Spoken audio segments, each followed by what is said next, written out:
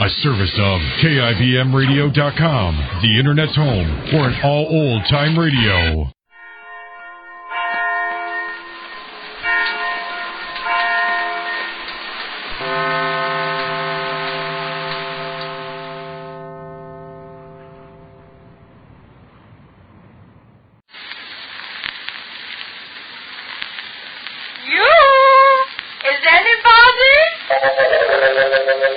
There she is. That's Molly Goldberg, folks. A woman with a place in every heart and a finger in every pie.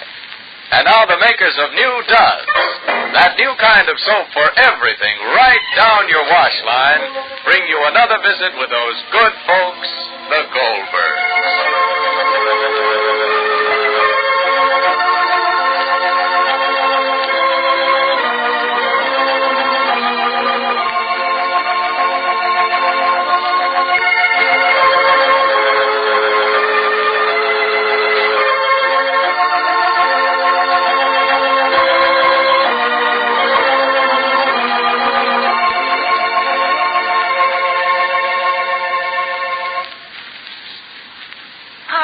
But I'm looking for Mr. Collier. Oh, I'm Mr. Collier. Oh, so it's you, is it? Well, see here, young man, I've been hearing what you say about New Does on the radio. Oh, but listen. The idea of saying this one soap can do everything in my wash. Well, Does can. Well, I know a lot of ladies, myself included, who say that's impossible. Well, how can this one granulated soap do all three kinds of wash? Well, that's just what New Does is made to do. All three kinds, from grimy work shirts and heavy towels to pretty rayon slips. What? Well, wouldn't it have to be a new kind of soap? Well, just you try Does. It is a brand new kind of granulated soap. Not just a new improvement of an old soap. It's Procter & Gamble's new soap discovery. Oh. In fact, this New Does looks different than most granulated soaps. It's so much whiter. Why, even the suds are different. How's that? Well, if you've been using any of the 4 other leading granulated laundry soaps in your machine, you'll find New Does makes more suds even in hardest water. Big bundles of suds that build up faster and last up to twice as long. Well, sounds like this New Does really is different. You bet. Just you try it. Try it for everything in your wash. Why, Does will show you just how really white your towels and linens can be. In fact, you've never seen whiter washes than New Does gives you. But will I have to scrub hard? No, ma'am, not with Does. There's no hard scrubbing, not even on the grimiest work shirts. Why, no soap made gets clothes clean easier than New Does. Yet this same Does is far safer for your fussy-colored rayon slips. Safer than any other leading granulated wash day soap. That's why New Does does all three kinds of wash. Well, I've heard enough. I'm leaving. What? Where are you going? I'm going to get New Does. Goodbye. Oh, swell. Just look for that big red and white box with the name D-U-Z, Does. And next wash day, let Does do everything. And now, the Goldbergs. A tempest of family antagonisms has burst at the Goldberg house, with the main source of fury coming from Mrs. Bertha Jerome. It is her son with whom Rosie Goldberg is in love. And it is her son that Mrs. Jerome wants to protect from the Goldbergs. Mrs. Jerome's theory is that the Goldbergs are trying to make a good match for their daughter, even though Walter is now engaged to someone else. But, of course, the Goldbergs don't want Rosie to have anything to do with Walter. And now, to cap the climax, Mr. Jerome has just arrived and walked in unsuspecting on his unsuspecting wife. It was Jake who engineered this in an attempt to end the invasion all at once. Listen. Come in, Mr. Jerome. Come in, Bernard. I didn't know you were here, Bertha. Of course not. You wanted an opportunity to discuss what was closest to me behind my back. Bertha. Bernard, you know me the way these people don't. I don't give up easily. My son is too dear to me to lose him. Bertha. I can't stand it. Molly, come inside. Are you crying tears for your son, Mrs. Jerome? Or are those tears for yourself? Molly, come inside. I'll be right in. Mrs. Jerome. Mrs. Goldberg. Please, let me talk, please, Mr. Jerome. Not to me, please. Yes, to you. If you're unhappy because you think your son is in love with my daughter, let me assure you that I'm not less unhappy because my daughter thinks she's in love with your son. And you want me to believe that? You don't have to believe anything you don't want to believe. This is all for your benefit. No, it's for yours, Mrs. Jerome. You think we should consider ourselves fortunate. Why? Tell her, Bernard. You don't have to. I know what you consider and what you think are your tremendous advantages over us. You'd like nothing better than what? Share your poverty? That's what my daughter would have to do. Your son would share our wealth. Your wealth? Yes. Yes, our wealth. Yes. You may have the good fortune to be a good and wonderful businesswoman. But all your house has are things. Just things that anybody's money can buy. Anybody's. Just things. But your house is empty of what people live with. Each other. Every one of you is a stranger to each other. And your house is cold. And your house is empty. Your son isn't your son. And that's what you have. And that's what my daughter would get. Since when are you an expert in our family life? Since I saw you and your son and your husband. Excuse me, Mr. Jerome. It's my opinion. I'm not flattered to become related to your family. You hear her, Bernard? Molly! This is the family our Walter wants to become involved with. I think we should try to understand Mrs. Goldberg's position. Let's be calm and rational. You can be calm. I can't. There's nothing to get excited about. Perhaps there isn't for you. Your lecture on spiritual wealth was very touching, Mrs. Goldberg. It wasn't a lecture. I'm not a lecturer. I'm merely saying I only wanted you to realize that nothing you have is so desirable to us that we would how shall I say it, that I would bend to scheming to get it. Your worldly goods, Mrs. Jerome, they're not so overwhelming for us. We hope you enjoy them. We have no desire to do so.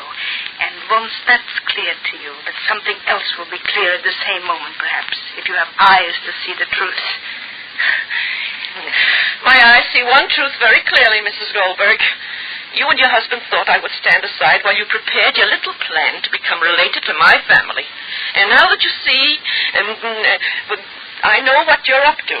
You're changing over to a very spiritual position, which may accomplish the same results as far as you're concerned. You may be able to take Mr. Jerome in with that fine talk, but then he's very easily swayed by fine sentiments. I'm not. And you're not pulling the wool over my eyes, not at all. Bertha. Will you let me talk, Bernard? Molly, will you have to ask you again to come in here? Excuse me, please.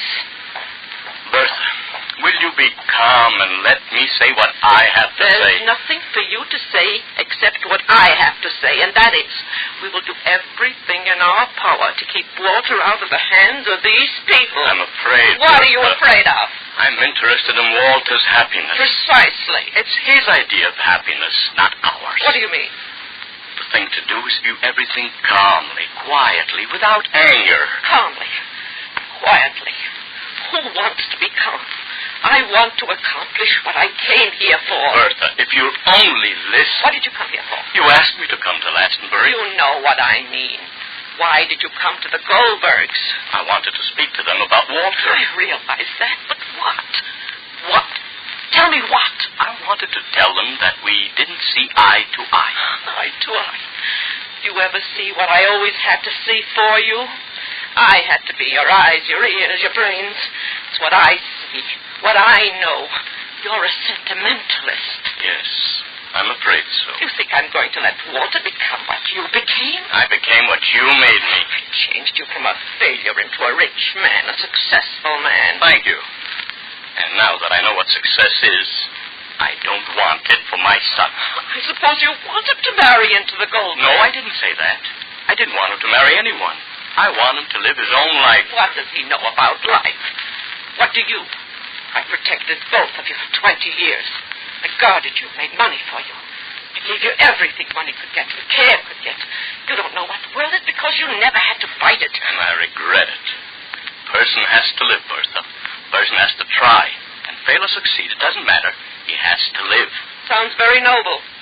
Let me remind you of one small thing, Bernard. One small detail that escaped your attention.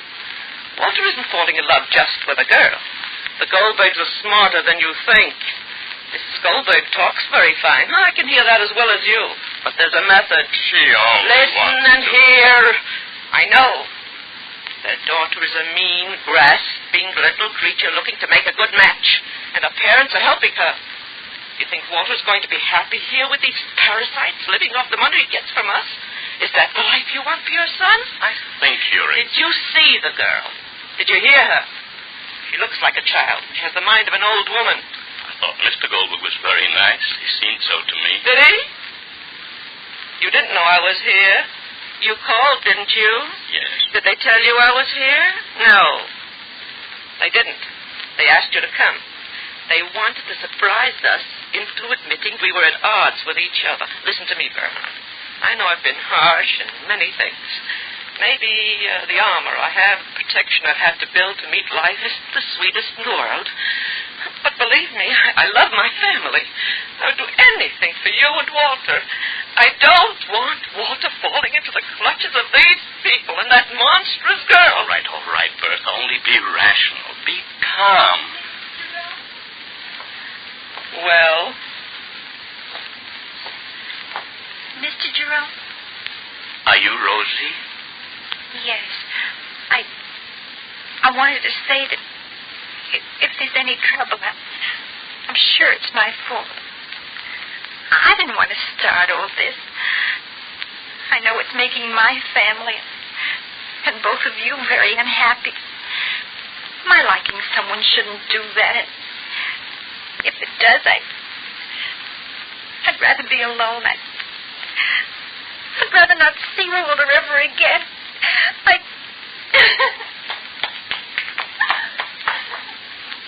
And that's your monster, Bertha. It's just another trick. Poor Rosie is bewildered, confused, alarmed by the excitement and battle of words about her. But Mrs. Jerome isn't, and neither is Molly. These two women, two mothers, have two views on life, and the views don't jibe. Now, before you wash your next batch of dishes, just answer me this. Aren't you tired of those halfway soaps? I mean those tough granulated soaps because they're short on safety for your hands, and those bar soaps because they don't have real speed. Well, forget such halfway soaps because here's good news. Yes, Duz is here to bring you a new idea in dishwashing. Duz is that amazing new kind of granulated soap for everything in your wash. And it has everything for dishes, too, from whirlwind speed to extra gentleness for your hands. Notice how wonderfully soft and smooth your hands feel after doing dishes with Duz. Your hands can't get this extra gentleness from any other leading granulated wash day soap. And yet no soap made gets dishes clean faster than Duz. Why, it cuts even tough grease without hard scouring. Yes, Duz has everything for dishes. Try it today, and let those amazing suds tell you how really different Duz is. Be sure to listen to the next episode of The Goldbergs, written for you by Gertrude Berg. Tomorrow, as if to cap the climax, another visitor comes, the Walter Jerome in question, and Jake takes a whole box of bicarbonate. This is Clayton Collier wishing you good day for Procter & Gamble, makers of Duz, the new kind of granulated soap for all three kinds of wash. The wave that gives that natural look is T-O-N-I.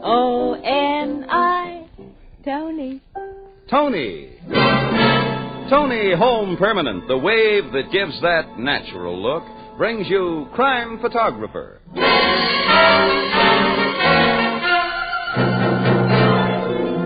Good evening, everyone. This is Bill Cullen greeting you for Tony Home Permanent and inviting you to listen to another adventure of Casey, Crime Photographer, ace cameraman who covers the crime news of a great city.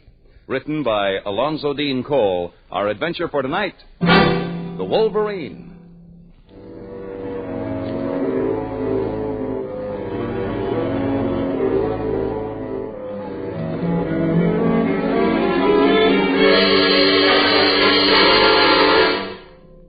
the Blue Note Cafe, shortly before 1 o'clock in the afternoon.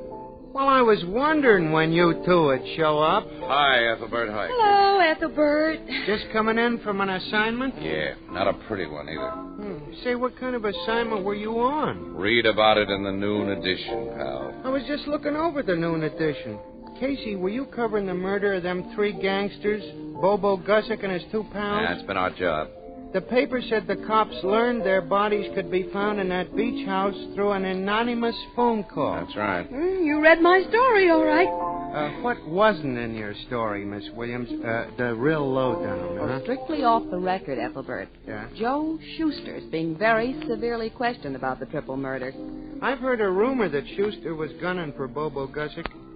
How about clues at the scene of the crime? No leads were found except, well, it was a funny little thing. Most peculiar. What? Well, a crude drawing was found clutched in Bobo Gussick's hand. An amateurish pen and ink sketch of, well, it looked like a cross between a weasel and a bear. Oh, there ain't no such animal. I never heard of such a combination. Well, anyway. if the sketch is a lead, it's a very obscure one. Yeah. Oh, excuse me.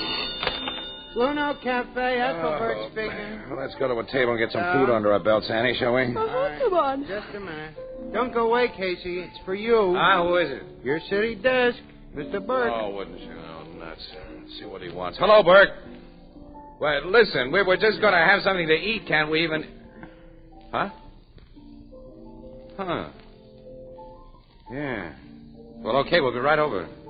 What is it, Casey? Annie Burke's just received a screwball letter to the editor that might turn into hot copy. The guy who wrote it says that he killed Bobo and his 2 pals, and he promises to knock off another couple of gangsters today.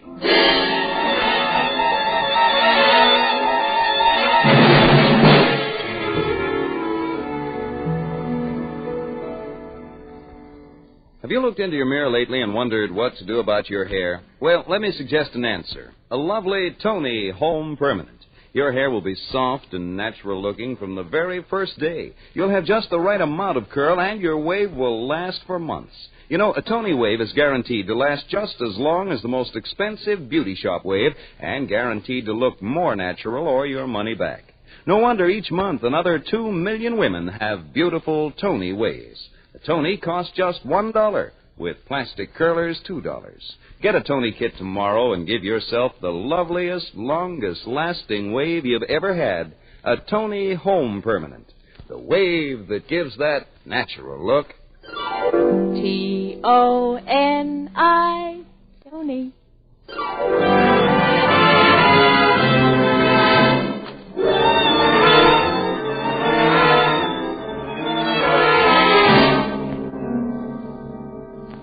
Listen to this letter, Casey. You too, Williams. Yeah, we're listening, Bert. Go ahead, read it. City Editor, Morning Express, blah, blah, blah, blah. Dear sir, several hours before you receive this, the police will have discovered the dead bodies of a racketeer known as Bobo Gussick and 2 of his lieutenants. I killed them for a multiple reason. 1, a civilized society will be better off without them.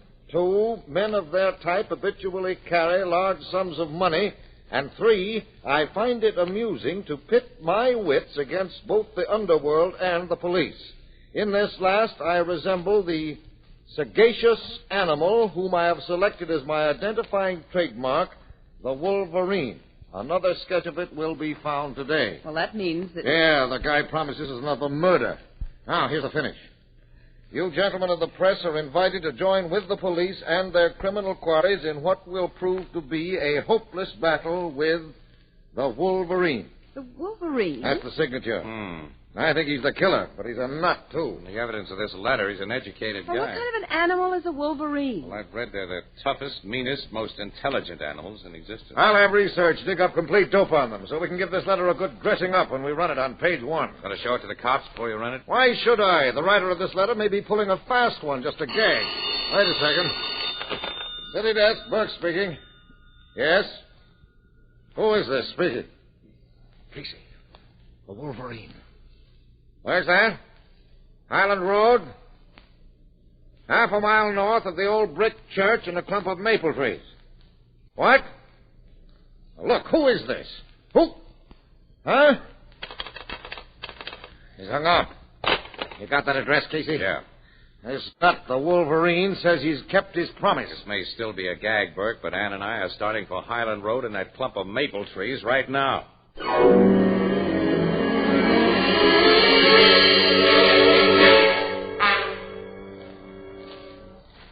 Find anything yet, Annie? Not a thing.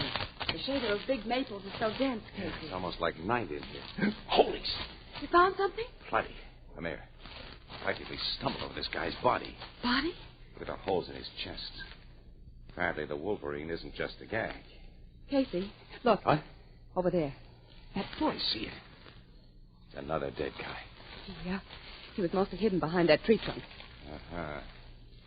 Annie, we knew this guy. Well, I can't look at his face. It's Ed Mason. The numbers operator? Yeah. A racketeer like Bobo. The other stiff used to be his chief muscle man, Herb Frankel. Well, come on, Annie. I'll get my camera from the car and shoot pictures of this while you find a phone, call Burke and the cops. Casey? What? Something's moving over there. Coming this way. Yes, I hear it. I can see now. It's a man. Yeah. Maybe he's the Wolverine. He's not gunning for newspaper stiffs. Who's that there? Hello, Casey. I thought I recognized your car parked out there. Foster. Afternoon, Miss Williams. Oh, it's only you, Foster. And who did you think I was? The Wolverine? What do you know about the Wolverine? I work for a newspaper, too, you know. Not a high-circulation bourgeois paper like your Morning Express, but our exclusive little daily Standard-Bearer gets letters to the editor, and since we meet in this place, I assume we were brought here by the same reason. You got a letter? Followed by a phone call from the ambitious gentleman who calls himself the Wolverine. Burke isn't going to run this story as an exclusive, Annie. You two find anything among these trees? Well, if we told you no, you'd look around for yourself, so look there. Well, thanks, old chap. These gentlemen seem to be deceased. That's putting it mildly. Now, this Wolverine is assuming the proportions of an interesting character. Oh, by the way, do you know what a Wolverine really is? Yes. Really? You surprise me. Why? Journalists employed by the Standard-Bearer are required to have a general knowledge of almost everything. They're all college graduates, you know. But you Morning Express... Yeah, all we've got to know is news values. You recognize either of these dead guys, Foster? No, can't say I do. Really? You surprise me. Do you know who they are? Mm-hmm. And you can read all about them in the Morning Express. Okay, Annie, start looking for a phone. Get work our story. Oh, by the way, Foster, why didn't your classy Standard-Bearer send a photographer with you? Because we of the Standard-Bearer have multiple talents, Casey. I have a camera in my car, and after taking suitable photographs, I shall make some effective and exclusive pencil sketches of this gruesome scene.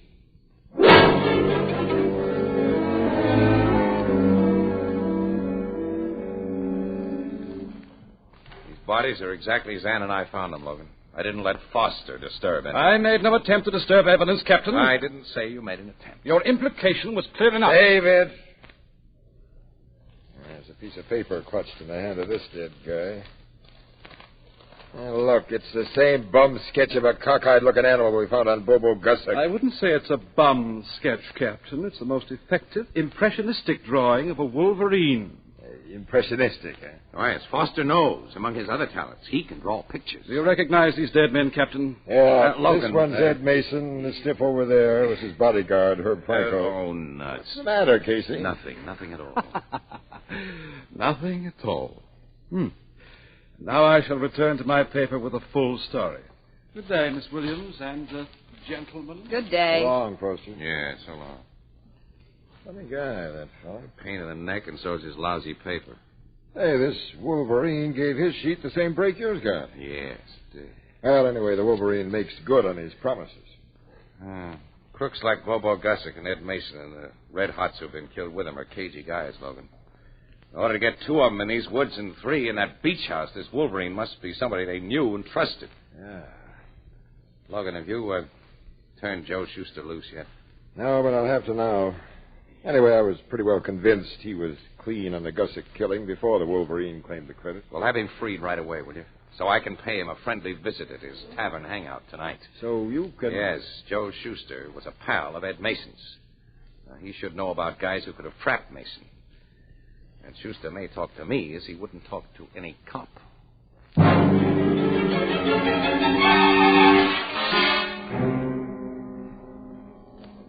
Yeah, Joe Schuster's back in his private office, Casey. And he ain't in very good humor on account of the cops trying to hand him a bum rap for that Gussick bump-off. I don't know whether he'll see you or Well, not. tell him I'm not here on newspaper business, Leo. Say I want to give him a straight talk on the Gussick bump-off, Ed Mason's bump-off, and the Wolverine. Hey, you got any inside dope on that mug who calls herself the Wolverine? My paper carried a story about it. You know. Yeah. Just your paper and a standard bearer. The guy Foster from the standard bearer was here a while ago to see Joe. What? Yes? Yeah, Joe talked to him because Foster'd been a pal of Ed Mason's before he got bumped off. Foster was a pal of Mason's? Well, not a pal exactly, but he and Mason knew each other pretty well. But did Foster know Herb Frankel, too? Sure. Oh. Hey, Manny. Yeah? Come here and keep Casey company while I go and see the boss. Huh? Yeah, okay, man. I'll give Joe your message, Casey. Yeah, thanks, Leo. Yeah, I'm drinking a Tom Collins, Casey. Will I have the barkeep fix you one? Oh, no, thanks, Manny. No. Leo says Joe Schuster isn't in very good humor today. Well, can you blame him? You know, them cops wasn't very nice to Joe. Yeah, Schuster's had a tough break. Yeah, but he'll stop burning after he gets a few laughs from Doc Avon. Doc Avon? Who's he? Yeah, the little Doc's with him now. He's one of them comical guys who don't mean to be funny. You ever meet him? No, I never met him. Well, you got it. He's a college professor. He's a college professor? Yeah, he teaches that psychological stuff. He's making a study of us guys in the racket. And we're making a study of him. Yeah. Manny, I understand Foster, the standard bearer, knew Ed Mason and Herb Frankel pretty well. Yeah, that Foster's another one of them snooty, educated guys who's good for laughs. Hey, Leo's coming back. Boss will see you in a minute, Casey. Yes, well, Leo, thanks. Yeah, he's just about... Casey. Here, Schuster. He's come on himself to tell you the whole deal. Stick around. I gotta make a phone call. It'll only take a minute. Okay, I'll wait. You go out and talk to the guy's doc. I see you later. Well, I'd like to ask you one more question, Mr. Schuster. If you step back in here. Okay, but make it snappy. Oh, I shall. Yeah, the boss is a sap for that Doc Avon. Yeah, why not, Leo? You know, that little Doc is good for a million laughs. Not to me. I don't go for them there highbrows. Thanks very much, Mr. Schuster. Your answer's been most helpful. Now, I shan't trouble you any more. So the boss gave you the right answer, huh, Doc? Yes, Manny. He helps me immensely in my studies. Yeah, shake hands with Casey here. Casey, this is our pal, Doc Avon. Howdy, Doc. A pleasure, Mr. Casey. You are an associate of these gentlemen? Well, in a way, I'm a press photographer. Dear, how interesting. Ain't this guy a scream, Casey? I beg your pardon. No offense, Doc. Hey, how about joining me in a nice cold Tom Collins? Manny, I have told you many times that my stomach cannot tolerate the lemon juice that is a composite part of your favorite drink. And I've warned you that citric acid may be bad for your constitution. Well, it ain't never hurt me yet. What I will have, and always have, once daily, is a small glass of dry sherry. I'll go get it for you. Hey, get this guy talking, Casey. He'll kill you. I'll be back in a minute. What paper are you with, Mr. Casey? Morning Express, Doc. Oh, it carried the story about that Wolverine today. Yeah, in the final edition. Distressing affair. I was acquainted with the men he killed. You were? Yeah, Doc's got himself in solid with all the guys, Casey. It's kind of you to say that, Leo. I'm conducting certain psychological studies among people in, various walks of life, Mr. Casey. Yes, so I've been told. The boss should have finished that phone call by now. I'll go see what's keeping. Yeah, I wish you would, Leo.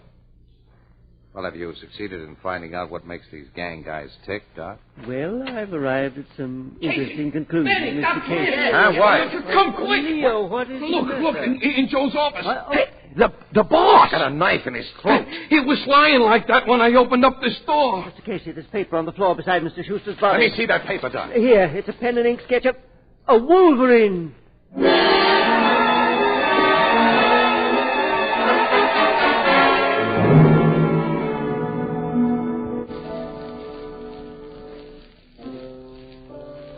Oh, Mr. Cullen, I thought you was Casey. I got a swell riddle poem especially for him. Can't you tell me? Oh, sure. Listen. All right. You have to guess what animal I'm writing about. Okay, let's hear it. Yeah.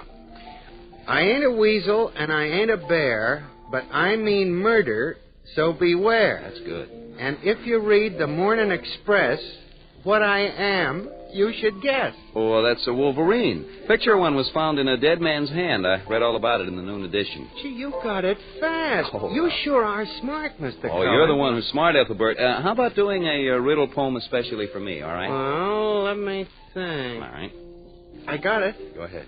Everyone thinks she has a natural curl, but the actual fact is she's A Tony girl? Yes, people simply can't tell which is the girl with the natural curl and which is the girl with the Tony. That's because gentle Tony waves actually look and feel like naturally curly hair. Over and over again, Tony users write of the same experience. People ask if their hair is naturally curly. Even on the very first day, there's no frizziness, no harsh effect. Tony waves look natural from the first moment, and they're so shiny, soft, and silky, they're so easy to set and style. You'll enjoy doing your hair when you see how beautifully it behaves with a Tony, and you'll be pleased with yourself when you look in your mirror, for you get such lovely results, sure results. Remember, Tony is the only permanent that gives you this twin guarantee. Your Tony wave is guaranteed to last just as long as the most expensive wave you've ever had, and your Tony is guaranteed to look more natural or your money back. No wonder more than 2 million women each month choose Tony Home Permanent. More than 2 million? Mm-hmm. That's a lot of women. Yes, each month another 2 million women have lovely, long-lasting Tony waves. How about you?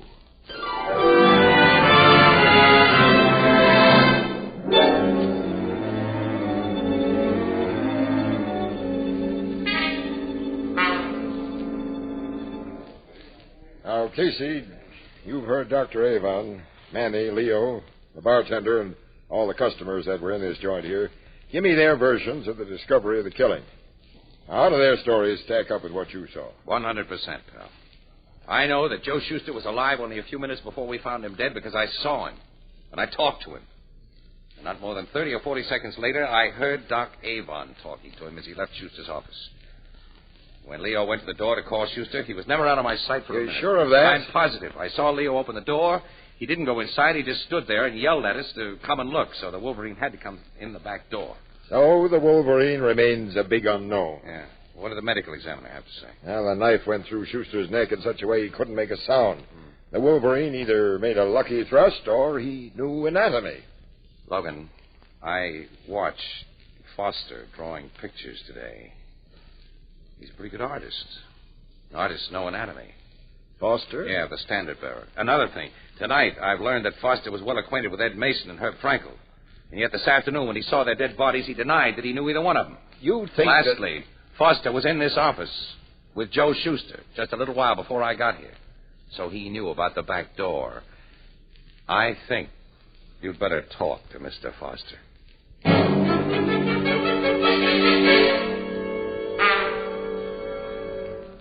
My dear Casey, I pretended that I didn't recognize the bodies of Mason and Frankel this afternoon simply to, pull your leg. It amused me to play on your conceited belief that you possessed knowledge I didn't have. Oh, yeah?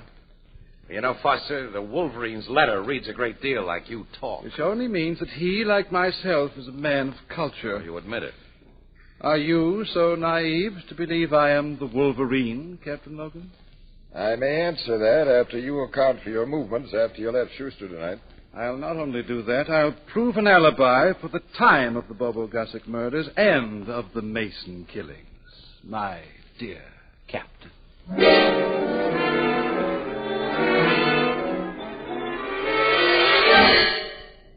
Well, Casey, I'm told your suspicions of our little pal Foster blew up with a loud bang this morning. Don't believe everything you hear, Annie. They only seem to blow up. Well, he established alibis for all of those 3 killings. And Logan turned him loose. Logan turned him loose with the notion that given a good long rope, Foster may hang himself. Those alibis of his aren't altogether tight by any means. Oh? And I'm going to try to loosen them still more. How?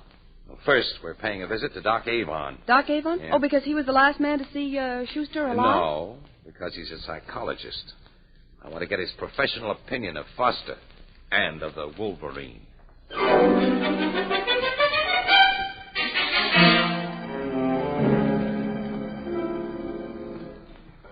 I'm really not sufficiently acquainted with Mr. Foster to venture an opinion of his character. I've talked to the gentleman only a few times, Mr. Casey. Yeah, but you're a trained observer, Doc. I mean, even in those few times, he must have left an impression on you. Well, yes. I'd say the young man is egocentric, perhaps with more than a touch of megalomania. You mean, Dr. Avon means that Foster likes himself, Casey. That he's obsessed with his own importance. Oh, thanks, Annie. Oh, well, that's the way we've had him pegged. From what we know of the Wolverine, wouldn't you say that he was the same kind of a guy, Doc? Oh, dear, no. Huh? Oh, I think his letter is quite expressive of his personality. He wants money, he has a contempt for common criminals, and he's a man of brains who, probably bored by a drab life, has decided to play a dangerous and exciting game. I wrote that brief analysis in my diary last night. I habitually make notes of my thoughts, and of course the Wolverine was very much on my mind. Oh, naturally, since you've just come from a police inquiry over his latest victim. Well, I'm to deliver a lecture this morning, so you won't think me rude if I... Oh, no, of course not. No, we'll be on our way. Oh, no, you don't have to rush. I always have a glass of milk before I go to the classroom. Won't you join me? No, thanks. Oh, a glass of milk sounds kind of good to me. Fine. I'll get it from the refrigerator. As you see, when I move this screen, I have a little kitchenette in this one-room apartment. Yeah. Doc, I heard you say last night... Yes? You knew Gussick and Mason as well as you knew Schuster. Well, I've become acquainted with many of the criminal fraternity in the course of my studies. I find them most curious people. Ah, here's your milk, Mr. Casey. Thanks, much obliged. Sure you won't join us, Miss Williams? No, thanks. The Wolverine must have lifted quite a roll from Schuster's pocket last night, huh? The police informed me that a search had revealed that his wallet was missing. Yeah. Well, thanks. We'll be running along now. Thanks for the milk and everything. Oh, you're quite welcome. What time will you be back here after your lecture, just in case we want to get in touch with you? In about 2 hours. Well, we may see you then. Yeah, so long. Oh, goodbye, Dr. Avon. Goodbye. Annie, hurry. Down these stairs. I want to buy an electric iron. An electric The iron? nearest hardware store. Then when the professor's gone, we're bringing it back here. What? I got a hunch Doc Avon is the Wolverine. Well, Casey, by your own testimony, Schuster was alive when Dr. Avon left his office. I'm revising my testimony, Annie.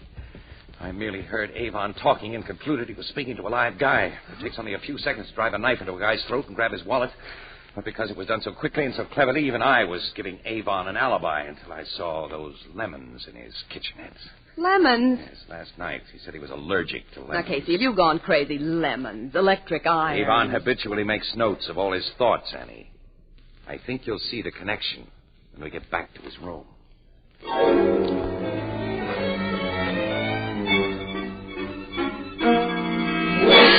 I found Avon's diary, Annie. Oh, let me see it. Here.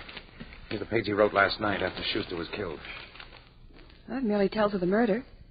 His bewildered reaction to it. And his analysis of the Wolverine, which he told us he put down. Uh-huh. All perfectly innocent on the surface. Now, just run this hot iron over the page. Maybe we'll read between the lines.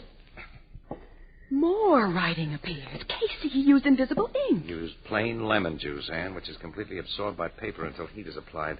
It makes it take on color. I learned the lemon juice trick as a kid. And Avon's only reason for having lemons in this place had to be for secret writing. And the secret writing says my plan to destroy Schuster was as perfect in execution as it was in conception. I thrust the knife exactly right, and he slid to the floor without a sound. My alibi was firmly established, and nobody remotely suspected that I am... The Wolverine. Avon. Be quiet, both of you, if you want. We see the 45 in your hand, Doc. Huh? We came home sooner than we expected. Mr. Casey, the Wolverine is acutely sensitive to danger, so I returned without making my lecture. Now the would-be trappers are trapped. We can't afford to spring any traps in your own home, Doc. On the contrary, you entered my home without my permission. You have no more right to be here than have common thieves. I have a legal right to destroy those who threaten my property. Oh, Casey. Like the Wolverine, Miss Williams, when I trap the trappers, they are really trapped. Oh! What was that? Something struck him, Casey, and knocked him down. Well, it was a camera that hit him. A good pitch, wouldn't you say? Foster! Yes. I've been watching this interesting scene from the fire escape outside that open window.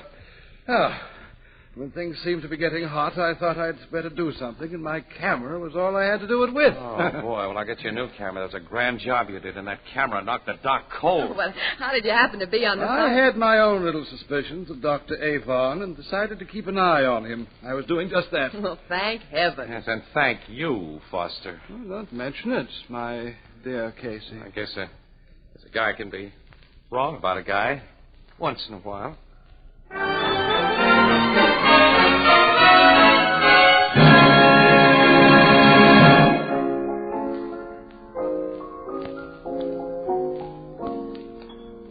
For soft water shampooing, use Tony Cream Shampoo.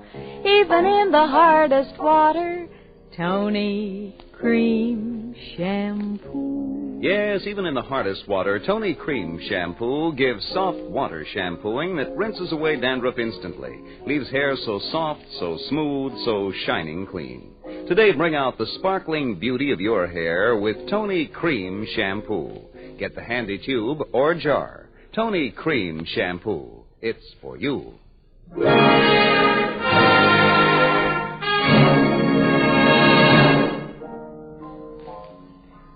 That Doc Avon had written all about his killings in that diary, huh, Casey? Yes, Ethelbert, in lemon juice. And now his habit of writing down his thoughts will put an end to his thoughts. In the chair. Just the same, you didn't do so good on this one, Casey. Until almost the very last, your big suspect was a guy who finally saved your lives. Yeah, I was sure all wrong about Foster, wasn't I? Yeah, that fellow has the makings of a first-class newspaper man. Like you? Well, Casey won't go that far. Oh, only because great newspaper men are never snooty, my dear Miss Williams. Huh? Come on, Annie, should we be off? Well, see you in the comics, Casey. Yeah. Oh, hey, that reminds me. Yeah. I want to tell our friends that the first issue of the Crime Photographer comic book is now on all the newsstands.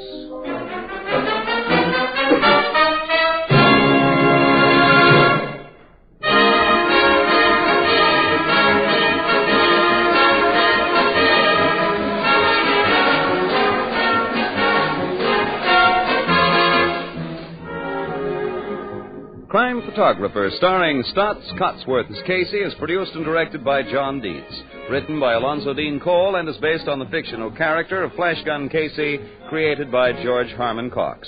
Original music by Archie Blyer, and the program features Miss Jan Miner as Anne and John Gibson as Ethelbert. Herman Chittison is the Blue Note pianist. This is Bill Cullen asking you to listen again next week at this same time to another exciting adventure of Crime Photographer. And also inviting you to listen to This is Nora Drake, radio's thrilling serial romance heard every afternoon, Monday through Friday, over most of these stations. Consult your local paper for the exact time. Both of these programs brought to you each week by Tony Home Permanent, the wave that gives that natural look, and the new Tony Cream Shampoo for soft water shampooing, even in the hardest water. Next Saturday, be sure to tune in the Gillette broadcast of the annual running of the Kentucky Derby from 6:15 to 6:45 Eastern Daylight Time over most of these stations.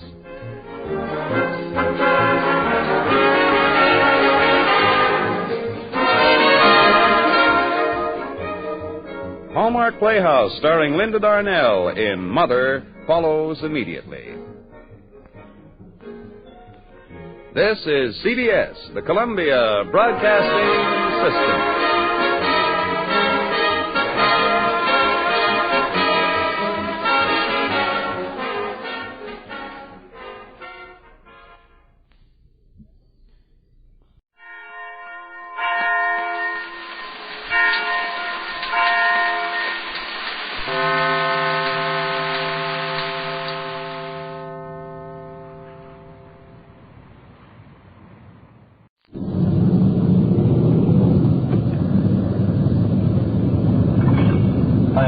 Reporting in service, starting mileage 7395, 7395, officers Perkins and Walter. 201-10-4, mileage 7395, 6:08 p.m., Unit 56 in service on the night watch. This is Don Reed, a police recorder. Tonight, you're riding in Detective Unit 5-6, just reporting in service on the night watch. While you're with us, bear one thing in mind. The people we'll meet are not actors, because I'm recording this as it happens. You see, this Unit 5-6, come in. 5-6, go ahead. Control 1 to 5-6. Assist Unit 5-0 on a burglary investigation at 1923 Ramona. 1923 Ramona. 5-6, Roger. We're out on the west end of the call. We'll be there in about 10 minutes. Control 1 to 5-6, stand by. Control 1 to 5-6. Cancel your last call. Take this one. In the 2900 block on Sepulveda, 2900 Sepulveda, unknown trouble. Our only information so far, woman called for help and dropped the phone. The operator is tracing the call. We'll give exact location. Roll code 2 and stand by. 5-6, Roger. Code 2. Use your red light. Hurry up.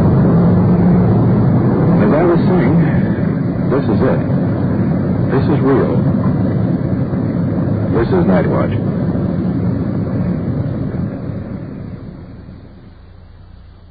Night Watch, the actual on-the-scene report of your police force in action. There are no actors. There is no script. Every voice, every sound is authentic. The investigations are recorded as they actually occur. Night Watch, presented with the cooperation of the Police Department of Culver City, California, W.N. Hildebrand, Chief. We switch you now to Detective Unit 5-6, somewhere in the field, and to police recorder Don Reed.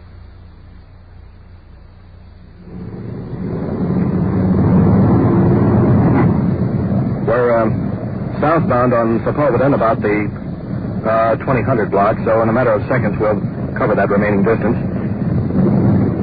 At the moment, there's just a bit of confusion because we don't know exactly where we're going or what to look for when we get there. As soon as the telephone company can pinpoint that call, Control 1 will radio us. Now, at the present time, we just have the approximate location. I was just thinking, a couple of weeks ago, we answered a similar call. A woman was calling the station about a dog license and suddenly dropped the phone and screamed. Seems the roast was burning and she forgot to hang up the phone.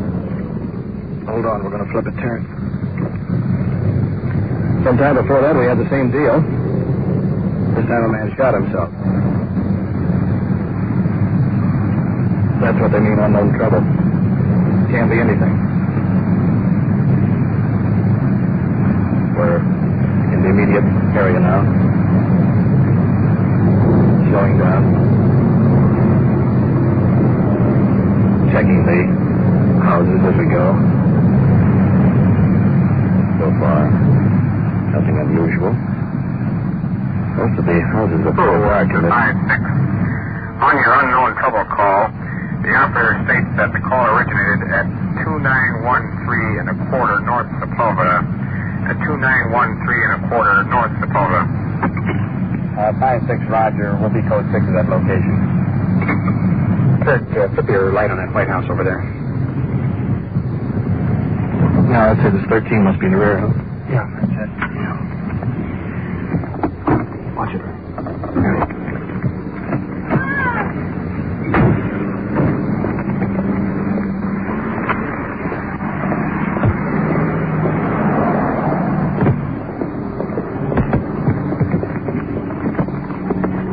House in the rear. Small bungalow. This could be anything. It could be nothing. There's a light burning in the hallway. I'll keep the back covered just in case. Detective Walter to the rear. We'll go in the front of it, Sergeant Perkins.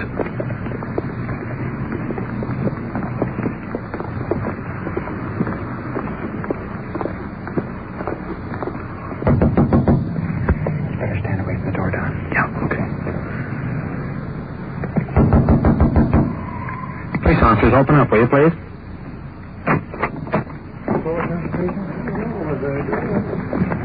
Nice. Look at him. We had a call. Coming in from from this address here, and the phone hung up. Yeah. Have a drink? No. Really okay. Thanks. Did you or anybody here call the station? Man, intoxicated. Says everything's okay.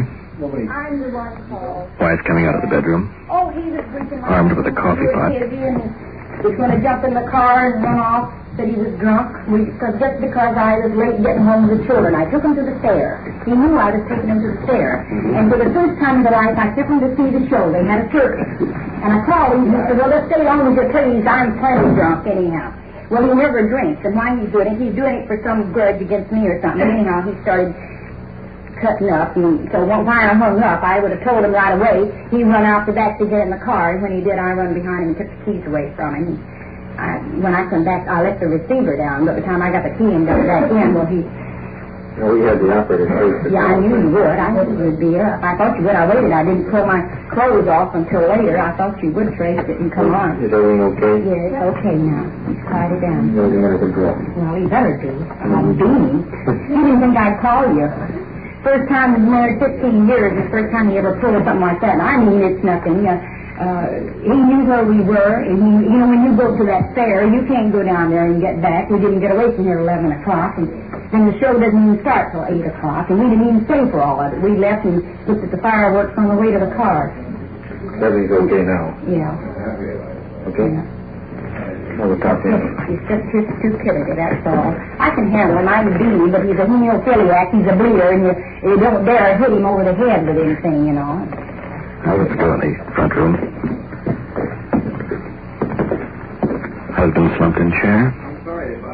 Several empty whiskey bottles on the table. I'm just having a good time. You don't normally drink. No. What's the reason? It's here from 6 to 1 in the morning. Nobody shows up. You think you got a break or something. You weren't going to go take your car out someplace, were you? I was going out and get drunk. Get drunk?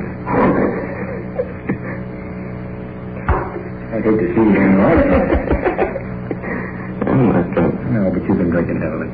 I've been drinking since 6, but that's what you try to handle that. How much you been drinking? What's on the counter out there? Well, as long as you stay in your own home and... I didn't mean what she told you, Jack. Well, don't go out and get in the car, though. Stay inside, okay? Okay. And no trouble. No trouble. All right. I'm sorry it's bothered you. Yeah, that's about it. We'll see you later. Okay. Good night. Bye-bye.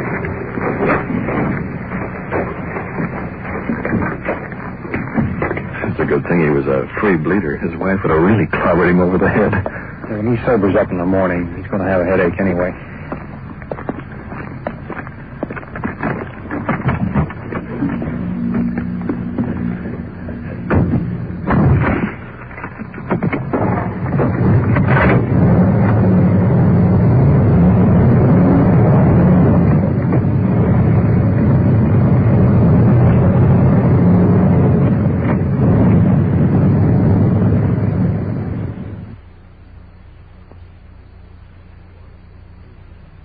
Listening to Night Watch and following the activities of a detective unit on its tour of duty.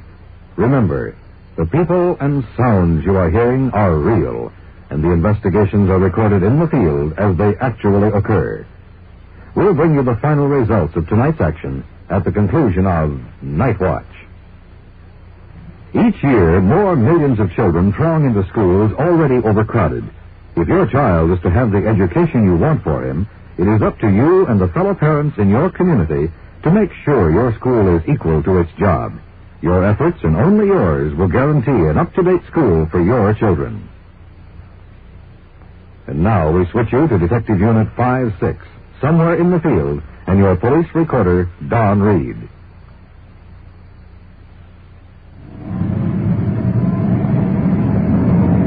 Unit 5-1-1, we have two 459 suspects trapped in the building at 3207 South Jefferson. Request immediate assistance.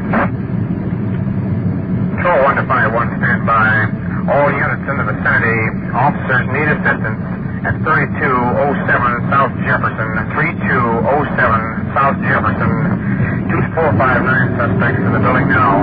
Code 2. 51, 10-4. 56-1, Roger. We're rolling on the car. We'll approach from the north side.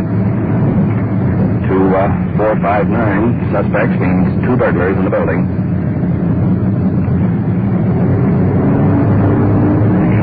Very high rate of speed. Recognize that address.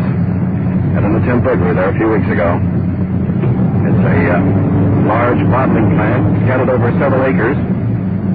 Apparently one of our uniform cars has 2 suspects trapped. And knowing this layout, every second counts. There's 1,000 places to hide. The other units answering this call will be coming in with just a red light. We haven't far to go, so we didn't take our red lens out of the glove compartment. Under normal conditions, detective units don't leave the red lens on. It's detachable. Matter of a couple more blocks now. Hold on, we're going to flip one. This is the unknown element. What's happened? Are they still there? Have they slipped out? Are they armed?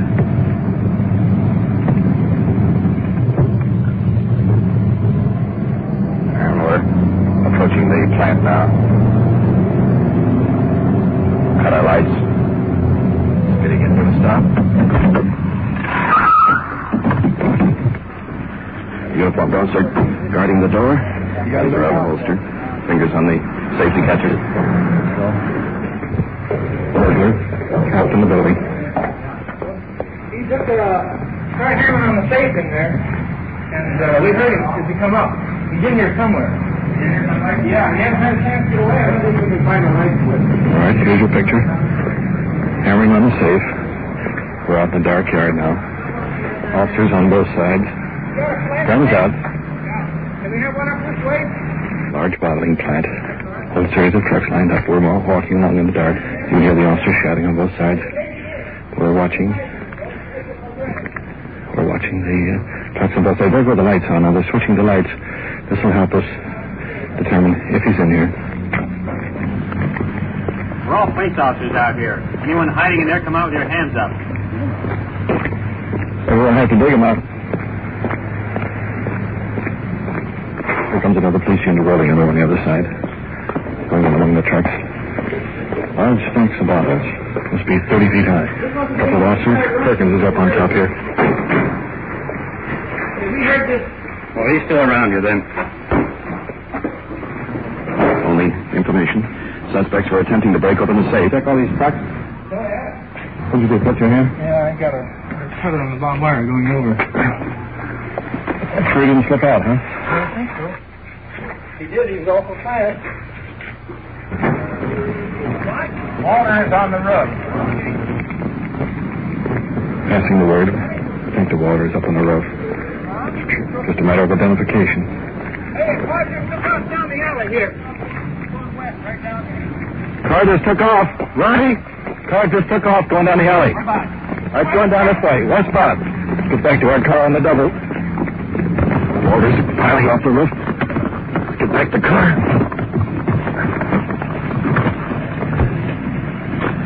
Sergeant Perkins driving.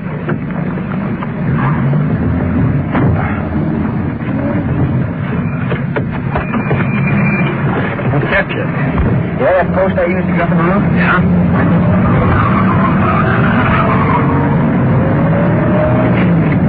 6-1 on this 459 call. One suspect may be leaving the area west through the alley and southbound on Overland in a light cream Mercury two-tone, possibly with a green top. About a 50 or 51, and it should have one male occupant. We advise all the units to be on the lookout for this car. You might also notify West L.A. Control 1, 56 standby. Control 1 to all units. Southbound on Overland. A possible 459 suspect. Driving a light cream Mercury 1950 or 51 two-tone with a green top. Contains one male suspect, may be armed. Use caution.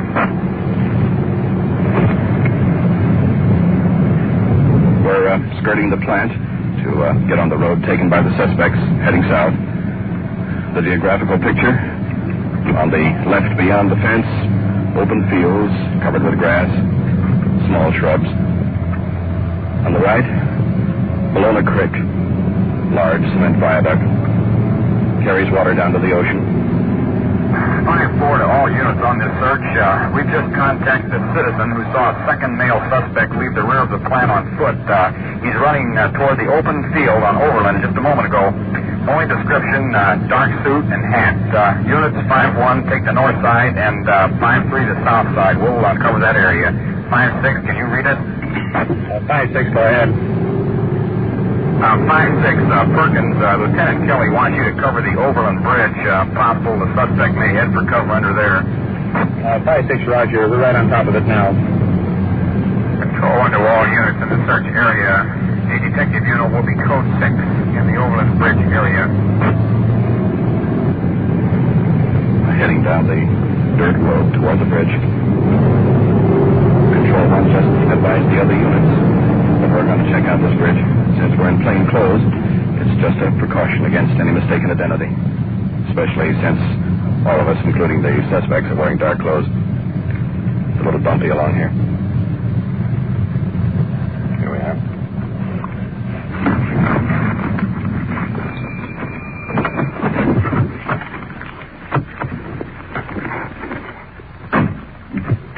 Perk, you want to check out the creek bottom, and we'll take the girders over here with the bridge. Okay, Perk. Well, let's make our way down now under this bridge, going down the side of the creek, right down the side of the mountain.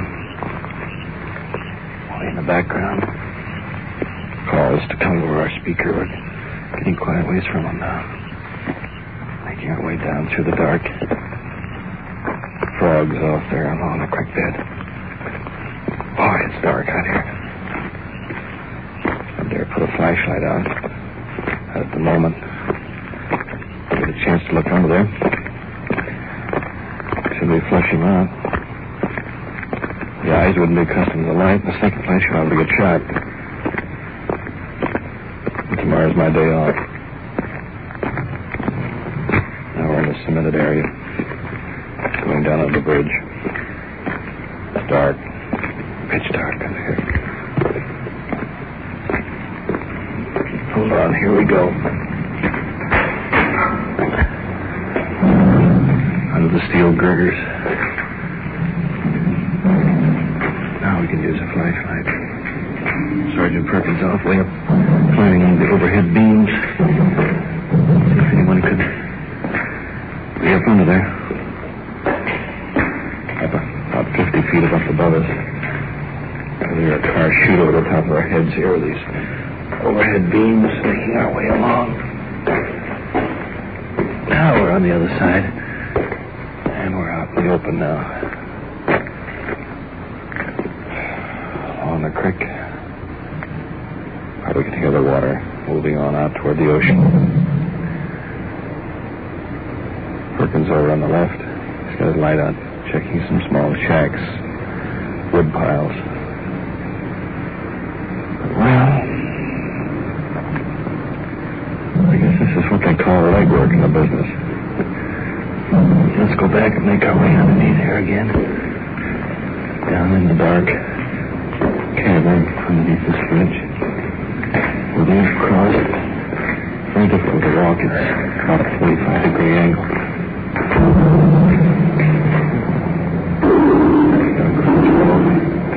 More cars over our head. Perkins shouting way out at the entrance. We're way in behind. Now we're on the outside. Make our way back up here again. On up the top of the cliff.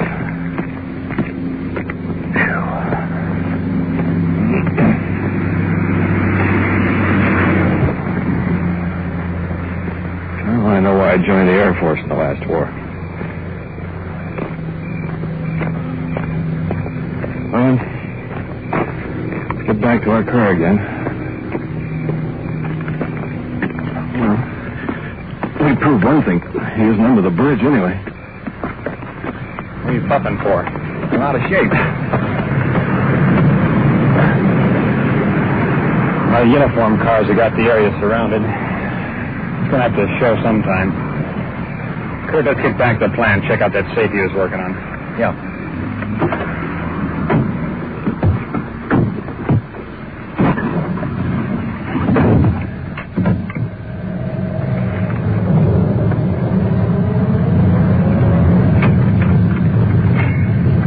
To Control 1. On this safe job down here, suggest you have the officers making the report make a notation that any information regarding the suspect or the suspect's car be kept out of the newspapers.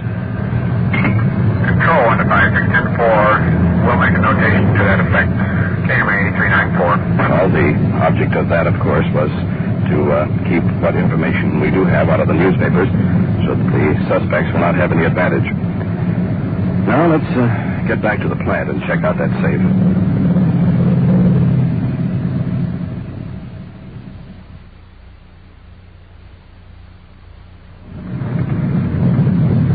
Up in front of the plant.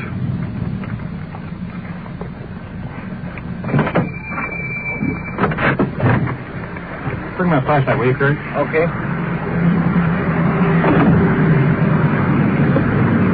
See, the fingerprint man is here.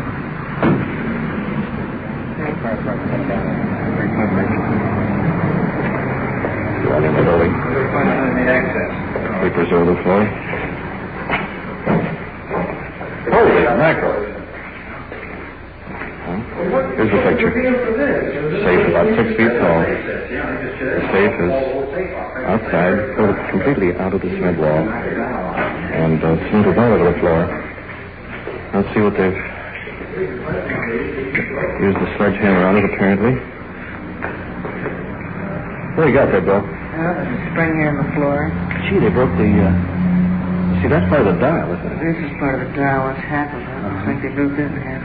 Holy mackerel, they were really going to work with that sledgehammer. There's the top of the dial laying over there. Here's the handle to the safe to get it through. Here's the pry bar. Apparently that's the stuff they brought in with them. Clerk? Yeah. Houston must have brought this stuff in with them, huh? Big pry bar? Here's a crowbar. You know, Mom, they probably might have used these files here, too. Here is the officer who will take the prints. Officer Ray Lang. Quite a character. He's got this haircut about a quarter of an inch long. Hi, Curly. This is Sledgehammer. But you might, just possibly. Well, the handle's got a good shiny surface, so if there's anything there, we ought to be able to develop it. Let's now get hold of Woodward and get some pictures out and back, too. Okay, fine. Let's move on out. Now, every one of these windows open. There's even one open in the other office. I don't know why they get knocked over. The guys wouldn't even have to do that.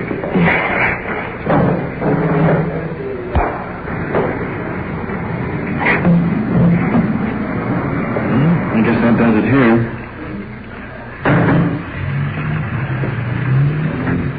Walter, Perkins, heading for the car.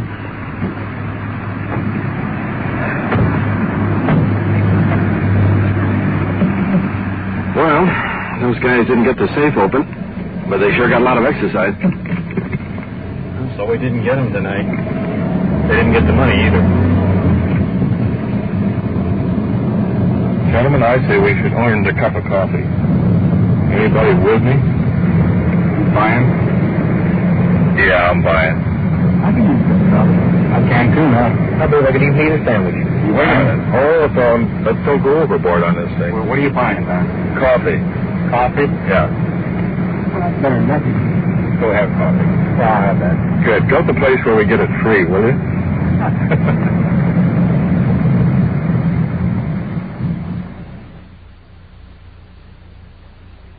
What you have just heard is real. Recorded as it actually happened on The Night Watch. And now back to police headquarters and Chief W.N. Hildebrand. I hope tonight's first investigation will give you an insight into one of the many problems faced by your local law enforcement officers. When they entered the house on the trouble call, they had to be prepared for any emergency. In reality, it was nothing more than a family quarrel. But regardless, the officers risked their safety in a fast run to the home because of the dangerous possibility that existed. Now, for a moment, I'd like to discuss the final case of the safe burglars. In a fiction program, the suspects would have been apprehended. But Night Watch is real, and in real life, the suspects are not always captured immediately. For example, several important clues as to the suspect's identity were censored out of tonight's broadcast. Considerable progress has been made on the case after many hours of legwork and long stakeouts.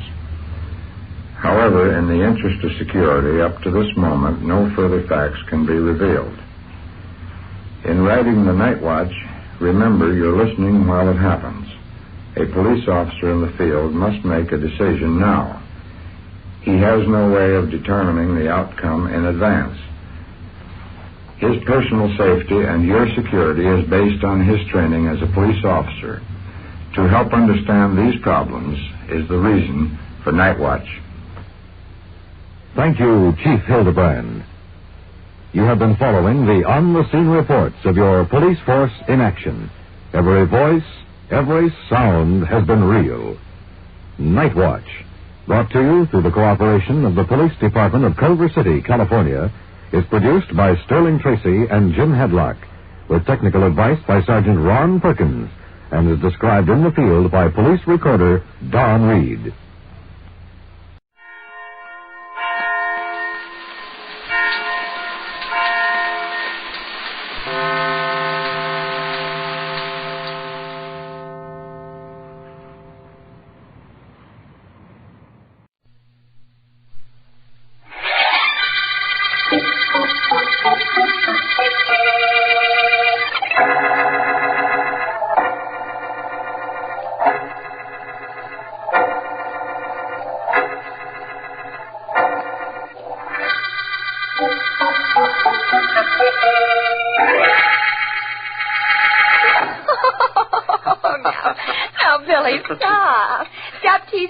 Give it to you at all. Oh, yes, you will. And right now. Oh? Come on, Jenny, you know I'm dying to see what you made me. Oh, it must be important to you if you left that piece of cheesecake. What's the matter? Don't you feel well, darling? I feel very fine and very curious. Oh, sorry. You're going to have to wait, and you're going to have to stop pestering me while you're waiting, and that's all there is to it. Pestering? You think I've been pestering you? Oh, yes. Well, wait till you find out what a pest I can be. Jane Ashley, you made me a present. I want it. At least I want to know what it is. Yes. Cheesecake. You made me a cheesecake. Oh, you think I'm that silly. Cheesecake has been my rival for your affections ever since I've known you. No cheesecake. Uh-huh. Pair of socks? What? So I'd have another pair of socks to wash after we get married? Oh, no socks. Well, a sweater. That's what it is, a sweater. Oh, you're not even lukewarm. Oh, All right. You little imp. I've taken enough of this. Are you going to tell me or aren't you? Depends on what you have to tell me. I love you, darling. Very much. Oh, well, in that case, I've got your present right here in the drawer. Good. Here it is. You like it? Hey, that's swell, a mask. That's right, Billy. Oh, I get awfully worried when you go out to do a job. Somebody might recognize you sometime. Wear this mask I made you. Sure I will, honey. And thanks. Pretty good idea, too. That guy last night could have identified me, sure, if he'd lived. With my record, they'd have grabbed me in an hour. I'm glad you like your present, Billy. And that's pretty, and it's practical. Shows you think of me when I'm not here. I like that. I like thinking about you when you're not here. It's the next best thing to having you here, Billy. Uh-oh. Oh, what's the matter? Matter? Look at the time. Mike's waiting downstairs for me in the car. I got a job to pull right now, Jane. Oh. Photographer who's working bright and early in the morning and keeps all his cash in the studio. Oh, well, call me right afterwards, darling, and darling, wear the mask for luck. Sure. But I won't need too much luck, honey. If that photographer resents being robbed, he's the one that's going to need it.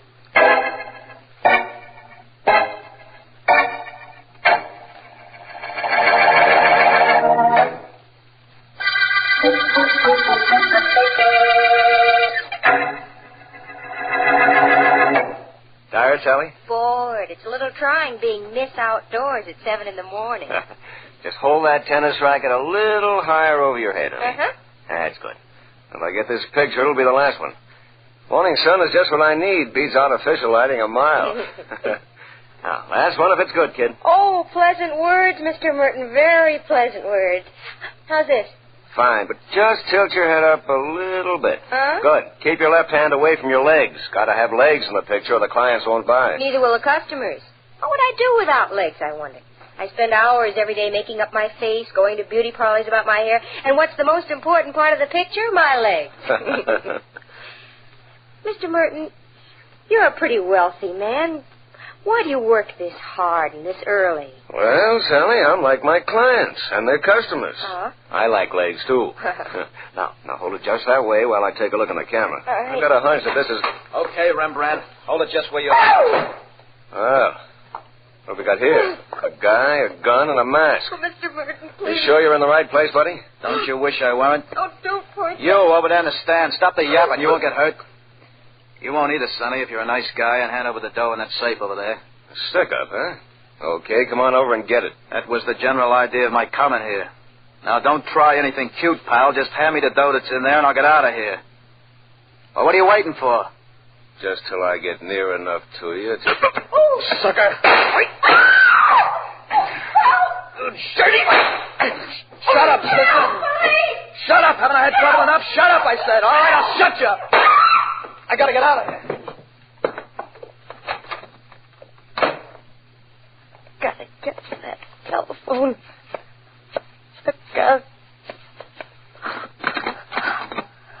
Hello? Call the police. Man here wearing a mask killed Mr. Merton. Shot me. Stop him. Stop him.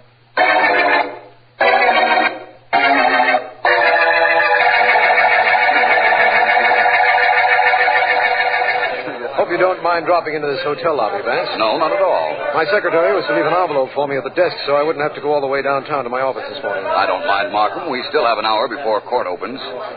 Will you be long? Just long enough to pick up the envelope so I can have it with me in court. That's the trouble with being a district attorney. You have to spend so much time in court. Personally, I prefer trying to find criminals whom you can take to court. It's more exciting, more of a challenge to the imagination. You ever hear of murderer's alibi, Vance? That's generally the height of imagination. But today's case isn't a murder. It's a case where two men... Just a moment. Ex-Markham on the telephone, please. Phone call for me? Apparently. A boy. Oh, boy. Yes, sir? Hi, Mr. Markham. There's a call for you in booth 3, sir. Oh, thank you, boy. Just a moment. Here you are. Thank you. Come on, Vance. It's probably my secretary just telling me that she didn't finish the papers in time and that she'll bring them directly to court, but we'll see. I hope that isn't what the call is, Markham. You'd like it to be a murder, wouldn't you?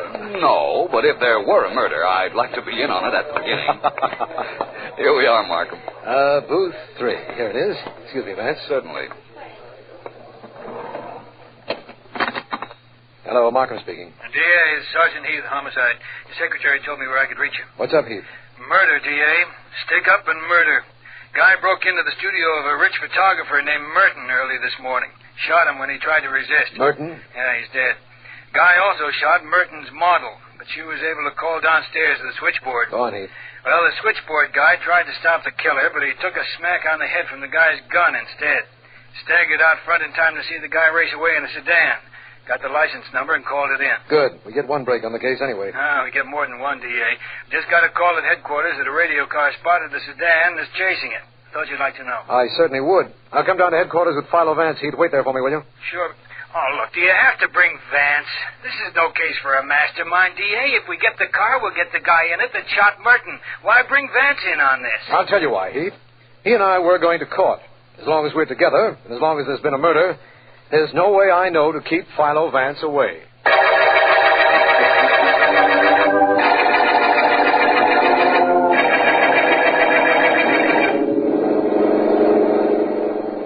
Step on it, Mike. We gotta get more speed. That prowl car's picking up on us. I can't help it, Billy. I got my foot on the floorboard now. We're doing better than 70. Keep going and stop slowing up for those curves. That's what's holding us up. We gotta slow up for him, Billy. This crate'll crash if we don't. They ain't banked too good. Keep close to the inside. We'll pick up a little time that way. The cops are taking the turns wide. Well, whatever they're doing, it's working for them. Hold on. This is a tough one. The wheel, Mike. Stay with that wheel. The curve. We gotta... Mike!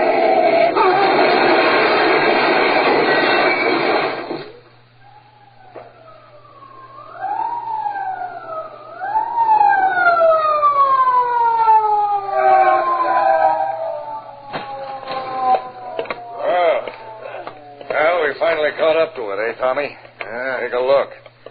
That's what I call a real crack-up. Sure is, Pat. It sure is. And the guy we were chasing is still inside, nice and pretty, just waiting for us to show up. Of course, he can't very well do anything about being hospitable or nothing on account...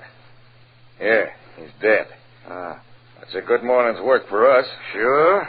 Guess I'll go back to car and radio headquarters, huh? Why not? Just tell him that some guy tried to stick up and we chased him. Of course, we didn't catch up to him, but that doesn't matter. On account of death, did.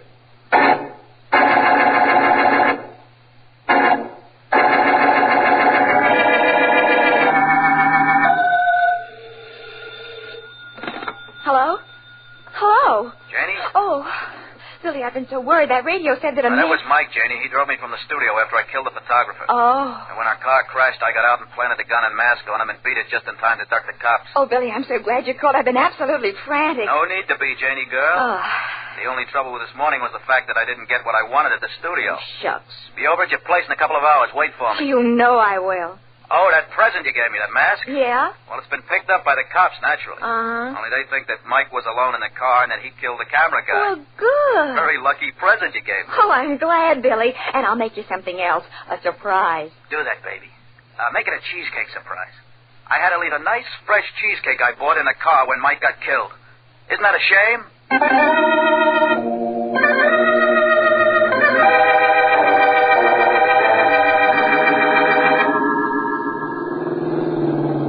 You're quite a good driver, Sergeant Heath. You got us out here to the scene of the crash very quickly. Right, Markham? Right, Vance, although I don't know what you can expect to find out here. Except a wrecked car used for a getaway after a stick-up and a killing. The dead killer's body has been removed, Vance, but nothing else has been touched. Why did you want to take a look at the car? I'm not sure yet, Markham. Perhaps I had no reason. But I'll know that better after I take a look inside it. Coming, Markham? Yes, of course. Heath? No, not me, D.A. I've been out here once this morning. It's too hot in the sun for me. You two go ahead. I'll wait in the car. We wrapped up this stick-up murder in short order, don't you think, Vance? Well... And we got a hospital report that the model the killer shot will recover. All in all, it sounds like a good morning's work. Even though you didn't get to court. I have several capable assistants, Vance. They took care of matters there for me. Well, here we are. Car's not wrecked as badly as I thought. It crashed into that tree with enough force to kill the driver.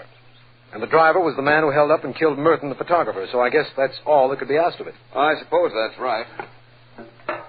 Markham, there's a folded topcoat on the back seat of the sedan. Next to it, a package. There's a cheesecake in that package, Vance, and that's where the police found it, and the coat. They went through the coat, but there were no means of identification in it. Fingerprints told us nothing either, by the way. Something is telling me something, Markham. What are you doing with that sunshade, Vance? Putting it back up to its normal position, my friend. Just want to see if it could have been jarred down by the crash. Well, could it? I doubt it very much. In fact, Markham, I'm not even sure whether you got your killer or not. Now, Vance, please. The man was seen running out of the studio building. He was chased by the phone operator who got this license number. Police cars picked up the trail almost immediately, and one of our cars was chasing this one when it crashed. The murderer wouldn't have had a chance to get out and turn the car over to a Confederate while the chase was on. Oh, that's right, but I still think there were two people in this car. And it's very possible that the murderer got away. I don't know why you think that, but as long as you do, what are you going to do about it? Up until this minute, we thought we had a complete case in the killing of Mr. Merton. We found the murder gun and the mask here in the car. We have what we want. I doubt whether you have. And I doubt whether I'm going to be of any help to you till I find the other man that was riding in this car when it crashed early this morning. And that, Markham, is going to be a man-sized job.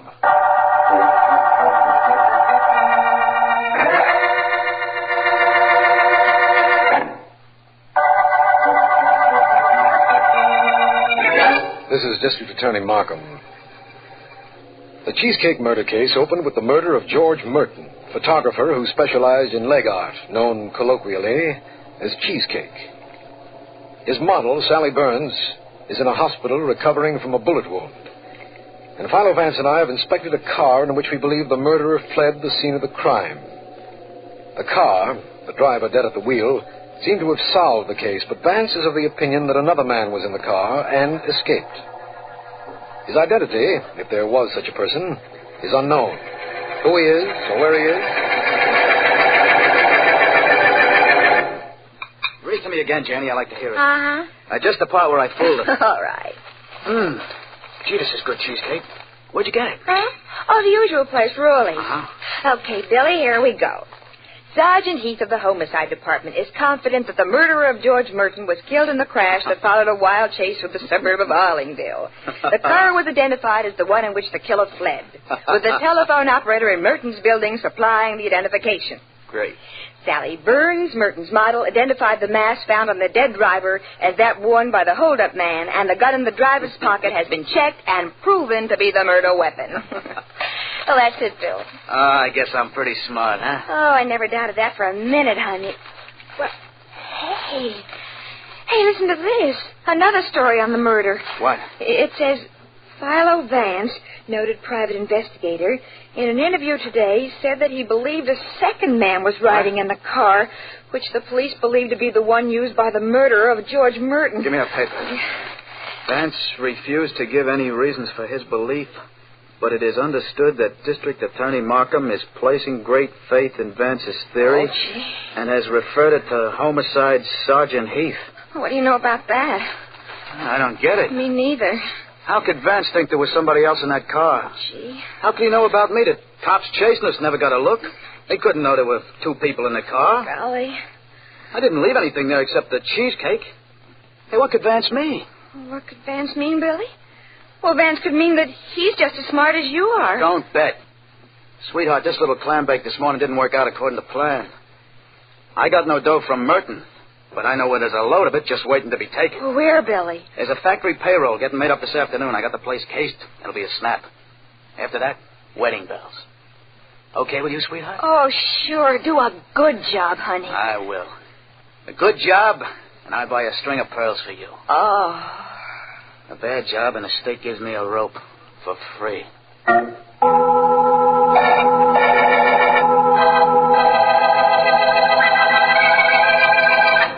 Just dump the money out of the bag, Freddie. I done my job. Guarded you when you went to the bank for the money. Right. Well, here we are. $30,000 worth of Uncle Sam's calling cards. It was sure shaky when I carried it from the bank, even with you around. Well, here's the greenback shower. I sure wouldn't mind getting caught in that kind of rain. I guess not. All in 10s and 20s, Pat. Oh, hand me the payroll list, will you, so I can begin to fill the envelopes? Sure. Here you are. Hey, nobody's allowed in here. I know. I like that. Then we won't be interrupted. Huh? All right, put all the dough back in the bag you just dragged from the bank. Come on, get moving. Stick up, huh? I ain't playing games. Now, don't either of you be a patsy because the dough isn't yours. It belongs to the company. But your life belongs to you, and believe me, I'll shoot in a minute if either of you gets cute. Including you, copper. No kidding. I think No, don't do it, Pat. Don't start anything. I'm giving them the money. Ah. Well, that's being smart, pal. I want the money.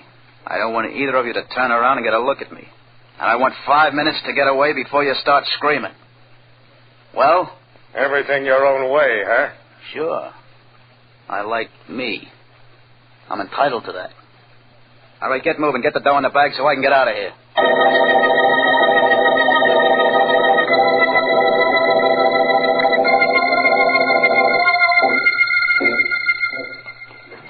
I suppose you're wondering why we're going to see the model who was shot, Markham, inasmuch as the police have already questioned her. Yes, as a matter of fact, I am. Well, Markham, we've never been up against so hopeless a situation before.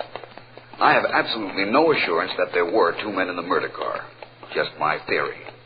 We have a top coat, which means nothing, and a cheesecake, which doesn't help us, and, well, that's all.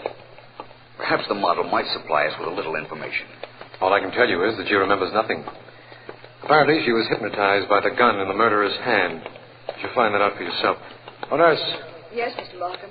You want to see Miss Burns? We'd like to. How is she? She's resting in her room. Please try not to do anything to disturb her. I won't, nurse. I promise you that. Come on, lads. I'm with you. Hello, Miss Burns. I'd like to present Philo Vance. Hello. How do you do? Miss Burns, Mr. Vance would like to ask you a question or two. Do you feel equal to answering? What do you want to know? I was hoping that you could tell us something about what the hold-up killer looked like. Something that would help us find him. I can't. The police asked me that. I've tried, and I can't. When he came into the room, all I could look at was his gun. I kept staring at it, expecting any minute it would shoot. I keep seeing that gun and the middle finger of a man's hand on the trigger. I see it all the time. I see it right now. Oh, please don't ask me anything more, please. I'm sorry, Miss Burns. Please don't be upset. It's all over now. But you've helped us, Miss Burns. Believe me, you have. Come on, Markham. I'm sorry I'm such a baby. You're not. You're a very brave girl and a very helpful one. Thank you very much. I do hope you feel better. Oh, thank you. Goodbye, Miss Burns. Vance, what do you mean by telling her that what she said was helpful? Trying to make her feel good? Not at all. She was helpful. I'll know exactly how helpful as soon as we make a stop at Rawley's restaurant. You mean to tell me you found something in this case that ties up with Rawley's restaurant? Yes. Where was I all this time? Right here with me. I'll admit this much. Rawley's is just a guess, but if it's a good guess, I think I'll have your killer for you. You see, I can describe him in a manner so definite that if he'd ever been to Rawley's, they'd remember him. I don't know how you can do that, of course, but why go to Rawley's to describe our murderer? Rawley's makes the best cheesecake in town. That may be, but I don't like cheesecake. I know, but our murderer does. I hope.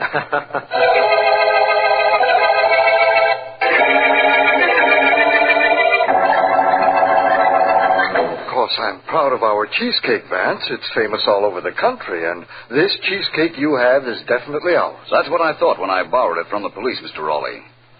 You might be of great assistance to me and the police. If I could describe a man with a completely distinguishing characteristic, one whom I imagine is very fond of cheesecake, would you identify him? Oh, well, I hardly think so. So many people like cheesecake. I was hoping that perhaps you'd sent cakes to his apartment at some time or other.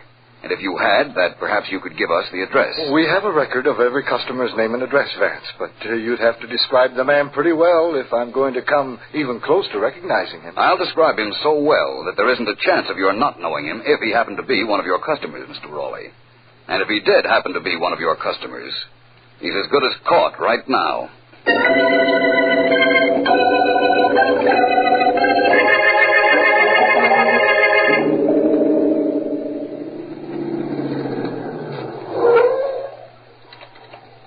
Hello, Sergeant Heath. Glad you're here. Hello, Heath. Yo, down to this address just as soon as I got word that you and Mr. Markham wanted me to meet you, Vance. What's up? Heath, Sally Burns, the model, told Vance that she was fascinated by the killer's middle finger around his gun when he broke into Merton's studio. Well, sure. That's why she couldn't even come close to describing the guy. That and the fact that he wore a mask. I'll take it from there, Markham. Okay. You wait down here, if you will. Heath, come with me. All right. Where? Up the stairs of this house.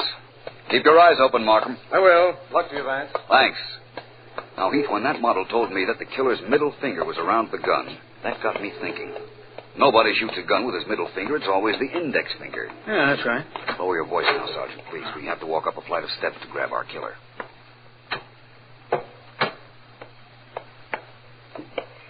Hey, what happened after you figured out there was something wrong with the trigger finger, Vance? You remember the cheesecake found in the murderer's car, Heath? Yeah, sure. Why? I brought it to Rawley's restaurant. It was made by them, all right.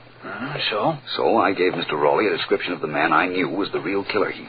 I told him the man we were looking for had a paralyzed index finger. Hey, that's probably right. Else why would he shoot a gun with his middle finger? No reason. Heath, Mr. Rawley remembered a customer whose finger was paralyzed. Yeah? He looked up his records and found that he had delivered cheesecakes to him several times. Gave us his name, Bill Avery, and his address. Yeah, I get it. And we're crawling up to his apartment now. Is that it? That's it. Now, I know he's in there because while Markham and I were waiting for you, we spotted him. And this is his apartment door. Wait. What for? Just wanted to try the door. Might have been unlocked, but it's not. Quiet now. There's nobody inside? Yes, there is, Heath. I hear somebody moving around. Come on, help me break down this door now. One more ought to do it, Vance. There you are. Hey, there goes a guy trying to get out the window of the fire escape. Grab him, Vance. Don't worry, I will. Leave him to me. Get downstairs and help Markham head him off in case I don't get him. Right? Pretty smart, aren't you? But you haven't got me yet. Slight difference of opinion, my friend. I'm getting out on that fire escape with you. Now, that's what you think. Oh, that won't stop me from getting out there with you. Okay, smart guy. You're going down the fire escape the hard way over the rail. No, I'm not. I doubt it. Help! Help me! I'm falling! Hey, Vance, is this the killer down here? Yes, Markham. That was our murderer.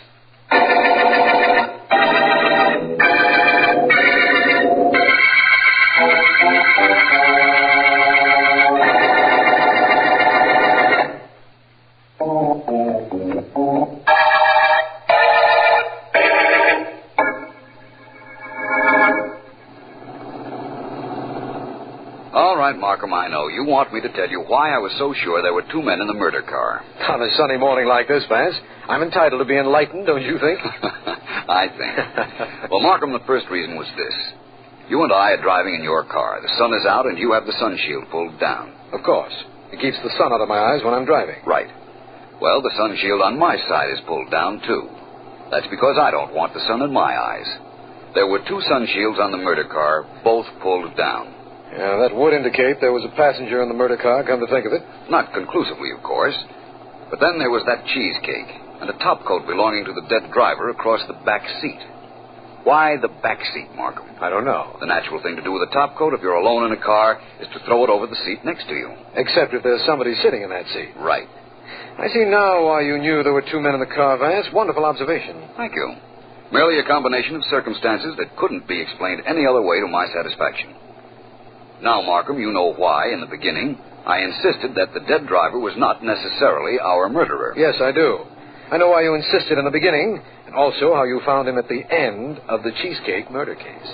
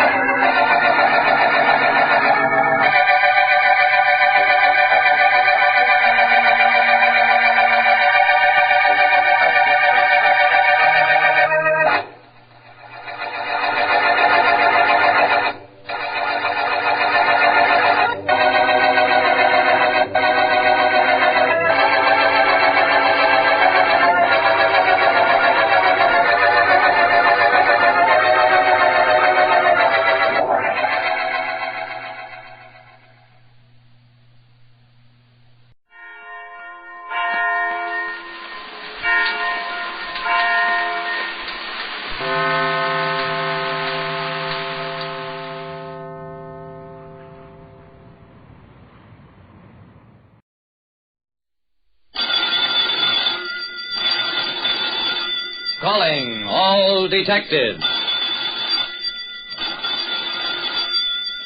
All kinds of objects can tick, and I once heard a ticking that was the sound of death. That is the situation on this page from my casebook, the casebook of Jerry Browning, private detective.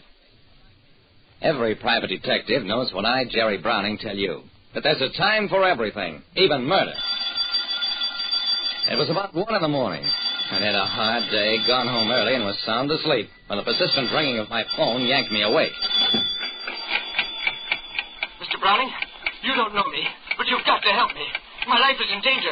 There's someone in my piano factory who...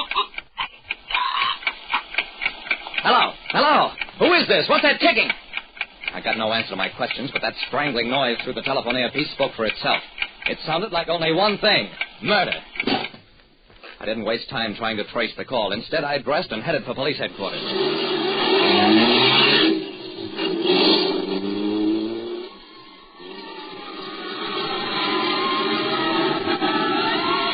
I didn't have to go all the way to headquarters. The fire engines and police cars streaking through the streets toward the Olympus Piano Factory told me which way to head. The piano factory was an inferno of flames. I worked my way through the fire lines, found Police Lieutenant Dawson. Jerry, what are you doing here? There's somebody in the factory. He phoned me just a few minutes ago.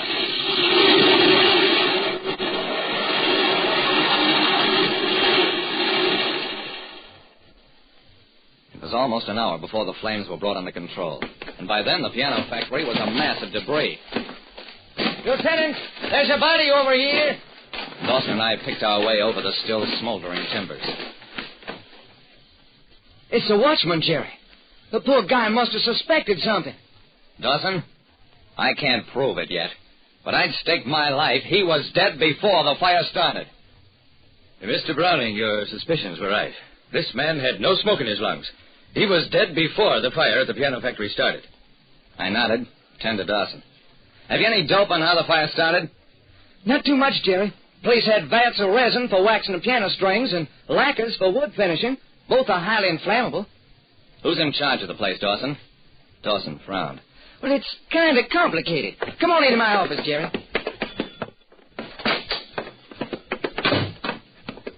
The man waiting in Dawson's office was Raymond Grant. I hurried down as soon as I heard the radio broadcast about the fire. Are you the owner, Mr. Grant? Oh, dear me, no, indeed. The Olympus Piano Company is a corporation with stockholders in all parts of the country. I was formerly executive secretary to Mr. Lawler, chairman of the board. Yeah? Why did you get fired? Grant blushed. I'm still with the company, sir. I meant that Mr. Lawler is no longer connected with it. He resigned a few days ago. Dawson spoke up. Where's Lawler now? Well, I'm sorry, sir. Oh. About then, a uniformed man brought in a report from the fire marshal. No trace of arson at the factory had been found yet, but they discovered something else. The company's safe, wide open and empty. Grant's face turned a sick green. There was $38,000 in that safe. 38 grand. We don't know how the fire started, but at least we know why. I nodded. Mr. Grant, was the safe manually operated or on a time device? Manually, Mr. Browning. Why? Just wondering about that ticking I heard. The police search for Clark Lawler, the piano company's chairman of the board, started that same night. By morning, it was evident that he'd disappeared, walked out of his apartment the night before, and simply vanished. Lawler's our man, Jerry. Got fired from a soft job, decided to clean out the company. The night watchman must have caught Lawler at the safe, so Lawler had to kill him. That makes sense, Dawson. But what was the ticking I heard? You were half asleep. You probably heard the clock on your own table. Maybe. Except that there is no clock on my table.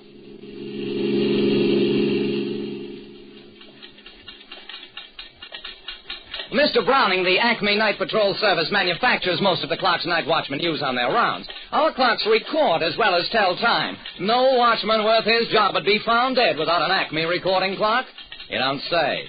Well, we found a night watchman without one, and he was dead.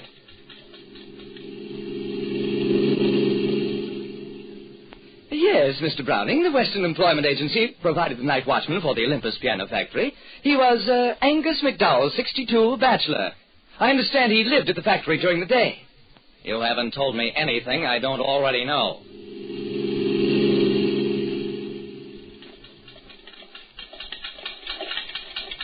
Such foolish question. You ask me what ticks, Mr. Browning. Everything ticks. Clocks, watches, gears, motors, steam pipes, keys, radios, teeth, metronomes, water faucets, firecrackers, and the braze rattling a window shutter. In my opinion, Mr. Browning, the entire universe ticks. Thanks, Mr. Vanderwaag. You told me exactly what I need to know.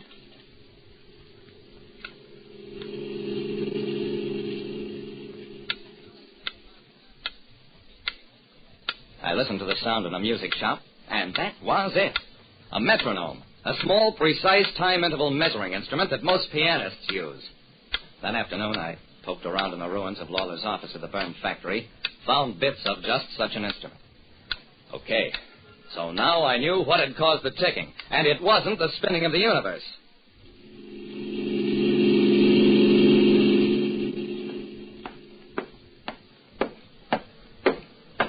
When Raymond Grant walked into Dawson's office, he acted like a bored, busy man. You gentlemen wish to see me? Yeah. Mr. Grant, we haven't located Mr. Lawler yet. In fact, we don't have much hope of locating him alive. But we have found the night watchman, Angus McDowell. He's in the next room. Let's go talk to him. Grant did a foolish thing. He tried to run and ran square into a husky cop guarding the door. We didn't need to produce the night watchman to make Grant confess. And a good thing, too, since we didn't have the watchman then. Grant confessed that he'd got rid of the watchman the day of the fire by getting him a job in Savannah, Georgia, at a friend's factory down there. Then Grant lured Lawler to the factory. Lawler got suspicious, called me, but too late. Grant killed him, dressed the body in the night watchman's old clothes, set the fire that reached the chemical vats, and set off the explosion. Well, we got the night watchman back to testify once we found out where he was, and that's all there was to it. I'd always suspected Grant, because I remembered Lawler's words just as clearly as the ticking. he'd said, my piano factory. And he said it like a man who really thought it was his factory. Like I said, there's a time for everything, including the moment when a killer gets his first and last look at the chair. Listen next time to Calling All Detectives. Mystery drama, mystery quiz, and a chance for you to match wits with yours truly, Jerry Browning, Private Detective. We delay the start of our scheduled program. We have delayed the start of our scheduled program to bring you a bulletin from CBS News. 2 helicopters carrying the United Nations ceasefire team left Kaesong shortly before 9 o'clock Sunday morning Korean time. Communist officers are already in Kaesong to participate in the preliminary ceasefire talks. This bulletin has come to you from CBS News. We now resume our scheduled program. Most Saturdays at this time, we spend an exciting half hour of adventure and action with America's public hero #1, Hopalong Cassidy. Well, even two-fisted cowboys take summer vacations when they can, and Hoppy is no exception. Hopalong and Topper will be back with us riding the CBS air trails again 11 weeks from tonight, September 22nd. Get this and get it straight. Crime is a sucker's road, and those who travel it wind up in the gut of the prison of the grave. There's no other end, but they never learn. From the pen of Raymond Chandler, outstanding author of crime fiction, comes his most famous character in The Adventures of Philip Marlowe.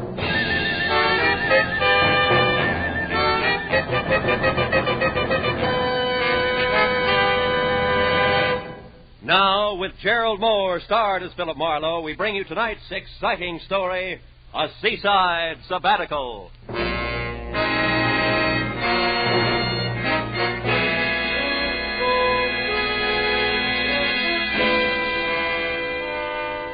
Wire in my hand said it all. Need your help, urgent. Meet me at 8:30 tonight, Ship's Galley Cafe, Long Beach. Signed, Dale Higgins. The time and the place were known factors. The need for help, the urgency, and most of all, Dale Higgins were unknown. And my hazy recollection of algebra told me that 3 unknowns are mathematically impossible to find. Call it a challenge, call it money, call it a chance for a shore dinner, call it anything you like. But 8:15 found me pulling into a parking lot on Ocean Boulevard, not far from the amusement pier. Just leave it there. I'll be right with you. Oh, hello, Mr. Marlowe. Hiya, Red. How's it going? Oh, great, thanks. What brings you to the capital of Iowa? Corn. My aim's getting bad, Red. I thought I'd come down to the Pike and try for my limit at a shooting gallery. Gee, really? Yeah. Greatest practice in the world. Is it still 35 cents and no questions asked? Huh? Oh, to park the car. Yeah, that's it. Okay, kid. Keep it. Oh, thanks. Hey, mind if I recommend the Quick Quack? How's that again? Used to be the Dead Duck. Best shooting gallery on the Pike for my dough. Oh, that Quick Quack. Oh, sure. Anybody be a fool to go anywhere else. Yeah. Huh? My sentiments exactly. See you, Red. You bet, Mr. Marlowe.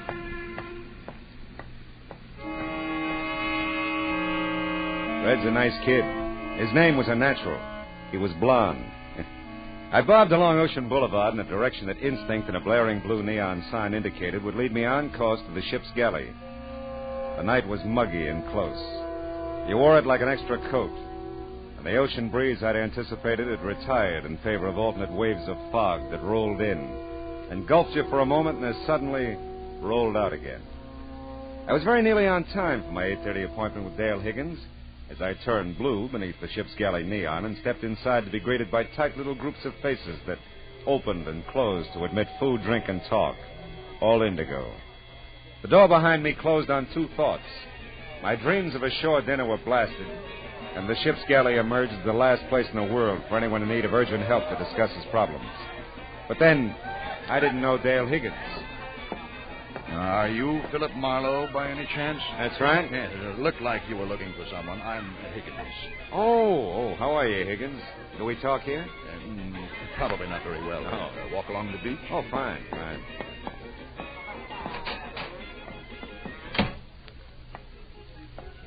Now, say, Higgins, did you ever wonder why people pack into hot little rooms on a night like this? Oh, you mean the ship's galley? Yeah. Well, philosophy is not my business, Marlowe. What is? Well, I don't quite know how to tell you, I guess. Well, your wire said urgent. That's good enough for openers. Yes, well, the truth is, I was a little quick sending that wire. No? Pretty upset about a situation at the time, but things have resolved themselves now, and I won't require any help. Uh-huh. Well, you ought to know. I expect to pay you, of course, the trip down and your customary fee. That'll be $25 a day in expenses. 7 cents a mile for 23 miles, and, 35 cents for parking my car. 7 times 23, $1.60, 61, $35. $1.96. $26.96 altogether. Is cash all right, I suppose? Always has been. Marlowe, I am sorry about this. I didn't set out to bring you on a wild goose chase, but yes, looks like I've got the right amount. Thanks. Don't worry about it, Higgins. Anybody can change his mind. Yes, I guess that's right. Well, thanks for your trouble. Not at all. Yeah, well.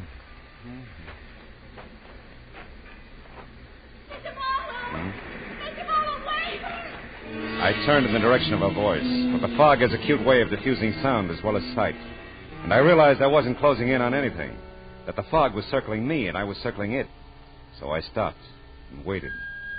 I listened and heard nothing but the sound of the sea and the faint wheezing of the pike calliope. Then suddenly it hit me. Somewhere along the fog-swept beach, a girl had called my name. And nobody knew I was in Long Beach except Red at the parking lot and Dale Higgins. Yeah, the choice was obvious. Did she find you okay, Mr. Marlowe? Yeah, Red, she did. You tell her where I was? Oh, sure. I told her you and me always did our shooting at the Quick Quack. Good boy. Now tell me who she is. Who she is? Yeah. You mean you don't know her, Mr. Marlowe? That's the general idea, Red. Well, I guess she's my age. Yes, I know. Who is she? She's... Yeah. She's... You want your car, Mr. Marlowe? No, Red, not now. I think I left something back at the Quick Quack.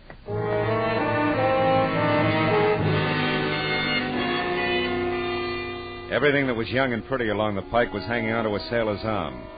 Around Gene Otto's Quick Quack, the nearest thing to youth and beauty were the neatly lined 22s poised across the counter. Try your luck, mister? No, thanks. Just looking, not buying. Yeah. See, I just lost my girl. Well, don't blow your brains out here. These guns is for shooting ducks. I see what you mean. We said we'd meet here if we got separated. Have you seen her by any chance? She's 7, 8 feet tall, glandular case. 3 stalls down, billed with toothpicks. Thanks so much. Still just looking, not buying. Still just look...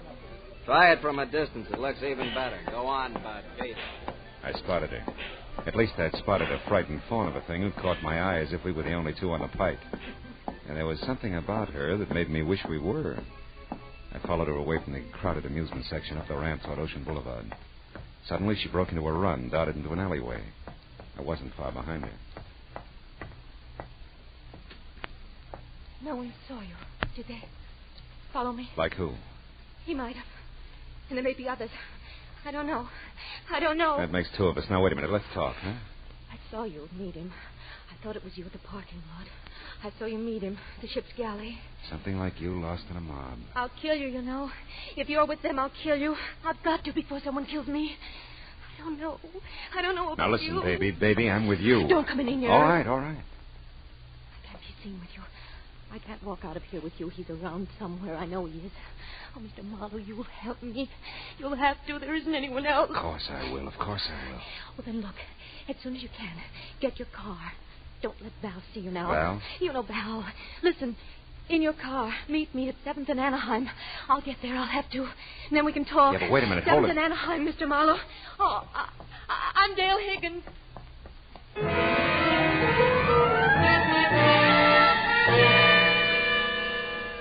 It was a study in contrast all the way. The din and kaleidoscope of Rainbow Pier against the lonely sound of a foghorn. The gray feel of fog and the dank gray black of the warehouse district at 7th and Anaheim. An urgent wire signed Dale Higgins. Dale Higgins. And a guy who called himself Higgins. Husband? Lover? What? Well, here we go again, Marlowe. I parked the car and waited. The fog hugged the streetlight, but the sign was intermittently visible. I had the right place. I don't know how long it was before I heard the footsteps, but it was long enough for me to stretch my legs out along the car seat, lean my head back against the door, and feel the damp touch of fog sweep against my face from an open window. I remember starting to turn my head toward the direction of the steps and thinking that Dale had made it in good time. Oh!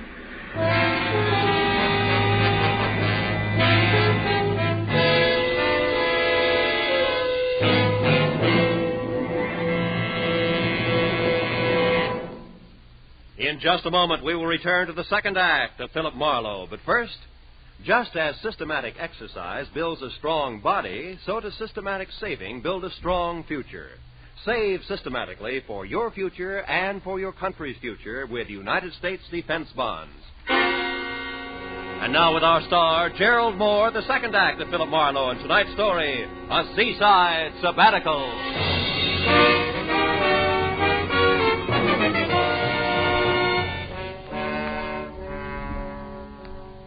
I could almost hear the chain pulleys clanking the first time I opened my eyes.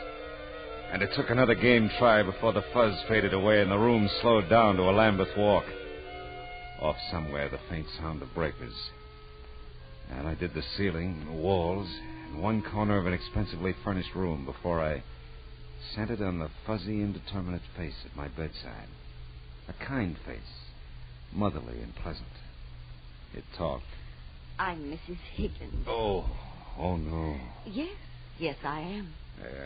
Everybody in Long Beach named Higgins? You don't really feel a bit well, do you? No, not really. We're awfully sorry, Mr. Marlowe. I know when Dale realizes what she's done, she'll be sorry, too. Yeah, I spoke. Dale bean me? What with, a pier? She's often violent, I'm afraid.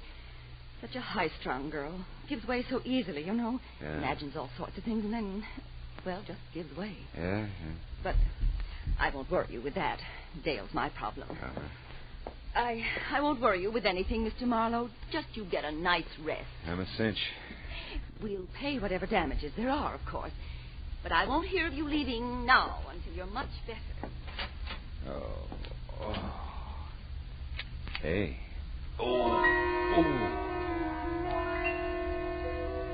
The mother of the Higgins clan had locked the door and walked away. My head felt big and woozy and rammed down into my neck. I was not in the pink. Mother Higgins had ordered a nice rest, and it looked like I'd need it. I don't like strange rooms and locked doors and high-strung girls who give way. I was still trying to get out of bed when another door clicked slowly open on the other side of the room. My little frightened fawn was back, and my head hurt. I heard Marie with you. That's how I knew you were here. Oh, poor Mr. Marlowe. Did they hurt you? They sure did. It wouldn't do, you know, if they found me talking to you. I feel better now that you're here. I wish I did. What happened to you, do you know? I have a rough idea. Say, honey, how much do you weigh? 105 when I left the counter, but that's not important. Listen, I can't stay long. You know, a romance with you would be rough. Please, Mr. Marlowe. They're going to kill me. Val and Marie, All right. Now settle down. They are, and I don't know why. Maybe if I knew why, I'd understand. Yeah, but listen, I didn't even know Val then. Val? Val Nichols, a friend of Marie's. She sent him to the boat to meet me. Ever since then, I just know they are going to kill me. Dale, listen to me. I don't know Val. As a matter of fact, until you told me, I thought his name was Higgins, and I don't know Marie. But what makes you think they're going to kill you? You met Val last night. The ship's galley. You talked to him. And Marie was just here. Oh, don't try to confuse me. You're all I have. All right, honey, but tell me, isn't Marie your mother? My stepmother. Daddy's dead. And when I got off the Orange Coast the other night, whenever it was, there was Val. The Orange Coast? That's how I came back. Mr. Marlowe, you're not trying to understand. If you won't help me, then... He's coming. Don't let him... I hope that you're not bothering Mr. Marlowe, Dale. No, I'm not. He asked me to come in. He likes me. Of course he does, dear. We all do. No. Feeling better, Mr. Marlowe? The worst way. Oh, I'm sorry. Come, Dale. Let's let Mr. Marlowe rest. Oh, you could use a little rest yourself, my dear. No. He wants me to stay. I'm not bothering. You're not bothering at all, honey, but maybe it would be better if you come back a little later. Yes, of course it would, dear. Now, come along now. I can come back, though, Mr. Marlowe. You promise? Sure. Well, if you promise, I know you'll keep it. Never mind, Val. I came in alone, you know. I can find my way out. She's sweet. She's sick. Very sick young lady, Marlowe. Troubled, confused. She's got nothing on me. Now, look, what is this all about? I don't know what day it is, what I'm doing here, who you are, anything. Well, it should all have ended with our meeting at the ship's galley last evening, Marlowe. You're not clearing anything up for me, you know. You've seen her, talked to her. You must realize that she imagines things. Right now, she imagines that she's been away from here a long time, that she came back a few days ago upon a ship, that her mother and I want to kill her. She did send me the wire. Oh, yes. Well, we had no idea one of her spells was coming on. We left her for a short time yesterday. The switchboard has its instructions, of course, and they reported it to Mrs. Higgins on your return. So we thought it best if I met you and... Called me out. It's not in your line, Marlowe. You're right. I'm going to keep it that way, too. Mrs. Higgins realizes that she's going to have to do something about Dale. Institution, perhaps. Some long-range treatment, at any rate. Dale was in no condition to be running around last night playing mysteries, taking up your time. Whoever hit me in the head last night was in pretty good condition. If I had gotten there 2 minutes sooner, I could have spared you all that. You were following her? No. I was coming back from my boat. I had gone down to the harbor after I left you. Oh. It's on the way back. I just happened to see Dale, and knowing the state she was in, I followed her, of course. I see. She doesn't know she hit me, does she? I don't believe that she has the slightest idea what happened. Things started swimming again. Val Nichols became part of the draperies. I was trying to think, but it hurt. Everything hurt.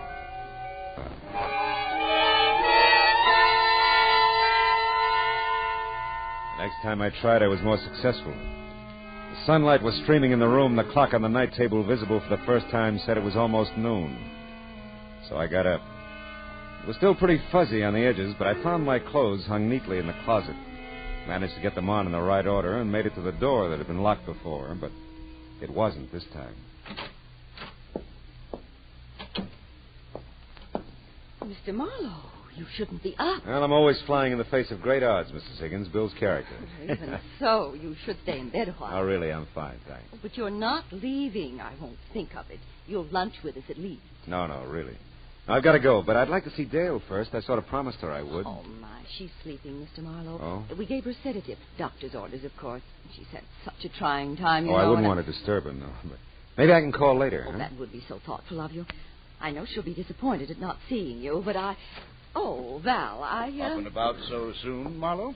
Yes, Was she sleeping, isn't she, Val? The sedative and all. I mean, I was just telling Mr. Oh, Marlowe yes. She's resting very well, Marie. Now, don't fret about her. Well, I'll take you to your car, Marlowe. Oh, yes.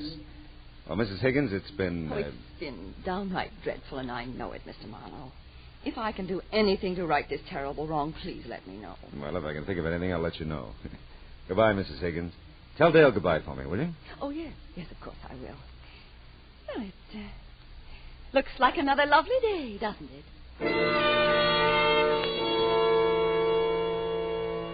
I followed Val Nichols' lead to an elevator, and for the first time discovered that I was in an apartment hotel on a different stretch of Ocean Boulevard than the one I'd grown to loathe the night before. Val filled in a few last details as he walked me to my car in the underground garage. Seems he'd driven Dale and me to the apartment from 7th and Anaheim in my car and sent a lackey back for his. It fit. We shook hands, and that hurt my head, too. I drove off. Somewhere in the harbor district, the need for coffee and a few lungful of ocean air forced my hand. I parked the car and found both in a ship-shaped spot with a clear view of the docks. The first cup cleared my head, and the second one down near cleared the counter. Hey, watch it. I am. Oh, I'm sorry. That's okay. It'll wipe up. How about you? Get any on you? No, I don't think so. You know anything about ship schedules? Like what? Like that first one out there at anchor. The Orange Coast? Yeah. Well, seems to me she landed 3 or 4 nights ago. Don't know how long she'll be tied up. She's a fruit boat, though. Their office is just a block from here. Oh? More than likely, they're booked solid, but if you want to check...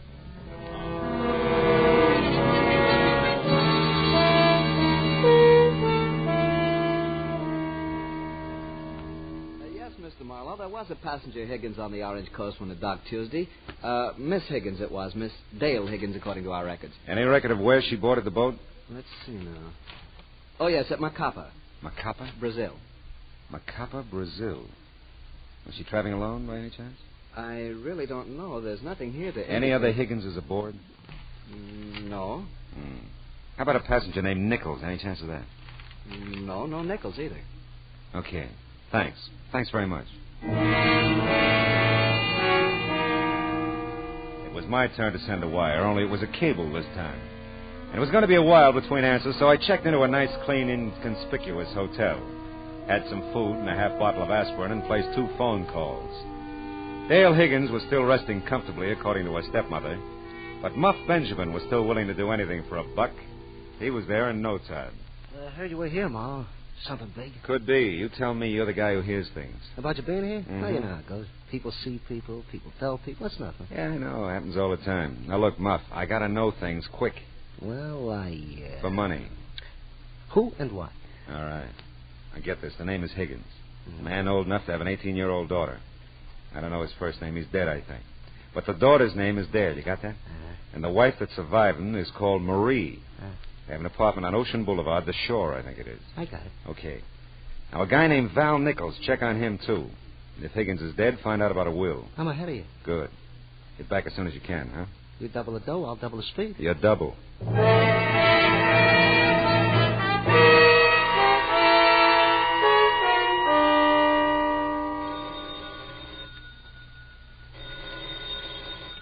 Hello. Mr. Philip Marlowe, please. Speaking. I have a reply to your cable to Macapa, Brazil. Oh, good. Give it to me slow, huh? Dale Higgins, accompanied to boat by nun. None? Order of the Holy Cross has convent near here. Suggest you check there. Signed Emerson Ward, Macapa Fruit Exporting Company. Did you say Order of the Holy Cross? That's right. Do you wish to send a reply? No. Oh, not yet, anyway. Thanks.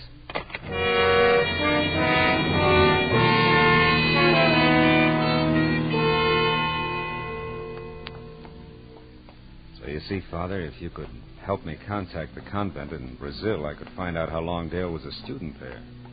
That might shed some light on the situation, huh? I see. I'm not schooled in your ways, Mr. Marlowe. Still, we're both seekers after truth, aren't we? In this case, a very specific truth. That's right, Father. I want to help, of course. Your cable said this was a Sisters of the Holy Cross convent? Yes. If there were any way we could call down there. You see, Father, time's pretty important. If it's possible, we shall call, my son. Meanwhile, our prayers are with Miss Higgins. Come, Mr. Marlowe.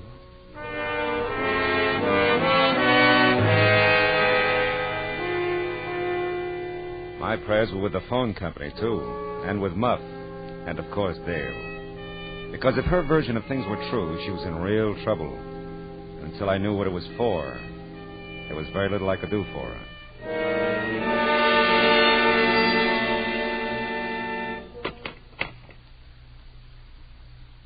Was the information from the sisters helpful, Mr. Marlowe?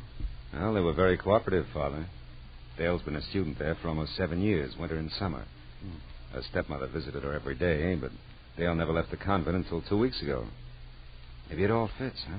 I'll bless her, my son. Thank you, Father. And thank the Sisters of the Holy Cross.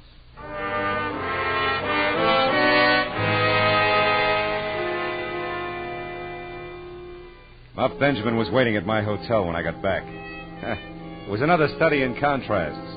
So far, I dealt with a priest, an informer, and a sister superior. And together, we were all coming close to an answer. His name was Dale Higgins, too, the doll's father. Died 7 years ago. Loaded. Yeah? Left his second wife, Marie, a good income. But the big load went to the kid. All right, what'd you get on Val Nichols? Oh, he's a bad one. Yeah? Specialty is knocking down rich widows. Currently fraternizing with this Marie Higgins thing. Bless you, Muff. Huh? I mean, here's your dough.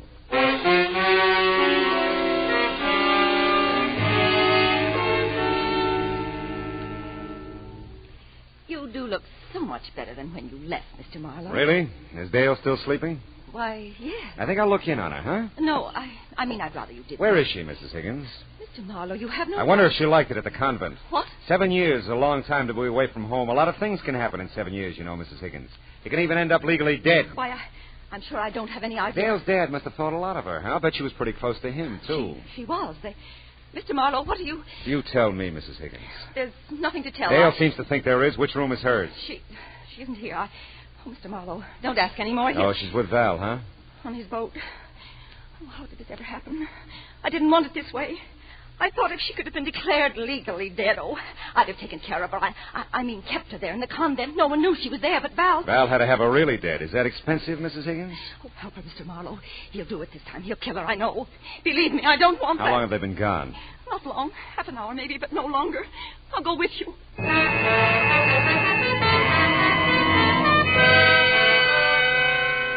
Marie really cracked on the way to the harbor. It was going to be a fishing accident in the channel.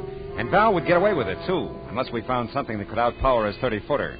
It was called the Queen Marie, one guess who had given it to him. I found the boat I needed, all right, but the skipper seemed reluctant to go for it. Wildest thing I ever heard of. I tell you, it's a matter of life and death. The Coast Guard can't go on every... Look, a month ago we needed you off Balboa when our motor conked out and you came. But we've received no distress call from the Queen Marie. What do you think this is I'm giving you? Please, don't waste time talking. All right, come on, how about it? Okay, but if this isn't on the level, you're in some trouble, Marlowe.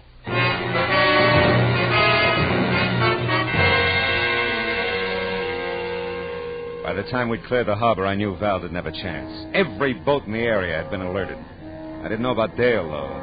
I just hoped the sedative Val had given her was merciful.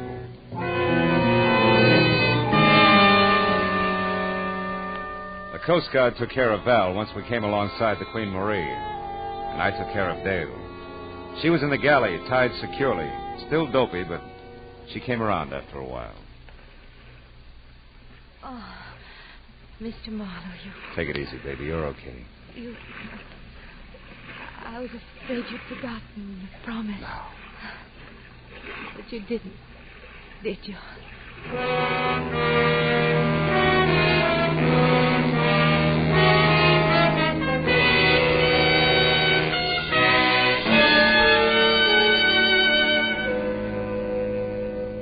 It was night now, and the lights that stretched out along the shore looked friendly and warm.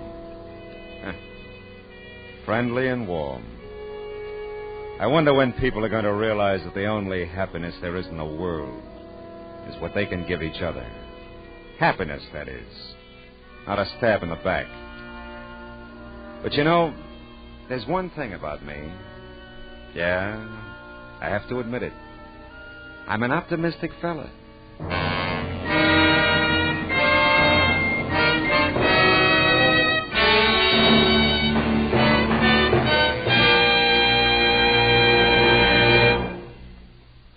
The Adventures of Philip Marlowe, bringing you Raymond Chandler's most famous character, star Gerald Moore, are produced and directed by Norman MacDonald and written for radio by Kathleen Height. Featured in the cast were Gene Bates, John Daner, Irene Tedrow, and Lee Millar, with Harry Bartell, Barney Phillips, Lou Krugman, Donna Hayner, and Stan Waxman. Gerald Moore may soon be seen in the Santana production, Sirocco. The special music is composed by Pierre Garrigank and conducted by Wilbur Hatch. Be sure to listen again next week at the same time when Philip Marlowe says... This time an old lady got taken for a new kind of ride by a new kind of chauffeur. And I got involved up to a gun in my ribs. All because I decided to spend a quiet day at home.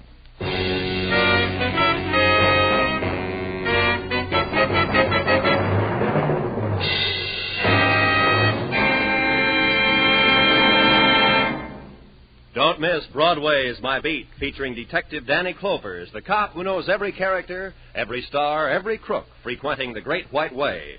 It's tomorrow night at the Star's address. Now, stay tuned for Gangbusters, which follows immediately over most of these same CBS stations. This is Roy Rowan speaking.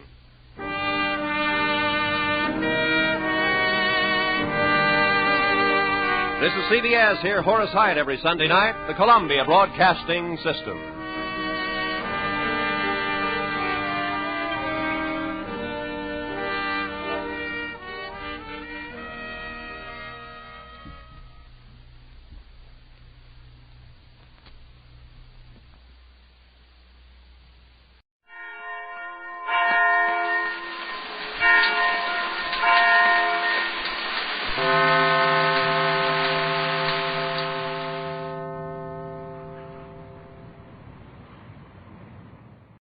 National Broadcasting Company presents Counterspy.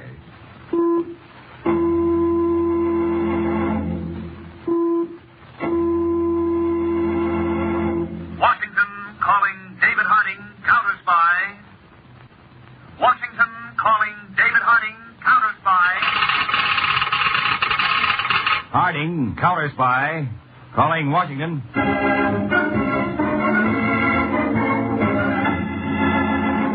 United States Counterspy, especially appointed to investigate and combat the enemies of our country, both at home and abroad. These Counterspy reports to the American people are brought to you each week at this time. Now, the case of the hideous hijacker.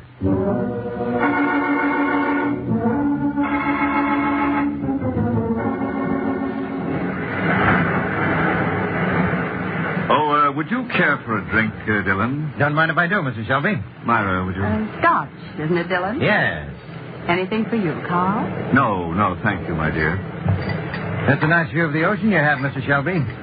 There's nothing like a California beach house, I always say. Oh. Right now, Dillon, I'm only interested in what you have to say about the business at hand. Yes, I found your man. Uh-huh. You're sure that he can handle this sort of thing? With the greatest of ease and experience. Here's your drink, Dillon. Thank you. Who is this man? His name is Roxy Madera. Madera, huh? Roxy Madera. Sound familiar to you, Mr. Shelby? Oh, he's the one who was released recently from the federal penitentiary? He's the one. I was Roxy's attorney before the state relieved me of my practice. Tell me, Dillon, is this man, this Roxy Madera, willing to take risks? Risks that could cost lives, including his own. Listen, a life to Roxy Madera is no more than a grain of sand.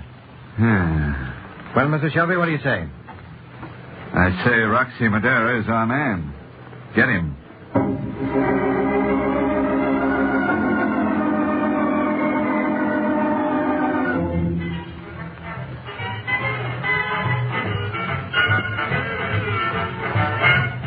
Say, Roxy, you still dance as good as ever. Sure, Billy. I'm a regular ballet star. I miss you awful, honey. Yeah? Yeah, awful. Now it'll be like old times again. Better. Give me a kiss. Roxy. Never mind the kiss. Answer the door.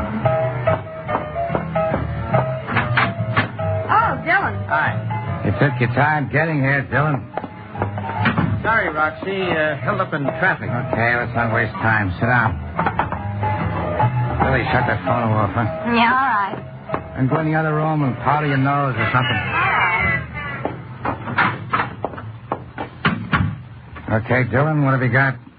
Well, I spoke to that certain party. Just the facts? Yeah, all right. The shipments consist of antibiotics. Anti-what? Certain types of drugs, such as penicillin, sulfur, and aureomycin. So? These drugs are being shipped down the coast regularly by truck to certain warehouses in this area. From there, the drugs are distributed, some of them shipping overseas to military stations. So you want some of the loads hijacked? As many as possible. Who for? Why, I am not free to reveal names. The certain party will pay well for each load. Like what? Oh, 15,000. Uh-huh. And your cut? 5. Kind of greedy, ain't you, Dillon? Oh, no, I don't think it's unfair, Roxy. After all, I went through a lot of trouble. I made the arrangement. Okay, quit bleeding. When's the first job? Tuesday night. Now, what about your crew? I'm a one-man crew. I bring Billy along just for the kicks. Well, that's all right. After we work out the details, I'll leave the rest to you, because I know the job will be done with your usual thoroughness. That's right, Dillon. When Roxy Madera knocks off a hijack, it stays knocked off.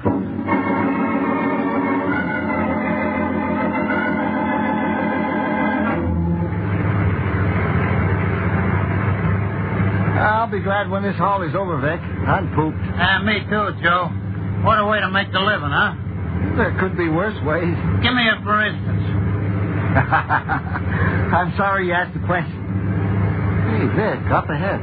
There's a car blocking the road. Guy's waving us down. With a gun. Better pull up, Vic. Okay, you two, come on down. What is this? Down. Hey, look, Mac, you can't pull a thing like that. Joe! I can't pull it, huh? Roxy, why did you do Because that? I felt like it, Billy. Because it's the best way to operate. Any arguments? No, Roxy. No arguments.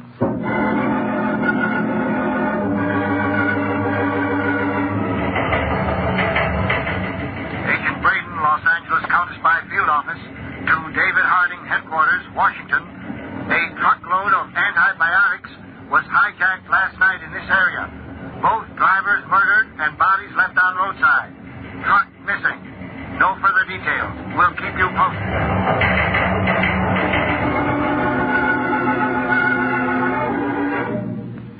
All right, you two guys. Like I told a friend, when Roxy Madera knocks off a hijack, it stays knocked off.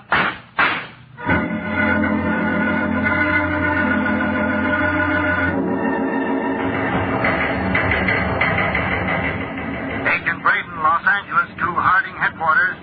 Report just received that third truckload of antibiotics has been hijacked. Pattern continues same. Both drivers murdered. Standing by for any special orders.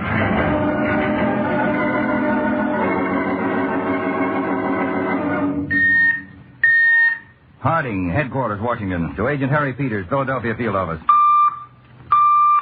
Peters, go ahead, Mr. Harding. I'm leaving here immediately by jet. We'll pick you up at the airport there. What's up, Chief? We're flying out to Los Angeles. I'll lay out the details for you later.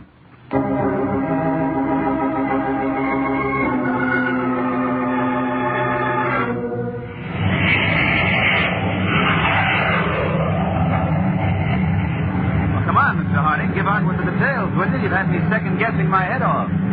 We're going out to Los Angeles, Peters, to supervise a hijacking investigation. Hijacking investigation? All the big stuff going on these days, I'd have thought that would be a strictly lower echelon operation. Not when there's a threat to national security. Maybe I should keep my big mouth shut and listen. Go ahead, Chief. Peters, you're familiar with the importance of antibiotic drugs. I sure am. Penicillin did the job for me when I had that strep throat 2 years ago. Well, in the past 2 weeks in the Los Angeles area, 3 truckloads of antibiotics were hijacked. In each case, the drivers were murdered. Nothing to go on yet? So far, nothing. Those drugs, Peters, were not only to be made available for civilian use, but a great portion was to be shipped to our armed forces overseas. And I don't doubt some of those hijacked drugs will find their way overseas. I don't follow. We've been receiving reports from our agents in the Asian sector that American antibiotic drugs have been smuggled behind the Iron Curtain. Oh? Which means that in case of an emergency, we could be short on such supplies and they could be well stocked. It could mean that. We've got a big job in front of us, Chief. Big is right, Peters. Every minute counts.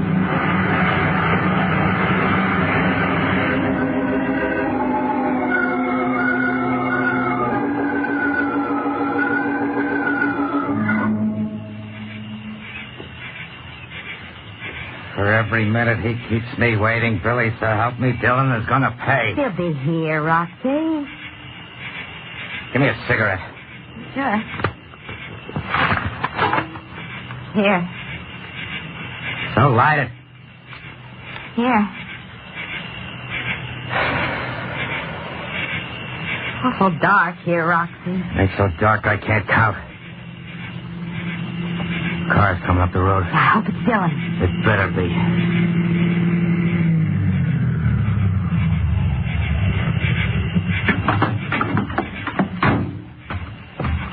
That you, Roxy? Yeah, it's me, Roxy. I'm sorry I kept you waiting. I got caught in traffic. Yeah, I know. Make for the payoff, Dylan. With pleasure, my friend. Here you are. For the 3 jobs. It's all there. Minus the withholding tax. What? Oh, you mean my little cut? Don't get cute. No, I only... Come on, Roxy. You got the money. Let's get back. Keep your holder on. I got something to say to the middleman here. Well, what's on your mind? You. I don't like a middleman. A middleman's a leech. Oh, look. You look, middleman. Now I know who that certain party is on the other end of the deal. You know? Carl Shelby. He's the guy who's paying off, right? How'd you find out? I trailed you one night to Shelby's beach shack down in Palos Verdes. I'm the kind of a guy who doesn't like to do business with a guy I don't know. You'd like to meet Shelby, is that it? Yeah, that's it. Well, that's all right, Roxy. I'll take you to Shelby. Now, you will. I'll go there myself. I don't need a middleman to introduce me to Carl Shelby.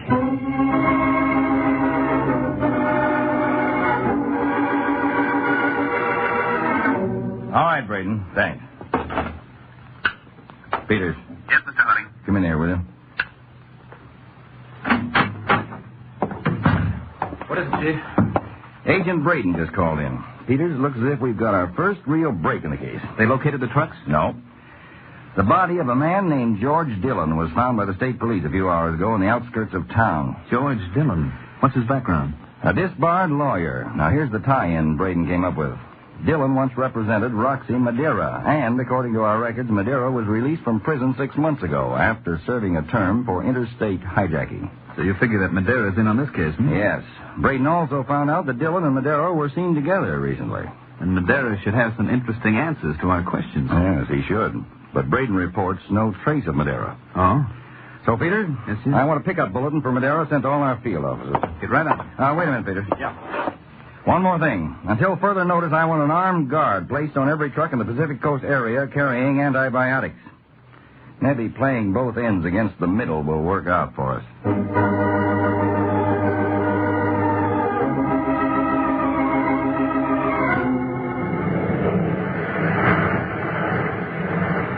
Now, don't tell me, Shelby, you miss your middleman. Well, not for personal reasons, Roxy.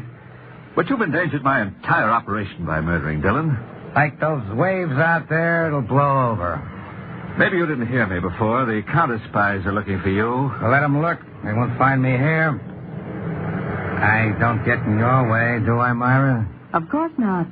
I find you stimulating company. See, Shelby? I ain't in anybody's way. Roxy, I think it would be best for all concerned if you were to take a trip south. Say, to Mexico. Who asked you to do any taking from me? If I want to take a powder to Mexi, I will. If I want to stay here, I will. Just don't lay out any cook's tour for me. I'm going into my office now. There's some business that I have to take care of. Oh, who's holding you here? Myra, would you care to go with me? I've got a terrible headache, Carl. Really. Very well.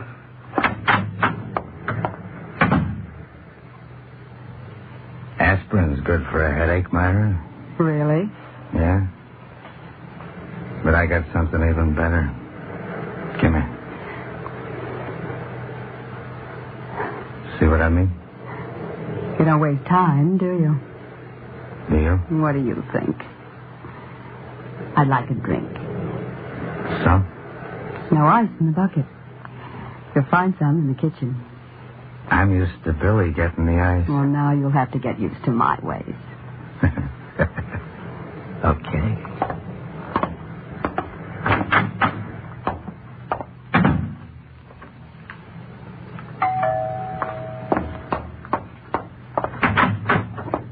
Yes? I want to see Roxy. Oh. Billy, I believe is your name. That's my name, Slinky. Well, I won't ask you in. You already are. Where's Roxy? Don't lie. And why didn't he call me in 3 days? Why don't you ask him? I'll make this easy for you to understand. Simple. I'm sure anything you have to say will be simple. Stay away from Roxy. And if I don't... I'll beat you up so hard you'll look like cake batter. Well, you make your point rather colorfully. Yes, well, don't make me prove it. It seems to me that Roxy's become bored with you of his own free will. And to know you is to understand why. Why, you... I'll give you something to understand. Well, it'll take more than you. Ow, my hair! What? I'll bet. Come on, break it up. I'll kill her, so help her. Break it up, I said. There's feathers all over the Let me go, Roxy, let me go. Sit down, Billy. Stay there if you don't want me to bust you in the face. Sorry, Myra. This one's got no manners. Roxy, you're a rat, a no-good two-timing rat. See, no manners. She doesn't even know how to talk in front of a lady. I told you to stay in that chair. You don't have to worry. I'm not going to touch your lady. I had an idea why you didn't call. I had the right idea. You got to be sorry, Roxy. Real sorry. I'll have that drink now, Roxy. soon as I get back. Where are you going? There's no telling what a jealous dame will do. I didn't like the way she said I was going to be sorry. I didn't like it at all.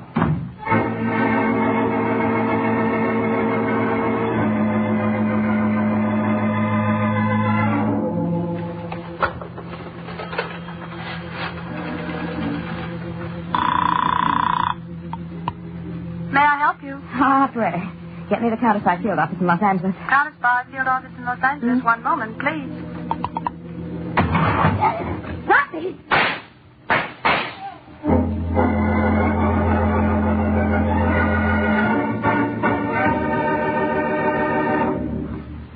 You are listening to the case of the hideous hijacker on Counterspy. There's top listening every Sunday evening with the Chimes. Tonight, The Big Show brings you another great array of stars. Tallulah Bankhead, Ed Wynn, Fred Allen, Ed Gardner, Jack Carson, and a host of others. Also this evening, Theatre Guild on the Air presents another outstanding story. It's Theatre by Somerset Maugham, and starring will be Gloria Swanson and Melvin Douglas. Now, back to Counterspy.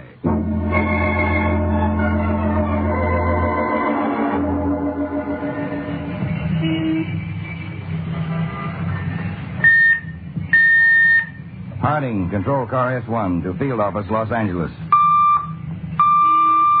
Agent Braden, Los Angeles Field Office. Braden, what about the report on those bullets? Just checked with ballistics, sir. They'll have it any second. Anything turn up at your end? Well, Peters is still in the tavern inquiring. Call me as soon as you have that report. Will do. How'd you make out, Peters? Batting average 1,000. Yeah? 3 out of 3 people in that tavern identified Billy Horton as Roxy Madera's girlfriend. All right, Johnson, back to the field office. Too bad Billy didn't live to finish that phone call to us. Any reports come in while you were waiting for me? Well, I've been in touch with Braden. The lab check made on dust particles in Billy Horton's clothes indicate a corrosive action of sea air for a period of weeks. That means she's been around the Bay Area for some time up to her death. And it also pins down the whereabouts of Roxy Madera. Providing they hadn't split up. Braden to Harding. Braden to Harding. Harding, go ahead, Braden. Ballistics just finished the report, Chief. The bullets which killed Billy Horton were fired from the same gun that murdered George Dillon. Chief, that's proof enough that Roxy and Billy hadn't split up. Braden. Yes, sir? Send out a special alert. Have all our patrols in this area concentrate the search for Roxy Madera in the Bay and Beach territory. I want Madera brought in, preferably more alive than dead.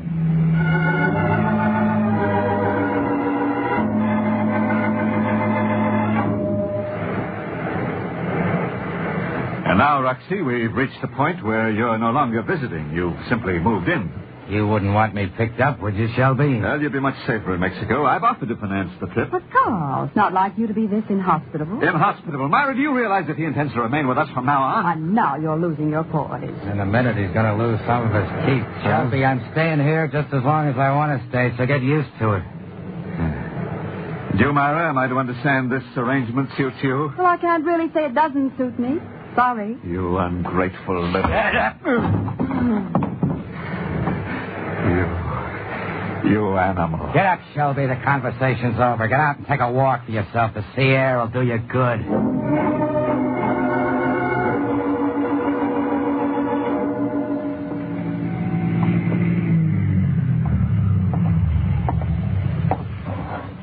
Hey, got a message to meet you here, Mr. Shelby. Get in the car, Sid. Al said you had a special job you went on. Very special. You know Roxy Madera? Yeah, I know Roxy. He the job? Yes. It's my wish to rid myself of Madera permanently. I'll pay you the usual price, $1,000. Gee, I don't know, Mr. Shelby. Roxy's an awful tough customer. Well, very well, then. $1,500. When? Tonight. After 10 o'clock. Where? You'll find him down at my beach house. Your beach house tonight after 10? Yeah. I'll be waiting at my office in the cannery. As soon as you're finished, come there and I'll pay you. And the quicker the better. I'll make Roxy Madera a real quick job for you, Mr. Shelby. I'll be back for the payoff at 11.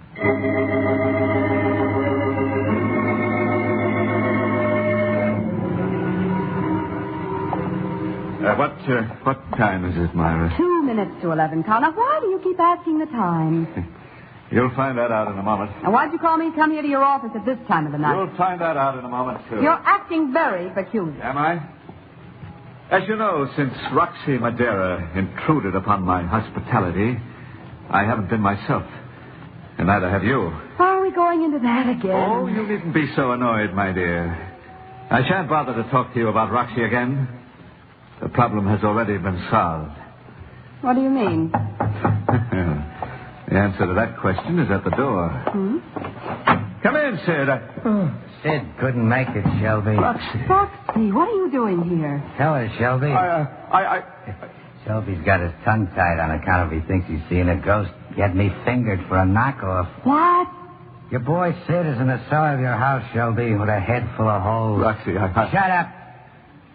Figured you'd try a stunt like that. It was all ready and waiting with his gun. No, Roxy. No, please, wait. Shelby, on the way up here, I was thinking what I should do about you. I could knock you off, but that'd be too easy for you. One slug and it's all over. So I figured I'd give it to you the hard way. Come on, Myra, baby, let's go. See what I mean, Shelby?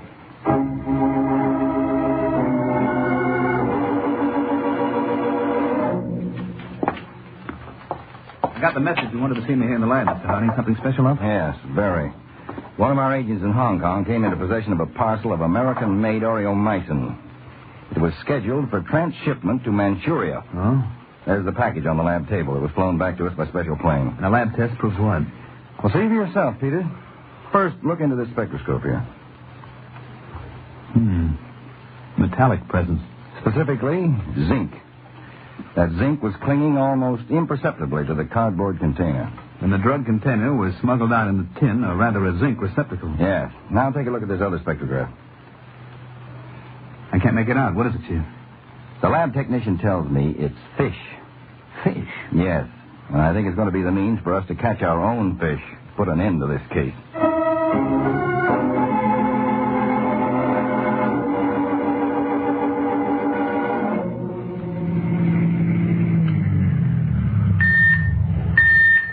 Harding, Control Car S1 to all raid squads.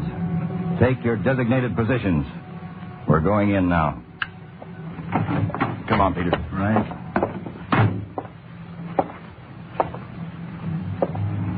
A cannery, Chief. I never figured it this way.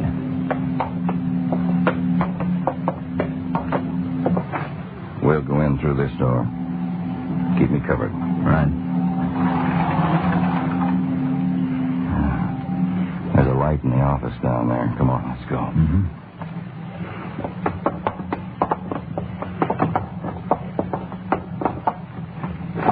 Ready? Whatever you say. Now. All right, stand where you are. Oh, there's no need for surprise, gentlemen. I was half expecting you. Stand up and get away from that desk. All right. Anything you say. Carl Shelby? Yes, that's my name. You're under arrest by the United States government for espionage and complicity in murder. I had nothing to do with the murders. That remains to be proven. We know Roxy Madeira is mixed up in this with you. Where is he? It'll be a pleasure for me to tell you where Roxy is at this moment. Exactly where he is.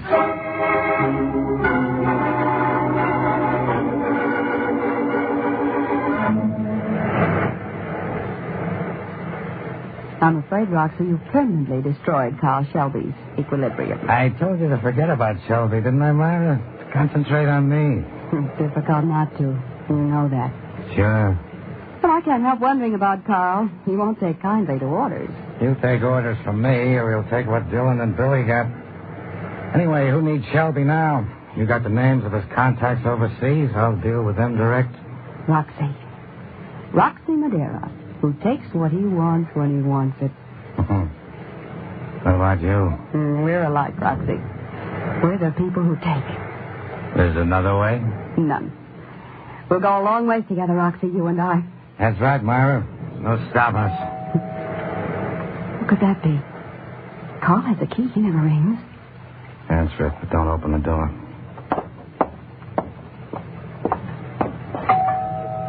Go ahead. Yes, who is it? Counterspy. Count it. Open Come out with your hands up. Roxy, what are we going to do? Get away from that door. Here's what I'm going to do. Try that for size, coppers.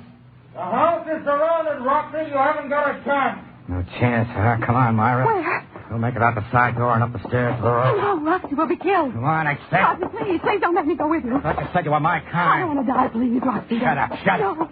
Go ahead, open the door. They'll kill me. Open it. Drop your gun and come out, Roxy. Okay, Myra, I'm going out there, but I'm going my way. Come in. No, what are you doing? Get in front of me.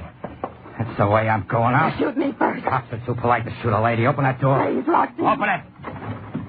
I'm coming out, coppers. You shoot and this dame gets it from me. Get going, Myra. Keep moving fast. You can't get away with it, Roxy. You open up and the dame gets it like I said. Keep moving, Myra. Go on over to the stairs. Faster. Up the steps. I'm behind you, Roxy. Drop your gun. Out of my way, Myra. I'm making it alone. Steady, Peters.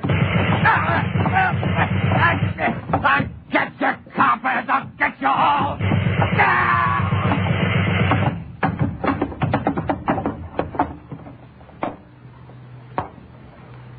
Well, Peters, that's the end of our trail and the end of Roxy Madera. Let's go.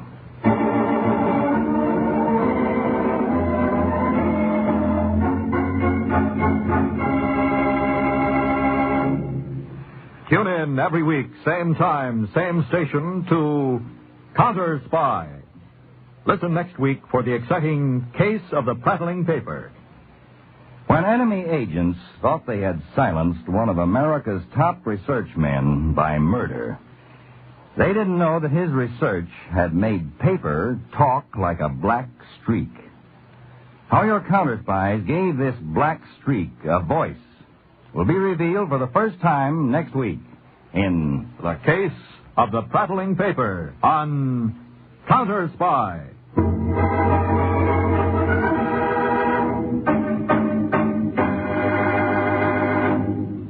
Tonight's Counterspy program originated in New York, was directed by Mark B. Loeb, dramatized by Edward J. Adamson, and featured Don McLaughlin and Mandel Kramer. Lionel Rico speaking. Counterspy is a Phillips H. Lord production.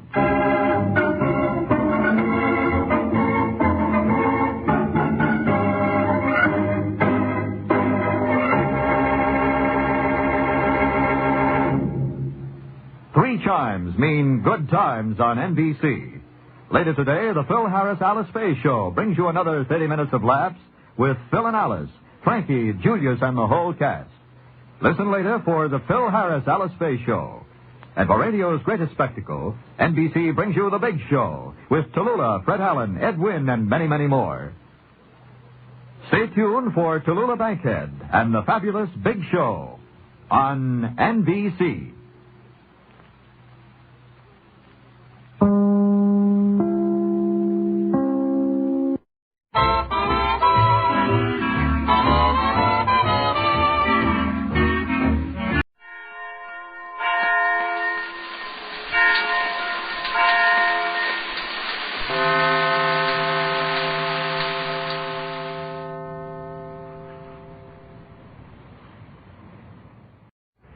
New post-war Old Dutch cleanser, famous for chasing dirt, presents Nick Carter, famous for chasing crime.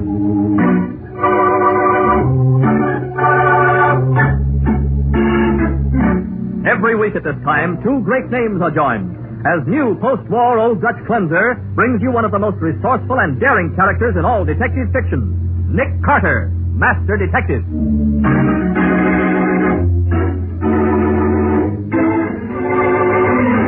What's the reason for the water seeping under that bathroom door, Mr. Nigel? Well, I don't know, Mr. Carter. Then we better find out. Great Scott, it looks like the Johnstown flood. Good heavens. Oh, Nick, look. Yes. There's a girl in the tub, and she's been weighted down with a suitcase.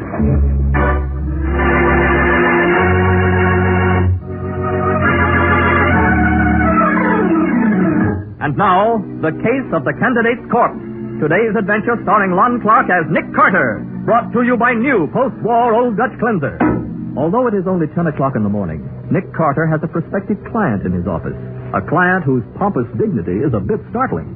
Sir, I am the Honorable Wilton Nigel. Oh, yes. You're a politician, aren't you, Mr. Nigel? I, Mr. Carter, am a public servant. Statesman would be an apter term than politician. Won't you sit down, Mr. Nigel? Thank you. Mr. Carter, I want you to protect me. Protect you? From what? I'm scheduled to be the speaker of the day at a stupendous political rally this afternoon in Springville. That's about 20 miles from here. Oh, I read about that. It's going to be an all-day celebration. There'll be a carnival and barbecue and fireworks. Yes, indeed. And my address is to be the feature event of the day. About 50,000 constituents are expected to hear me. And you want me to protect you from them? Certainly not. Mr. Carter, there's a plot afoot. The Honorable Leonard Squire, my opponent, is tied up with a gangster element. And they'll stop at nothing to discredit me. What do they threaten to do? Oh, they wouldn't dare threaten me. My information comes from a roundabout source. Information regarding what, Mr. Nigel? You're telling me practically nothing. All I know is that something's up. And that's not any more definite. You'll have to trust my judgment that you're needed, Mr. Carter. And I'll pay you $5,000 to keep me from being discredited at this rally. No, thank you, Mr. Nigel. If you'd give me the whole story, maybe I could help you. But under then you refuse to take my case? That's entirely up to you. I regret your decision. I thought I could count on you to help me. If you change your mind, my office is still open. Good day. Honestly, of all the pompous old fuddy-duddies. He's pompous now, Patsy, but it's obvious he expects to be deflated. The man's really frightened about something. I wonder Why, you don't think anybody tried to hurt him physically, do you? I don't know. But I can't think of a better spot for skullduggery than one of those old-fashioned political rallies. Well... Bands, crowds, excitement, noise. You know, Patsy, just out of curiosity, we're going to Springville.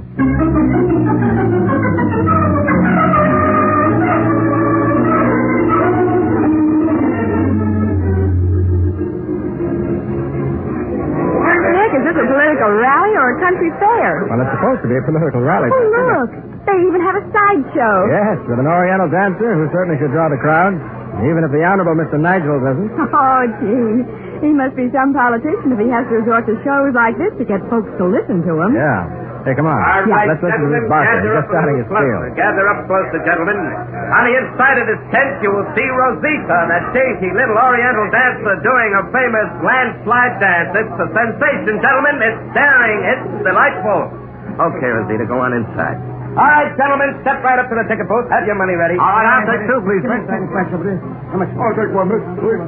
Go on, Rosita, hurry up. No, I ain't going in, Harry. Not till I get the money you owe me. I ain't got it. You got more dough in your pocket today than you ever had in your life before. Now, look, I'm tired of being a sap. I'm leaving, Harry. What? Why, I ought to slap you silly. Where do you think you're going? I'm going to the hotel to see a guy with real money. You're bluffing. Yeah? Ask the Honorable Wilton Nigel if I'm bluffing, you cheap chiseler. But you can't do this to me. What am I going to do? There's a couple of costumes in my dressing room, wise guy. Do the dance yourself. Patsy, did you hear what that dancing girl said about Wilton Nigel? I heard it, but I still don't believe it. You know, I think I'll go and have a talk with Mr. Nigel myself. But I thought you weren't going to take his case. Oh, I might have known you couldn't resist. Uh-huh. Other words, you don't want to come to the hotel with me? And listen to old Windbag Nigel? I should say not. I'll amuse myself here where there's something interesting going on. Okay. Where'll I find you when I'm through talking to him? I'll be somewhere near here. Oh, if you leave Rosita there, give her my regards.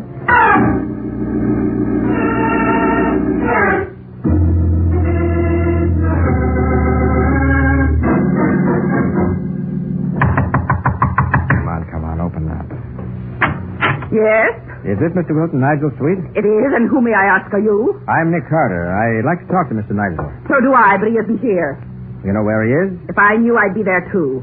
Oh?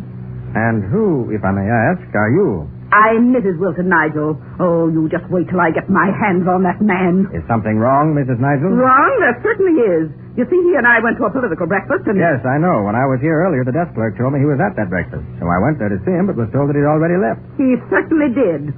When we were about half through, I left the table to make a phone call. And then when I got back, he had disappeared. You know where he went? No, and nobody at the breakfast seemed to know either. So I waited for him. But when he didn't come back, I finally returned here alone. So, you have no idea where your husband might be now, then? No, but two different bellboys told me that a woman came up here this morning. A young woman in a scanty Oriental costume, even had a veil over her face. A woman who had... How long have you been here? Only a few minutes. Why? And how long ago did your husband leave the breakfast? About an hour ago, more or less.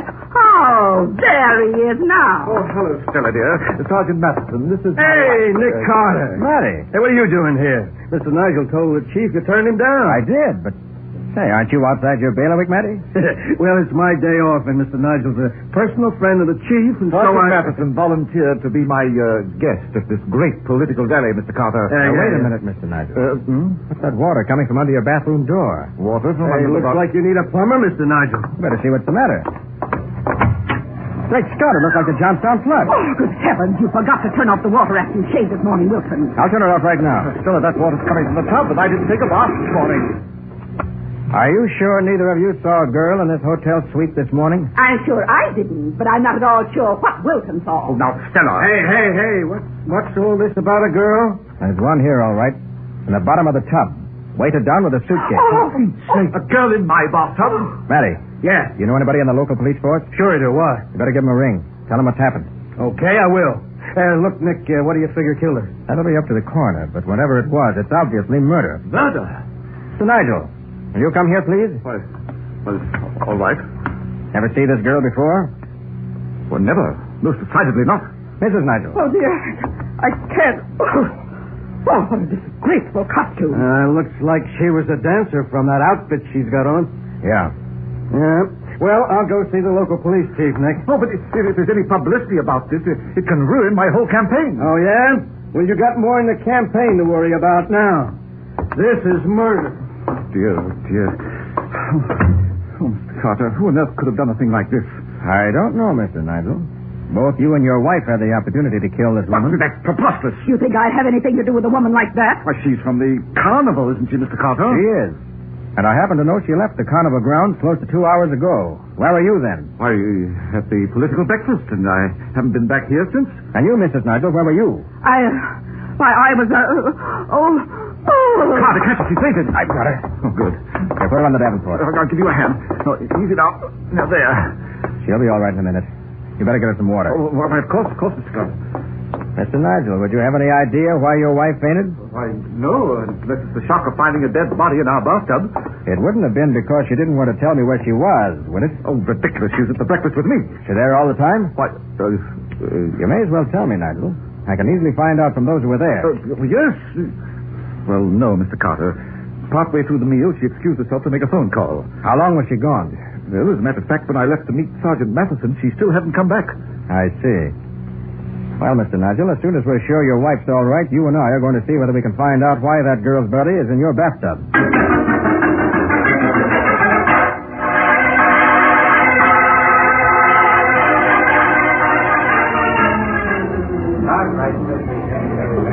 You're going to this carnival sideshow? I am, Nigel. But, Carter, I can't be seen in a place like this Palace of Oriental Wonders. Don't worry. We aren't going in.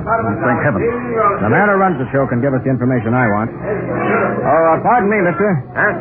Did you have a girl named Rosita working for you earlier today? Did I? Why, I still got a chance. Rosita, the snappiest little Oriental dancer this side of Panama. There'll be a new show in just a few minutes, boys. Listen, mister. I had Harry Hall, boys. Outstanding producer, high-class, educational, and refined entertainment. And you're sure Rosita's still here? Why, sure, I'm sure. You'll see the little lady in all her glory in just a minute, boys. Give the music the needle, Louie. All right, looky. Men, I'm about to show you the most beautiful bit of feminine pulchritude you've ever seen. Rosita, the famous Oriental dancer. Come on out, Rosita. Why, Mr. Carter, isn't that your... It's Patsy.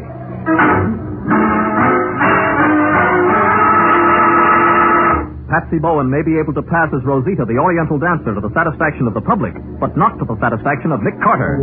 We'll find out the reason for Patsy's masquerade in just a moment.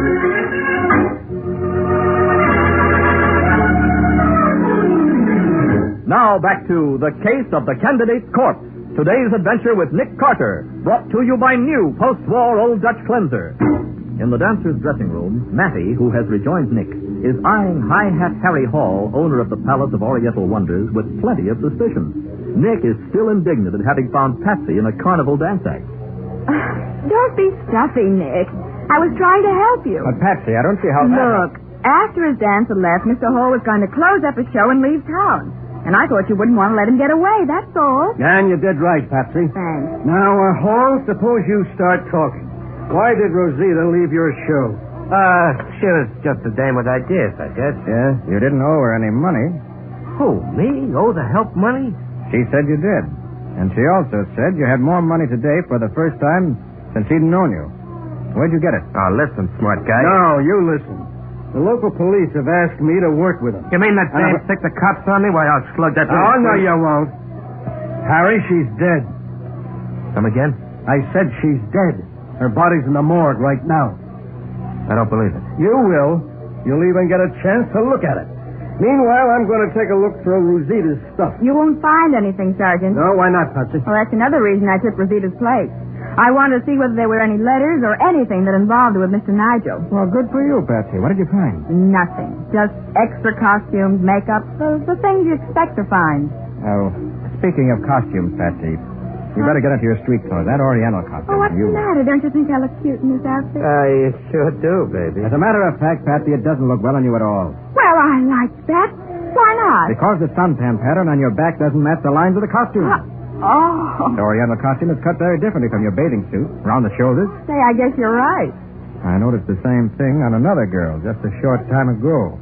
Look, Hall, what's this Rosita's home address? Well, you got me there, Sarge. Oh, come now, Hall. She worked for you. Didn't she have any references?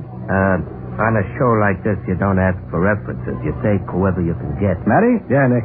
I think we'll give Hall a chance to spend some time with Mr. and Mrs. Nigel. What do you mean? I mean he's going back to the hotel and stay with them while you and I go to the city. Oh, for the love of Pete, Nick. There are labels in the girls' costumes, and the costumer may have a record of the sales. Of course. A good idea, Patsy. We can start our search there. Yeah, but look, what if Hall here tries to take a powder while we're gone? Have one of the local policemen keep an eye on him, Matty, and see that he doesn't get away. Patsy. Yes, Nick? For the last time, will you get out of that costume and into some decent clothes? You've got work to do. A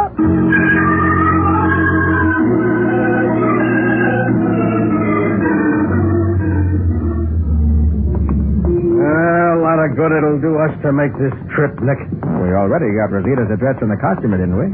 Yeah, we already know her address, the morgue. Yeah?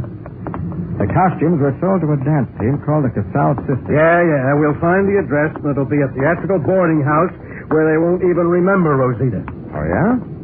This is the place right here. Huh? And it doesn't look like any cheap theatrical boarding house to me. No. Hey, you're right. This is a pretty fair-looking apartment building at that rate. Now, let's see. Hey, we're in luck. Oh, yeah? Here's the nameplate, see? Oh. Roxanne Cassell, apartment 1C. Yeah. Okay, press the buzzer. More luck, Matty. Somebody's home. Good. You looking for me? You, Roxanne Cassell? Sure. What of it? Got something on you to say? Hey, just a minute. Your voice. Hey, you're Rosita Cassell. You're wrong there, mister. I'm Roxanne. What's up? Was Rosita your sister? No, we just worked together as a dance team. Then we had a fight and split up. Yeah? Last I heard, she was dancing in a cheap little carny show. Well, what's she done now? She's been murdered. Murdered? Sure. Was it a man who killed her? What? Why do you ask that? Well, she was running around with a guy before she left town. A big shot. He got sore at her and she was afraid of him. Scared half to death. You know the man's name? Oh, it's a kind of funny name. Something like, Milton or Wilton. Was it Wilton Nigel? That's it. I always wondered what a guy with a name like that would look like. Well, you're going to find out, Miss Cassell. And fast.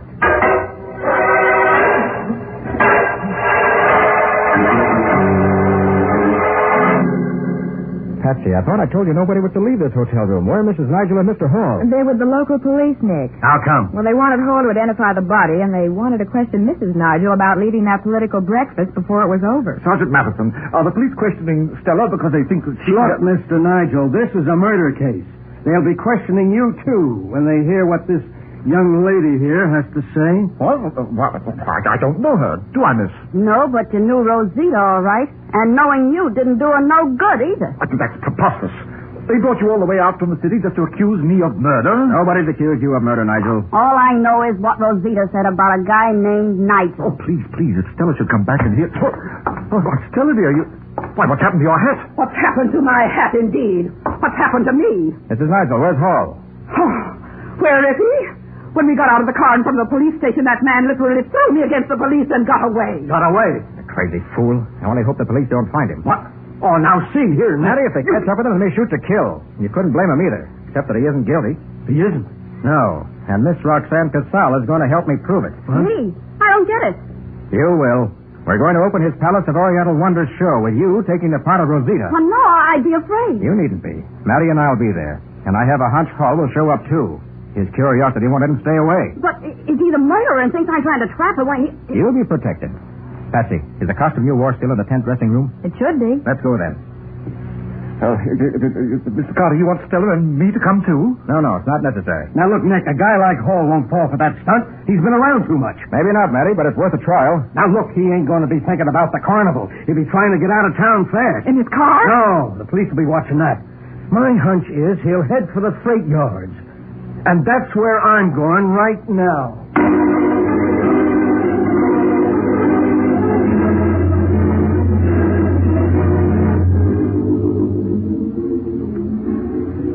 But it's so hot in this tent, Wilton. Stella, dear, we have to stay here. Mr. Carter said so. And I suppose we have to watch that woman do a dance. I'm afraid you do, Mrs. Nigel. She should be about ready. Patsy's helping her get into the costume now. I don't see why anybody would need help to get into a skimpy thing like that. Oh, Mr. Carter, look. Coming down the aisle. Sergeant Matheson and... Mr. Hall, oh, wait till I get my hands on that man. Come on, Hall, come on. Bring him back alive. That's me.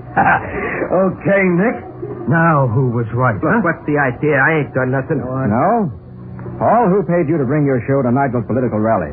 Nobody. The police are going to search you, Hall. If they find any substantial sum of money, you'll be in a spot. What do you mean? I heard your dancing girl say you hadn't been able to pay her, but that you had some money today for the first time in weeks. Okay, so what if I was paid to bring the show here? I wasn't told to do nothing crooked, just bring in the show and play here at the rally. Why? Look, I don't ask questions. If somebody wants to give me $1,000 with no strings tied to My it... opponent was responsible for that. He wanted to make my political rally look cheap and discredit me. Mr. Dow's all ready, miss. Fine, I'll signal you when to start. Well, what goes on here? We're going to have a private performance, Hall. All right, sit down, everybody. Go ahead, Patsy. What about the music? Look, Hall, now that you're here, suppose you play the organ, just the way you did for Rosita. Well, why should I? This ain't no... Get busy, Hall. Do as Nick says. Oh, okay. Pull the curtains, Patsy. Right. Oh, good heavens. Of all the disgraceful... Quiet, please, Mrs. Nigel. Wait a minute, Mr. Saul. Stay in the center of the stage. Don't try to talk to Hall. I said don't... What did she say to you, Hall? I just told him to play a little faster, that's all. Are you sure you didn't tell him how you murdered the woman we found in the bathtub? What? Me murder Rosita? Yes, you. You're crazy. I wasn't even here. I was in the city. Oh, no, you weren't. You were right here in town. What? Your name may be Roxanne, but you've been working for Hall under the name of Rosita. But it was the real Rosita who was murdered. You don't know what you're talking about. How about it, Hall? Is this the girl who worked for you or not? No, this ain't the one. I think she is. And now, look, Nick, if Harry says she ain't the one, how are you going to prove different? Nobody else ever saw that dancer without her veil but him. Yeah, go ahead, Mr. Carter. Prove I was the one who was working for Hall. All right, I will. Your costume's a dead giveaway. What The suntan pattern on your back, it fits the cut of your costume perfectly. Come again? Standing out in the sun every afternoon doing the ballyhoo on your show, Hall, Roxanne got a tan that fits the lines of the costume she wore. The same costume she's wearing now. But the girl in the bathtub wasn't tanned that way. The pattern of her suntan didn't fit the costume. The dead girl never worked for you, Hall. Okay, you're right, Carter. No use trying to bluff any longer. No, you fool. I told you while I was dancing I'd split with you if you'd stick with me. I was giving you a chance to... You'd have given him the same treatment you gave Rosita the first chance you got. I've got a treatment for all of you if you try to stop me. A lead treatment. Under this veil that's draped over my right hand, I'm holding a gun aimed at Miss Bowen's back. Can I let her have it, Nick? Not if you want Miss Bowen to live. She's gonna leave with me. And if any of you try to follow her, she gets shot. So if you want me bad enough to have her killed, come right ahead.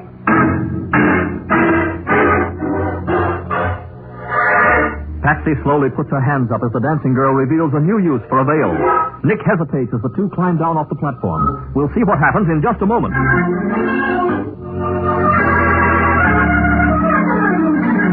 Now for the conclusion of The Case of the Candidate's Corpse. Today's adventure with Nick Carter, brought to you by new post-war Old Dutch Cleanser. With her veil-covered revolver pressed firmly against Patsy's back, the dancing girl moves toward the rear of the tent. Keep away from me if you want a live secretary, Mr. Carter. You heard her, so help me. It's all up to you. If you don't follow me, she'll be all right. Toss me your car keys, Harry. Now look. Think about it. Okay. Now, lift up the side wall of the tent, Miss Bowen. Lift up the what? The tent canvas. Lift it up so we can get under the tent. Oh, okay. There. Higher, you dope. I can't. That's as high as it goes. All right, hold it steady while I get under it. Don't you... Hey, I'm going there. You've got me, have you, you little... Matty, hold the canvas up off me so I can get a hold of it. Right, Nick. Watch out, Patsy. Don't let it... Okay, I've got it. Hurry, Mr. Carter, I'm about to kill someone. All right, Patsy, you can relax. I've got a gun. Yeah, and I got her. That's what you think, boy. Oh, no, you won't. Now, shut up and behave yourself. You all right, Patsy? I guess so. A couple of sore spots, but that's all. Knocking you over with your foot when you bent down to get under the tent wall was fast thinking, Patsy. Remind me to tell you later what a smart girl you are. Why, thanks, She's not so hot. If I hadn't been off balance, I'd never... All right, Roxanne. Why did you kill Rosita? Rosita had it coming to her. Why? She had me working in this Connie job under her name. Because she was working a blackmail racket and wanted an alibi if anything went wrong. And she could claim she was out of town with Hall's show? Yeah. Was Rosita planning to blackmail Mr. Nigel? No. Gang that's trying to keep him from getting elected hired her to come up and sneak in his hotel room while he was out. Uh-huh. She's going to put on a big act about how she was his girlfriend and all that stuff. And when she was through with her act, Nigel would have had to withdraw from the race or face a nasty scandal. That's it, Mr. And Carter. if anything went wrong, Rosita would have taken your place in the show. Why, sure. She could have proved she was doing a dance act at the time she was supposed to have been putting on a act with Nigel. Oh, I get it. Pretty clever. Clever? Disgraceful, you mean? But how did you happen to go to the hotel, Roxanne? I saw a chance to make myself a nice hunk of money. So I decided to sell what I knew to Nigel. Only when you got to the hotel, you found Rosita was already there. Yeah. Yeah. And they guessed I was there to double-cross when we got into a fight. I knew I had to get rid of her, so I hit her over the head with a bookend. And you put her in the bathtub and turned on the water. Yeah. Then I went back to town to see if I could find where she kept her money. But you got there too soon. You mean you got there in time to save me from being the victim of a dirty political plot? It almost looks as if I'm a man of destiny. Save the speech for tonight, Wilson. Yes, my dear. One thing, Mr. Nigel. When you came to my office, why wouldn't you tell me where you got the tip that somebody was plotting to ruin your career? Well, it was an anonymous phone call from a girl. It was from me, in case I decided to sell out to you. Then why didn't you tell me that, Mr. Nigel? And had Stella know a beautiful young girl had been talking to me on the phone? Oh, dear me. I'd rather go through anything than have that happen.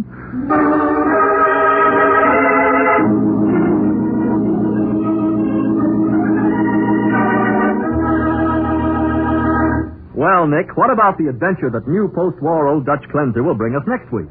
It's a story about a woman who writes soap operas, Mike, and does a good job of it. Until the murder she writes about actually happens in real life. And every suspect has a perfect alibi, too. But when the radio actress who plays the part of the murder victim disappears... Wait a minute. This is getting too complicated. Not complicated, Mike. Just puzzling. For such a simple murder, it was almost perfect. In fact, it might have been completely perfect if I hadn't bluffed. Well, it sounds wonderful, Nick. What do you call this adventure? I call it The Case of the Substitute Slayer.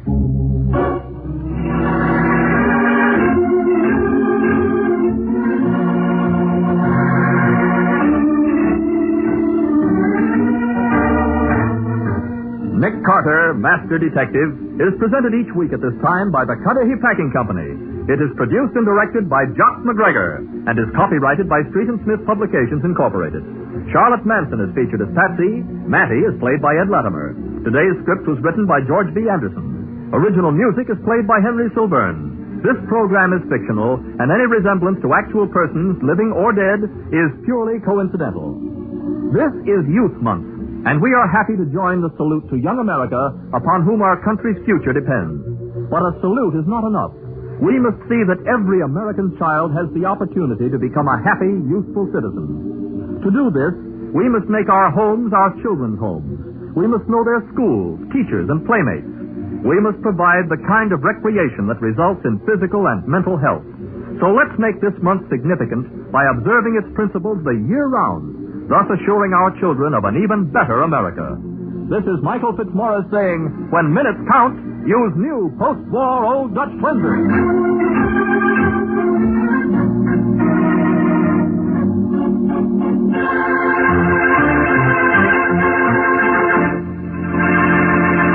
This is the Mutual Broadcasting System.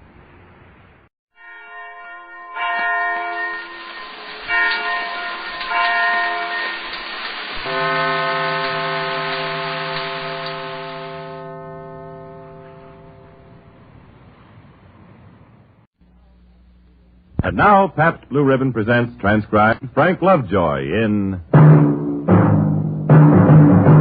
Night Beat.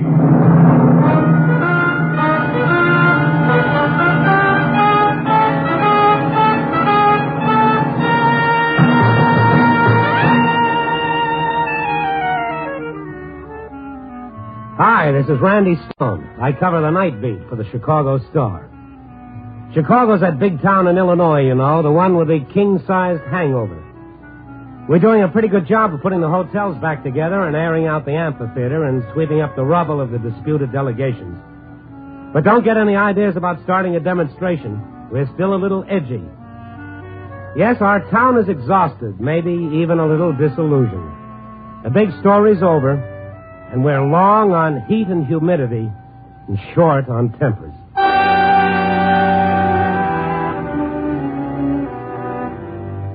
I just walked in off the street, leaving my footprints forever seared in the concrete. The sitting room was a full degree cooler and 20% darker. By the time my eyes adjusted, I could see Gil Lovett, the sports editor, reading the final edition at his desk. No one else was around. It figured it was 6 p.m. The day side of the staff had gone home to a cool drink. Oh, hi, Randy. Hi, Gil. How'd the Cubs do? Split the doubleheader. The Sox? Call rain in Boston. Well, let's go to Boston. Randy, you didn't happen to read my column today, did you? You read mine? No. Well, it's a standoff. Why? What's with your column? That's a crazy story I got mixed up in. Wait a minute, I'll read it to you. It's down here at the bottom. Maybe you can figure an angle on it. Beats me. That's funny. The last item of the column, it isn't here. Well, it's been hot. Maybe you imagine. No, wait a minute. I saw the proof on it about noon today. It was in then. There's something goofy about it. Yeah, sounds like. Hi, Dutch. Through for the day, huh? All through, Mr. Stone. Good night. Night, Dutch. Wait a minute, Dutch. You have anything to do with this? Good night, Mr. Lovett. No, I said hold it. Don't bark your orders at me. Well, I'll bark plenty. You yanked that story out of my column, didn't you? After I saw the proof, you pulled the item out, didn't you? I told you not to print it, Mr. Lovett. And I told you it was none of your business. You stick to your composing room job. I handle the sports side. Then watch how you handle it, what you print. Well, you crazy old fool, I'll break your neck. Take it easy, Gil. Oh, don't frighten me, you brave young man. Dutch, put down that paperweight. I'll put it down on his head. Dutch! Mr. Stone. You stay out of this, Randy. I'll handle it. No, leave him alone. Now, come on, the both of you. Break it up. I don't know what the beef is, but this won't settle it. What he prints, it is very wrong. You're cockeyed. Innocent people can be hurt by it. You will do no good and very much harm. Okay. You better go on home, Dutch. I'll go home, Mr. Stone. But you should not interfere. Sometimes it is very dangerous to interfere. Yeah. Good night, Dutch. Don't do it again, Mr. Stone. Well, okay, Gil. What's it all about? You know, that guy would have killed me. You know that? He was pretty sore. I've never seen him like that. Yeah. Devil of it is, I like old Dutch, but he's way off base pulling a story of mine out of my column. What is this story? Well, there's this kid, see, and I still don't figure Dutch in it anywhere, but... Point killer. Yeah. Whose phone is it? It's mine. Wait, will you? I want you in on this.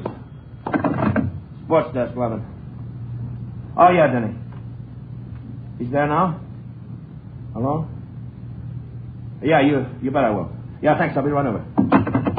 I'll be doggone. Well, okay, now, so there's this kid. Now, what about him? That call.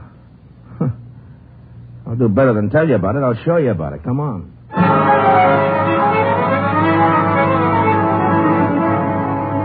It was Gil's story. I figured I'd let him tell it his way. But I kept thinking about old Dutch Hilbrand. He'd been a mainstay in the composing room for years, a lovable old guy. What made him heave the paperweight at Gil, and how could an item in a sports column drive him to it? Well, 10 minutes later, we parked the car and entered the swimming stadium where the regional Olympic trials had been held. The stadium itself was empty, and no one was in the pool except the kid in blue trunks up by the diving board. He looked to be maybe 15 years old, and he was going through some limbering up exercises. Gil motioned me into a first-row seat and shoved a stopwatch into my hand. Here, you'll want this. Will I? When that kid down there starts his swim, start your watch. I'll keep one on him, too. Sure, why not, if it proves something? It will. Who tipped you he was here? Denny Carnes, swimming coach at the stadium. Yeah, kid's about ready now. Watch it. What, is this the story? This is part of it. I don't know much about championship swimming. I didn't have to see that this kid was cutting that water fast with a powerful stroke. I kept my eyes on him, except to notice that Gil watched only the stopwatch he held. That's it. Clock it. I got 56 seconds flat. How about you, Randy? 56 flat. What distance was that? 100 meters. And that 56 flat is a full second and 4/10 off the 52 Olympic record. Yeah, he's bettered that once, too. He had 54.5 a few weeks back. Well, who is the kid? If he's so good, why isn't he in Helsinki? Well, his name's Pete, but that's why no last name. He's never with any kids his age or anyone. How'd he do in the Olympic trials? He wouldn't even enter them. He could have beat out the best of them. He was a cinch for the team, but he wouldn't try out. Well, maybe he doesn't like competition. Maybe he just likes to swim. No, he's competed in some pickup competitions here. That's how Denny got a line on him in the first place. He showed up for the Olympic trials, too, but all he'd do was sit there in the stadium and watch. Now, Randy, something else kept him from entering the trials. I'm convinced he wanted a spot on the Olympic team more than anything. And this is the story you printed, the one Dutch pulled from the column? Yeah, this is it. Well, I don't get it. What's Dutch's connection with this Pete kid? I don't know. He won't talk about the kid even. All he says is that printing the story will hurt innocent people. Ever asked the kid about Dutch? No, but I've asked him a lot of other things. He won't talk either. Well, let's ask him about Dutch. See what happens. Okay. He's a good-looking kid. Yeah, he is. I always had a feeling that he'd like to make friends, too, but something keeps him from it. Think he'll stop swimming long enough to talk? I don't plan on it. Hey, Pete. Hello, Mr. Lovett. Hello.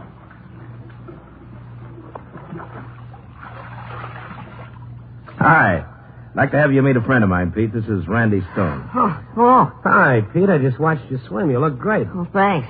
How was the time? Or did you notice? 56 flat. Well, that's not bad, I guess. Nobody at Helsinki touched it. Well, I'm glad you liked it, Mr. Stone. Pete, I wonder if you happen to know a friend of mine who works on the Star, Dutch Hilbrand. Well, I don't know anybody. Sure you don't know Dutch? He's a fine old guy. No, I don't know him. Look, leave me alone, will you? Just please leave me alone. What? Wait a minute. Pete, we want to help you. Well, you going to leave him alone or swim after him? The devil with him.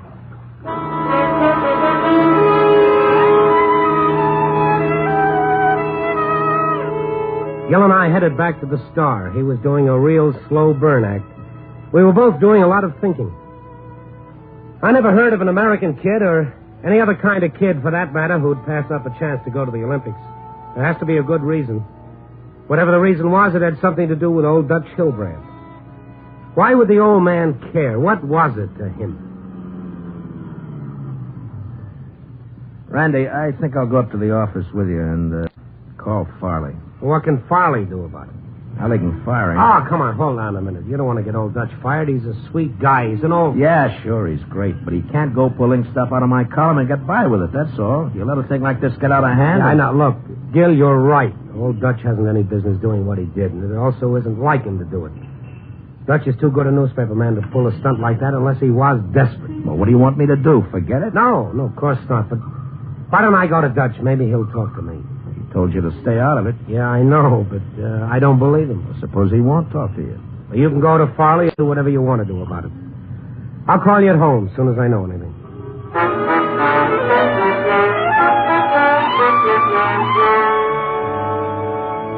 As far as I knew, Dutch Hilbrand had lived at the same address he'd had ever since he came to the Star. I played poker out there a couple of times when Mama Dutch was living. I didn't see him often now, but I knew what kind of a guy Dutch was. He wasn't a violent guy by nature. And if he risked his job and the chance of ever getting another newspaper job, there was something pretty big behind it. I knocked a long time before anyone answered. Yes? What is it? I'm looking for Dutch Hilbrand. Is he home? Why, who are you, may I ask? I'm Randy Stone. I'm a friend of his. Who are you? It isn't important who I am. Dutch is not here. He isn't, huh? You know, you look a lot like a youngster I saw a while ago. Boy, about 15. His name was Pete. Dutch is not here. I don't know where he is or when to expect him. Well, he'll probably come home sometime. I think I'll wait for him if you don't mind. But he may be quite late. I don't know any reason for you to wait for him. Well, it's a pretty important reason. It's important to Dutch, or I wouldn't wait. You say you are a friend of his. I wouldn't be here if I weren't. This important reason you have for seeing him, waiting for him, you could tell me this? I could tell Dutch, that's all. I see. I don't know. Let him in, Abby. Papa? It's all right, Abby. I'll talk to Mr. Stone. You are sure, Papa? Don't worry, Abby. Come in, Mr. Stone. Thanks, Dutch. You sit down. Make yourself at home. I'll be with you in a moment. Sure, swell, Dutch. Come along, Abby.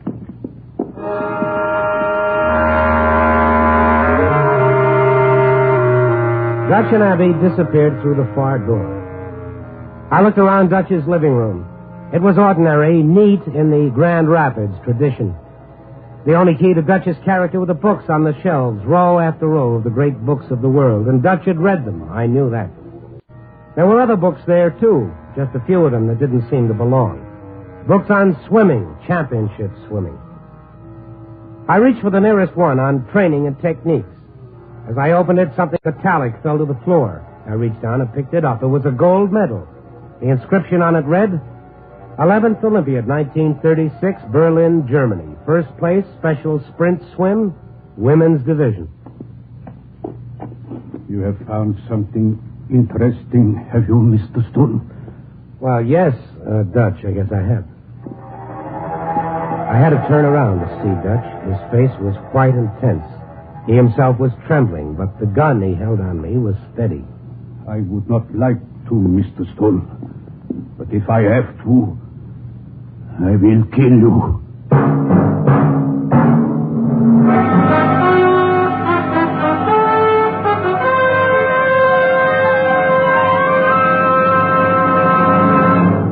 We return in just a moment to Night Beat, starring Frank Lovejoy as Randy Stone. Remember a few months back how you used to catch yourself daydreaming about warm, wonderful vacation days ahead? Well, they're here. Yes, it's time to enjoy the outdoors. To lay a tablecloth on a patch of green grass and feast on good foods and good beer, too. Smooth, delicious Pabst Blue Ribbon, of course. Here's one beer that's taking to the outdoors this summer. Out to the country. Fishing, beach parties, barbecues. Wherever you enjoy yourself, you'll want to enjoy tall, foaming glasses of Pabst Blue Ribbon beer. And say, listen to this hint for your summer fun. Here's a list of foods to choose for picnics, parties, barbecues. Campbell's Pork and Beans, Farmer's Treat, Borden's Cheese, Ritz Crackers, Swiss Frankfurters, and, of course, Pabst Blue Ribbon. You'll find that food tastes better by far if you serve it with foaming PBR. What'll you have? Pabst Blue Ribbon. What'll you have? Pabst Blue Ribbon. What'll you have? Pabst Blue Ribbon. Pabst Blue Ribbon beer. Smoother, smoother, smoother flavor. Finer beer that millions favor. Taste that smoother, smoother flavor. Pabst Blue Ribbon beer. Tomorrow, for sure, pick up several convenient Pabst Blue Ribbon Handy 6 cartons packed with 6 space-saving cans. Or get the money-saving case of 24. Any way you buy it, in bottles or in cans, it's always the same. Smooth, sociable, satisfying Pabst Blue Ribbon.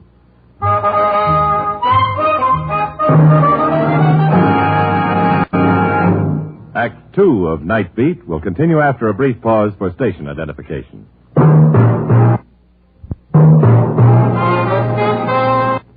This is NBC, the national broadcasting company.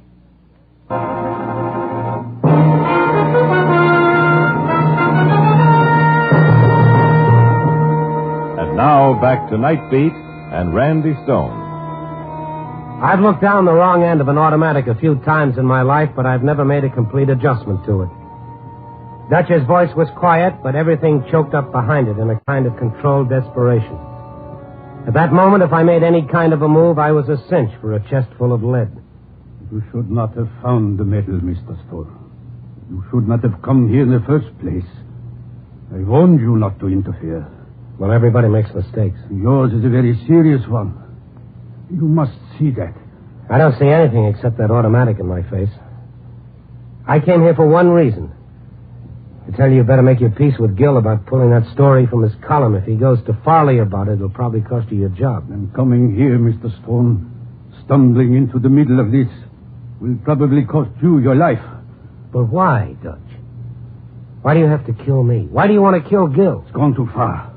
I can't be responsible for what happens now. Well, Dutch, this is crazy. What's wrong with me knowing about the Olympic medal? Who is this kid, Pete? What's he to you? And what's wrong with Gil printing a story about a kid who refused to try out for the Olympic Games? Story can do no good. Only a great harm. Well, you've said that, but that's all you've said. That's all I have to say, Mr. Stone. You know, this kind of thing spreads in the newspaper business, Dutch. No other paper would hire you if Farley fires you. That is also not important, Mr. Stone. Well, how about me? I'm not important either? Don't you see? I can't help what happens to you now. I don't want to. I would not have wished it this way. You are a friend. But some things are bigger than friends. Yes, and sometimes when you're in trouble, friends can help, Dutch. There is nothing you can do. Okay, so I can't help you. I can't help, so you've got to kill me? Dutch, it doesn't make sense. I don't want to kill you, Mr. Stone. Well, I don't want you to. But Gil, Mr. No, let me think a while, Dutch. Let me think. I can't promise anything. Just let me think. Let me talk to him. Just you. Go now, Mr. Stone. Just go. And forget all you can.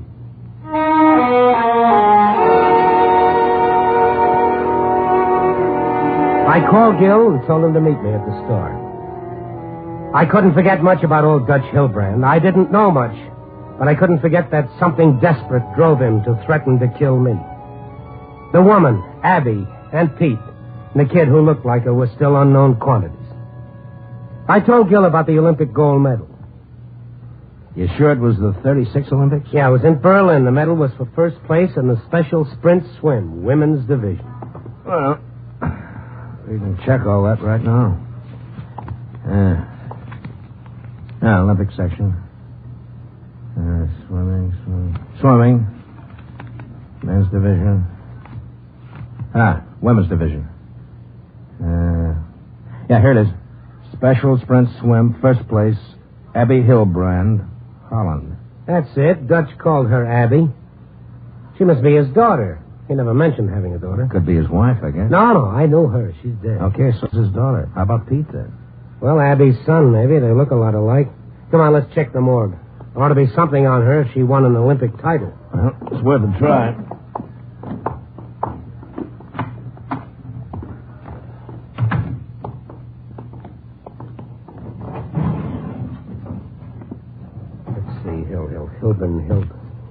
Hilbrand. Here it is. Hilbrand Abbey. Won gold medal in 1936 Olympics in Berlin at the age of 19. Gave up brilliant swimming career to marry Karl Kopek, a Czechoslovakian official at that time attached to the Czech embassy in Amsterdam. June 25th, 1937, gave birth to a son, Peter Kopek. Resides in Prague, Czechoslovakia. So Pete's his mother's son. No wonder he's a swimming fool. He probably cut his teeth on her Olympic medal. Karl Kopek. I've heard that name. Yeah, he's probably in the file, too. All right, he should be. Let's see. Here he is. Kopek Karl, official in the Ministry of Information, Prague, Czechoslovakia. Winner of Stalin Medal for promoting Soviet friendship throughout Czechoslovakia. Nice fellow. Yeah. So Pete couldn't compete for the American Olympic team because he isn't an American. I wish there was all there was to that story. Oh, what do you mean? Well, Dutch didn't threaten to kill me because Pete's just an alien. He's the son of a red official. The good chance is Pete and Abby are in the country illegally. If it isn't that, it's something close to it. Why all the secrecy? Why the panic at being discovered? Hey, you're right. What do we do now?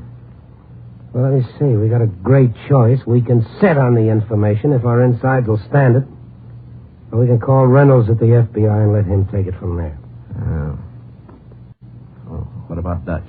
That's the part that hurts.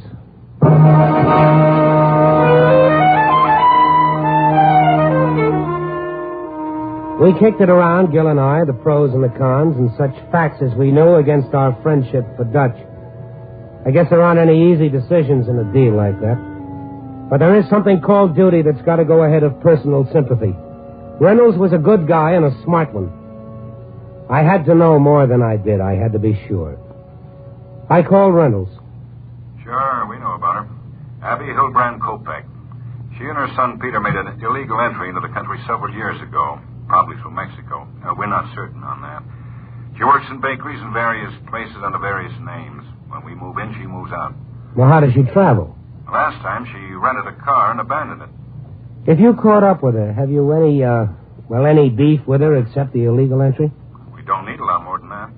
You'll probably deport her, huh? Her and the kid? Well, that depends.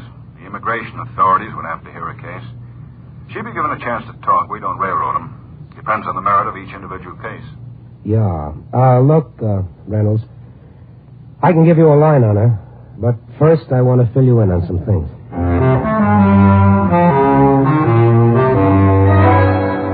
I filled Reynolds in on the whole story, everything I knew about it, that is.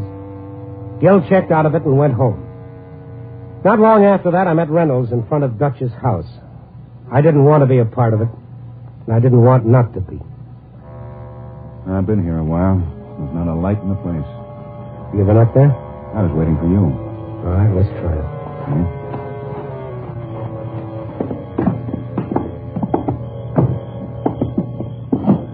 All the shades are drawn. They could still be here. Dutch! Dutch! It's Randy Stone. I think they beat it. Even from the outside, you can tell when a house is empty. I guess you're right. But Dutch doesn't have a car. If they're really running, I doubt they'd trust friends or public transportation. I wonder, you don't suppose she'd try that car rental deal again? You worked for her last time. There's a car rental agency a few blocks from here. We can check it. Okay, let's go. Reynolds, running away like this doesn't look good for him, does it? No, Stone, it doesn't look good.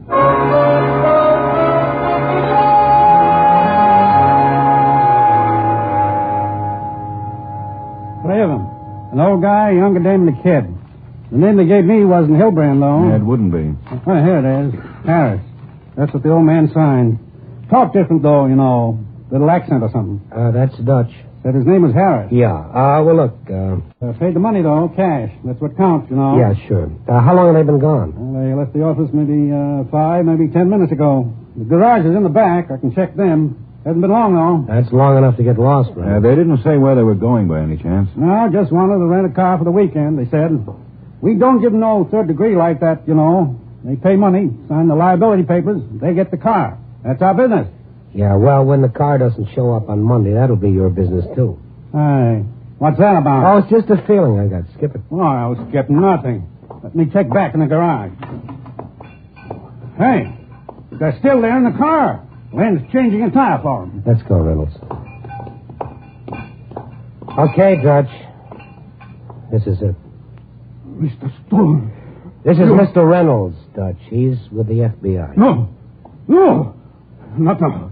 Not now. Abby, Peter, you must go quickly. You run. No one's going to run this time, Dutch. Right, Mrs. Kopek? Oh, he's right, Papa. We don't run this time.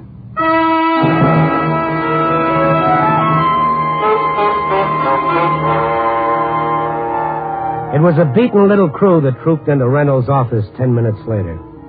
A scared kid, a broken old man, and a young woman who'd been running too long, and a reporter who didn't feel much like a hero. What will happen to my son? That depends on you, Mrs. Kopek. I want to tell the truth. I will tell the truth. That's all I'm looking for. Do you deny that you made an illegal entry into this country? I do not deny this. Mm-hmm. You're Carl Kopek's wife, are you not? I am his wife, yes. You know of Carl? Well, we know he's a communist official in Czechoslovakia. Oh, But before that, do you know Karl Kopeck? Because before he became devoted to the cause of Stalin, he was as devoted to the cause of Hitler. If you know these things of Karl, you know more than I knew when I married him. More than I dreamed when our son was born. But you are his wife. You're still married to him. Legally, I suppose. When I discovered that I had married a Nazi, I took my son, a baby then, and fled. But each time my Karl and his friends would find me, bring me back, it was not pleasant, the punishment for running away. So you stayed? For fear of reprisal against my son, I stayed. Then the war was over, and the fear was gone for a time. But my Karl was not such a dedicated man as he was opportunist. He became a communist. And you started running again? Running, walking, crawling. It took time, a very long time. But finally, Peter and I reached America. To identify myself at your ports meant certain recognition. Karl or someone would find us. And I knew, because of Karl, that once your authorities discovered us, we would be deported back to him. Oh, for myself, I am willing to go back. You want to go back to him? I said I am willing. Send me back if you will, if you must. But, Peter, will you deport him back to fear and torture, perhaps death? Can he not know your freedoms? Must he be lost?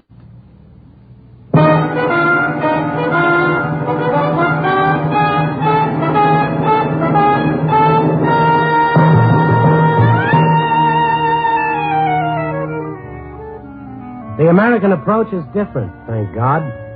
Reynolds could assure Abby of that. Her story and Pete's will be given a fair hearing. And once the immigration people have heard it and investigated, Abby has the right of petition. The decision on Abby and Pete finally rests with our Congress. And if their case has the merit it seems to have, she and Pete can one day become American citizens without fear of reprisal. Pete's young. He may make the Olympic swimming team yet.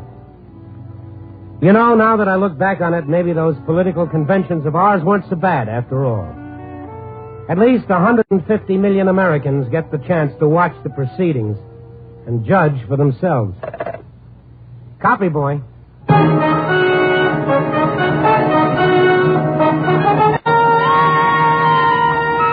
Night Beat, starring Frank Lovejoy, is produced and directed by Warren Lewis.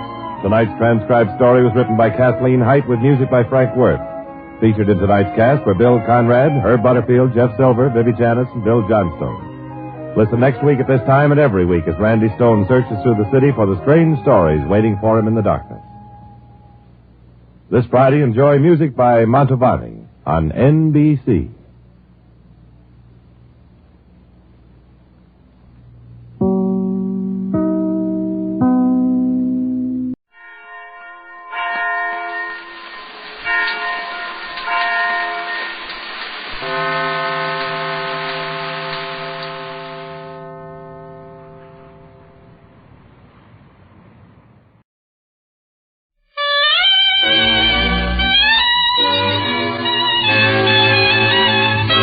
Makers of Camel Cigarettes present Dick Powell as Richard Diamond, Private Detective.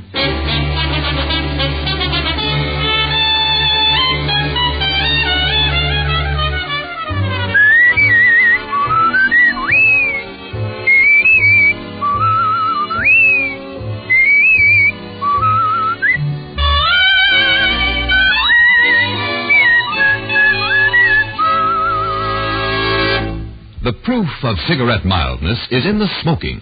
Steady smoking. Make your own 30-day Camel test, the thorough test of mildness.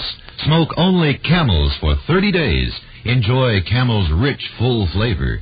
See how mild Camels are, how well they agree with your throat, pack after pack, week after week. You'll soon see why, after all the mildness tests. Camel is by far America's most popular cigarette.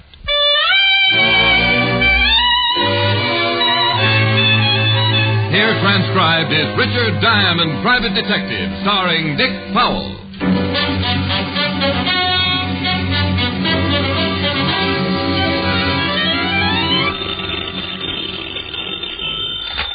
Diamond Detective Agency. Diamond Detective Agency. Well? Hi, Helen. Well? Well, what? Where's the slogan? Diamond Detective Agency is enough. This week I've decided to conduct my business on more of a refined level. Why? I need the change. I'm getting tired of defending myself. You haven't defended yourself since kindergarten. Are you forgetting the other night in your study? Rick. Now, don't give me that sweet innocence. I should have been decorated for that campaign. Weren't you? Helen. Now, you hang up, and I'm going to call you right back. Hang up? And when you answer, I expect to hear the old Richard Diamond slogan and all. Yes, Miss Asher. Bye. No, women. Slogan. Let's see. Diamond Detective Agency. Gumshoes resold while you wait. What's the matter with your voice? This is the old Richard Diamond. Oh, Rick. No, make up your mind. Mr. Diamond? Hold it, Helen. Something I can do for you? Me? No. Yes, if you're Mr. Diamond. Client? I think so, dear. I haven't seen the subpoena yet. Well, I'll talk to you later. Good luck. Bye. Bye. Well, get it over with. Hire me or serve me. I beg your pardon. Just trying to second-guess you. Have a seat. Thank you. My name is Stevens. Arthur Stevens. What can I do for you, Mr. Stevens? A great deal.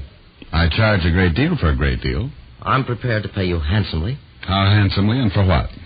$500 for a quick trip to Florida. Well, that's easy. Now, what's going to make it tough? Lucius Timken. Is that a man? Yes. He'll try and stop you. How? Kill you if necessary.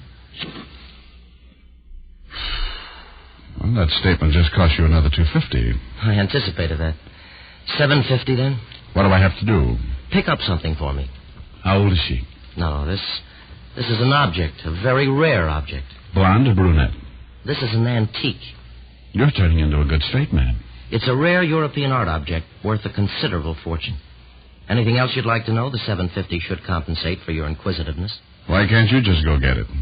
Lucius Timken. He anticipates my arrival. Why did you pick me? Reputation. I've heard I can trust you. All right, Mr. Stevens. How much of a down payment will keep you trusting me until I get back? Let's say $250. Let's say $350, and we can trust each other. It's a bargain. Only if I live long enough to spend it.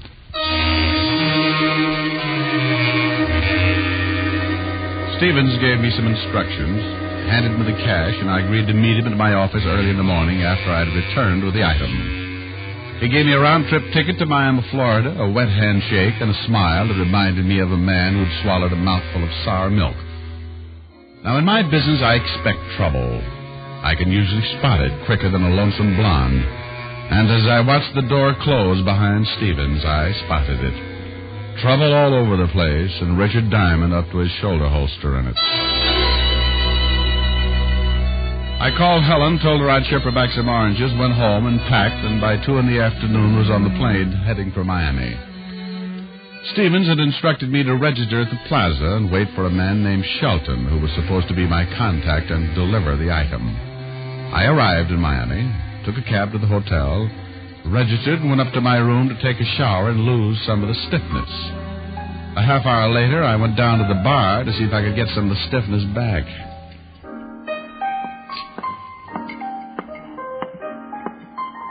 This seat taken? Not a bed.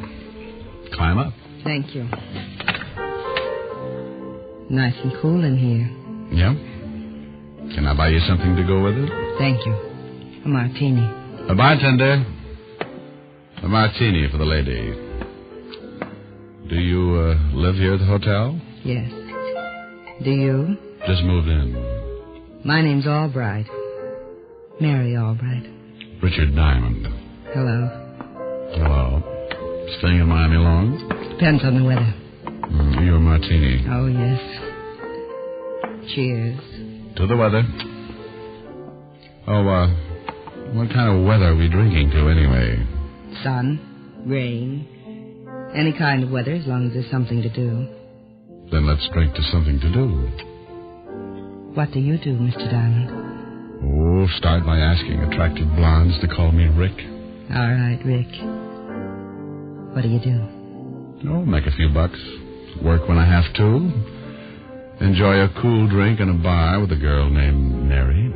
Marion? Not a bit. Have you made the trip yet? Once. Didn't like the weather. Why don't you buy me dinner, Rick?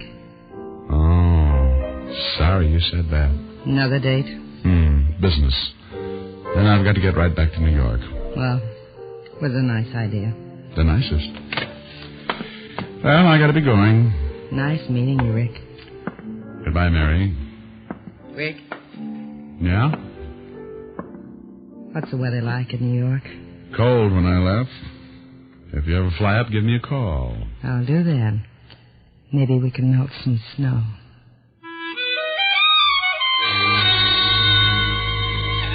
She could have melted an ice floe in the Arctic. I left her sitting at the bar looking lonesome and went back up to my room and enjoyed myself by running into the walls until I got tired and lay down to rest. I must have dozed because when I came out of it and looked at my watch, it was nearly 8. My contact was overdue, so I sat up, smoked a Camel, and by 8 I called the desk. Hello, this is Mr. Diamond. Has anybody been asking for me? Are you sure? Okay.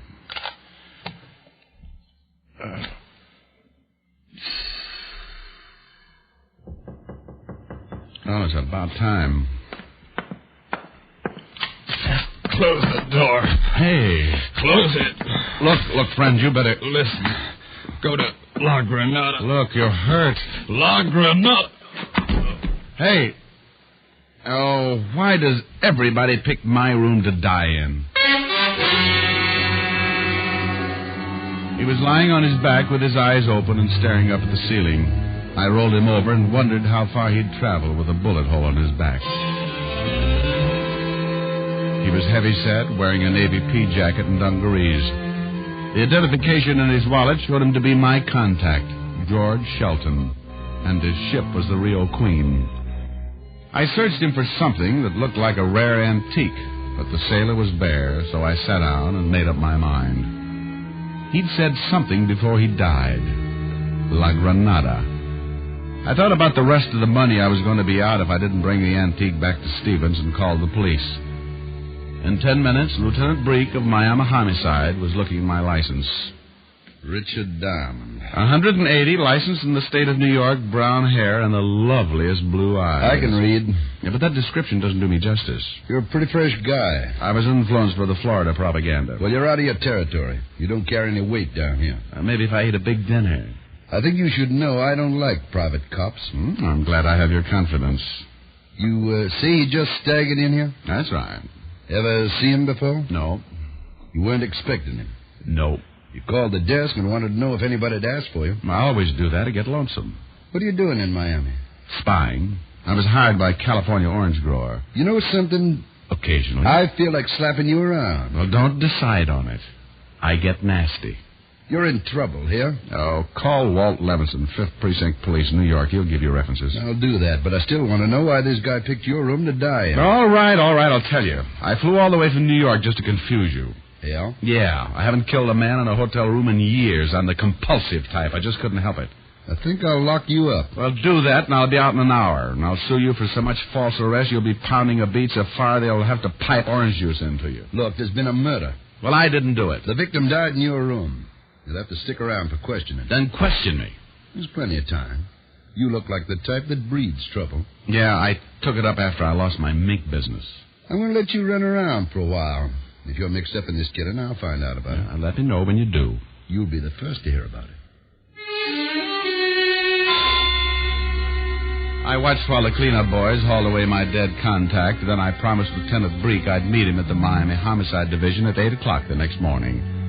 They left, and I waited until I was sure they were clear of the hotel, then went out to find something or someone called La Granada. Out on the street, I decided a cab driver was my best bet. I spotted one about halfway down the block and started for it. I never made it. Hold it. Right there.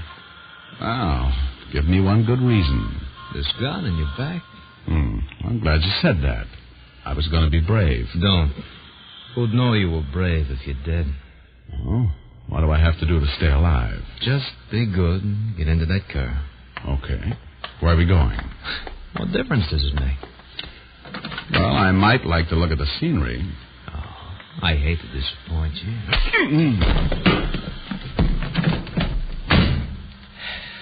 See, Mr. Diamond? Doesn't make any difference now, does it?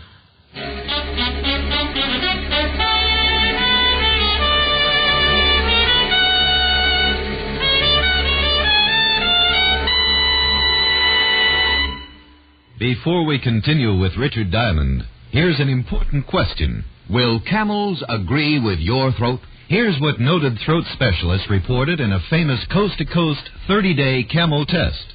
Hundreds of men and women, people in different climates, people with normal throats, smoked only camels for 30 days. The specialists made weekly examinations of their throats, 2,470 examinations in all, and reported not one single case of throat irritation due to smoking camels. Will camels agree with your throat? Make your own 30-day camel test. The sensible, thorough cigarette test. Enjoy Camel's rich, full flavor for 30 days. See how mild Camels are, pack after pack. How well they agree with your throat, week in and week out. You'll make Camels your steady smoke. For mildness, for flavor, for constant smoking enjoyment. How mild can a cigarette be? Make the Camel 30-day test and you'll see. Smoke Camels and see.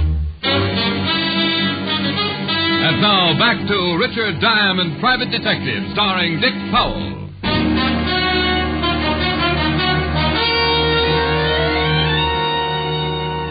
He'd sapped me behind the ear with the barrel of his big gun, and I went down like a block of cement in a well. I don't know how long I stayed on the floor of the car, but when I finally pulled myself out of it and shook the cotton out of my head, I found I was in a room sitting in a chair, looking up at the biggest stomach I'd ever seen. Suddenly, over the stomach, a large, round, red face appeared. It smiled, and I tried to return the courtesy. Feeling better, Mr. Diamond? Well, I haven't felt. Martin. Yes, Mr. Timken. Get Mr. Diamond a drink. Right away, Mr. Timken. Now, let me find my head first. I wouldn't know where to pour it. I don't generally resort to violence. But this time you made an exception. It was necessary. I shouldn't want you to find this place again. I shouldn't want to. What happens when I leave? That depends on how much you care to tell me while you're here. There's your drink. Thanks. What happened to that big gun, Sonny? Oh, would you like to see it? Not especially. Oh, how long did it take you to water this thing? I'm sorry. I didn't know you were a heavy drinker. Not heavy, just determined. Enough levities. Let's get down to business, Mr. Diamond. What kind of business, Mr. Timken? Do you know who I am? I was warned. Then we understand each other. Where is it? What? Oh, don't be absurd. The White Cow. Have you tried the stockyards? Do you insist in this humor? Only if it gets a laugh. Mr. Diamond, I intend having the White Cow. Why? Has butter gone up again? I know Mr. Shelton came to your hotel room earlier this evening. Yeah. He brought a bullet along with him. We were able to catch him just after he landed, but he eluded us. And Sonny tried to slow him up with his .45. Well, shall we say he met with an unfortunate accident? Somewhere between this accident and your hotel room, he deposited the White Cow. Where, Mr. Diamond? He didn't mention it. I'll give you $1,000 for the information. I'd love it, but I don't know what you're talking about. Oh, come. Martin followed you all the way from New York. Good for Martin. He should have been a boy ranger. Look, Martin, plenty of time for your talents. 2,000, Mr. Diamond. For 2,000, I'd sell you my grandmother's bridge work, but I don't know what you're talking about. Well. Martin? Yes, Mr. Tinker? Go turn on the radio. Get some music. Yes, Mr. Tinker. Oh, I really don't feel like dancing. I'm still a little dizzy. 3,000. Last offer. Charming, but I'm at a loss. Indeed you are. Martin. Yes, sir. Sonny gonna get rough? Where is the White Cow? Sorry. Change his mind, Martin. Certainly. Now, look, The white cow, Mr. Diamond. I tell you, I don't know The white cow, Mr. Diamond. I don't know. Or is it funny, man? You can go to... Where? No. Where? Really, Mr. Diamond, is it worth it? No. I wish you thought so. Just tell me where it is. I don't know. All right, Martin. Oh, look. Maybe he's telling the truth. Maybe Shelton didn't tell him where he put it. Then he's of no use to us. But then again, maybe Mr. Shelton did tell him. Mr. Diamond. He's an obstinate young man. Oh, I'll change that. No, you might kill him. If he does know, he can still lead us. Put him to sleep and deposit him in some alley. Yes, sir.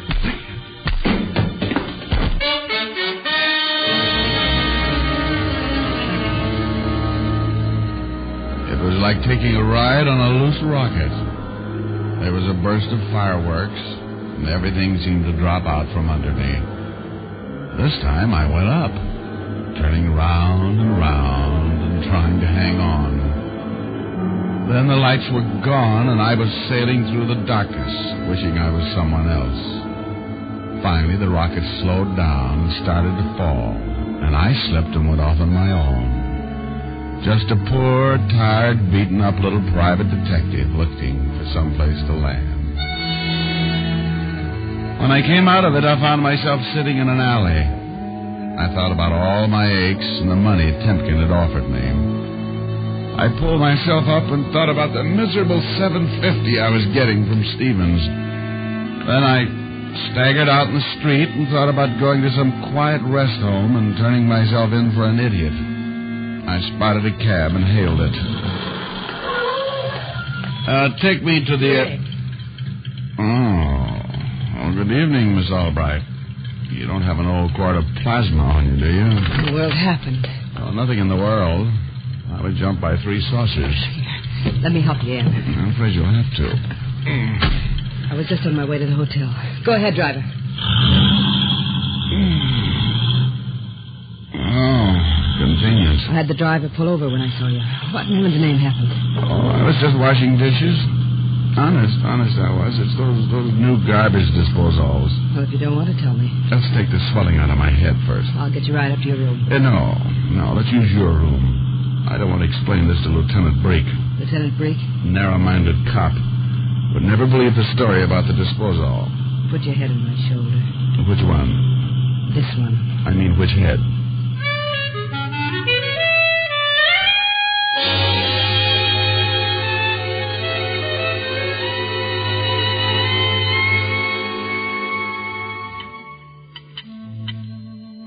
This'll sting a little. Put it on the numb spots, I'm sorry. Well, I'll be right home, Mom. Oh, you're not hurt that bad, Rick. Would you be satisfied with, shall we say, a corpse? You're going to be all right. Yeah, but I'm going to need nursing. I'd love it. Exactly the way I feel. Going to tell me about it? I can't. Secret? Mm-hmm. Just what kind of work do you do? Whatever it is, I'm underpaid. You must make a lot of enemies. I try. Thought you were going back to New York tonight. I nearly did. In a crate.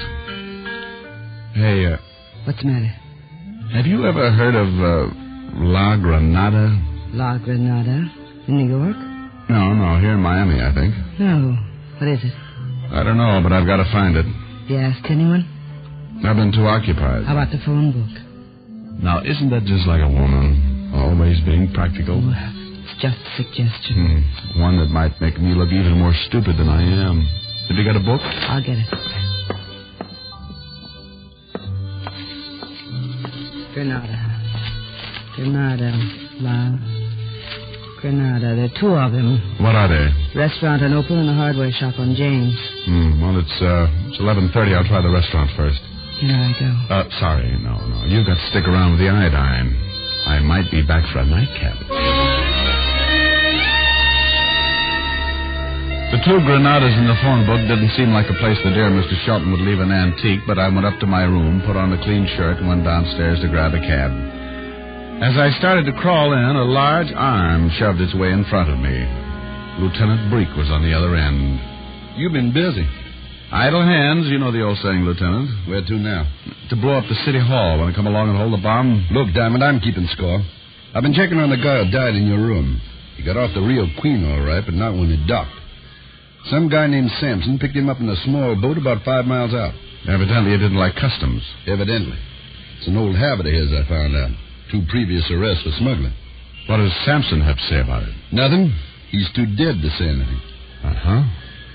Well, it's nice talking to you informally like this, Lieutenant. Now give me a parking ticket or let me get in a cab. Got a date? Yeah. You ought to check up on the people you've been keeping company with. Another beating like that, and we'll have to put you in brine. Yeah, think how horrible I'd look. Then you could tell everybody I was your twin. I got out of the cab a half block from the La Granada restaurant and did everything but walk backwards to look like I wasn't going there. I looked the place over and went in. It was just closing, and a little balding man with an accent walked over to me. I'm sorry, but the kitchen is closed, senor. That's all right. I'm looking for the White Cow. Perdone? The White Cow. I don't believe... A man named Shelton left it here for me. Shelton, White Cow? Shelton's a seaman off the Rio Queen. The Rio Queen? Yeah, he told me he left the White Cow here. Well, senor, you can look around, but you can bet me we got no White Cow. It's an antique. Okay. What? The White Cow, a very rare antique. You been in a fight, huh, senor? Yeah, now. You got hit on the head pretty hard, huh? You haven't got it. Oh, sure. You have? Sure. We got a White Cow and a Blue Cow right out in the kitchen. We're going to have both of them for breakfast. Okay. Only I don't think I could show them to you. They don't like strangers. So that took care of the first bet. As I walked out of the restaurant, I made up my mind. If the hardware shop didn't pay off, I was going to get back to New York and hibernate for the winter. The La Granada hardware shop was all the way on the other side of Miami, on a dark street that looked like the inside of a coffin. Evidently, nobody was interested in buying any hardware at midnight because it was closed. I banged on the front door for about 10 minutes, and then, as I was just about to give up, I saw a light, and the door opened a crack. Yeah? Shelton sent me. Beat it. Hey, what do you think you're doing? Now, listen. A guy named Stevens sent me to meet a guy named Shelton. Shelton was supposed to give me something called the White Cow, but Shelton died. What? Yeah, and while he was doing it, he said La Granada.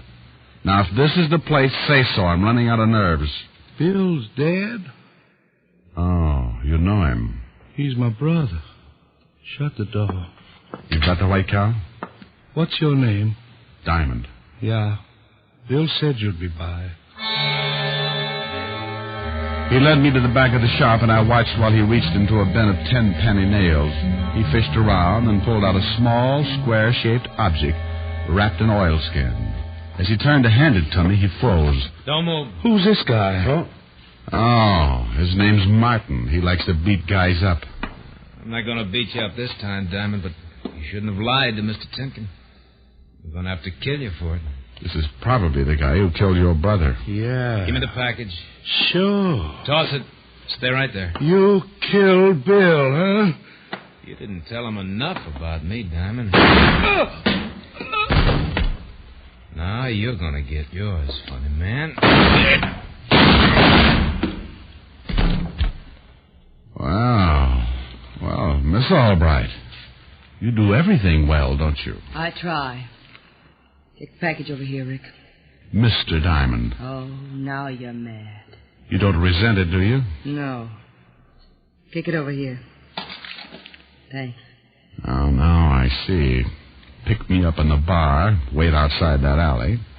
And if you knew I was in that alley, you must know the people who put me there. Mr. Timken and I are old friends. He's not going to like you killing Sonny. Won't make a bit of difference to him. Oh? You kill him, too? Yes. This package is worth about $500,000. An antique? It's what's in the antique.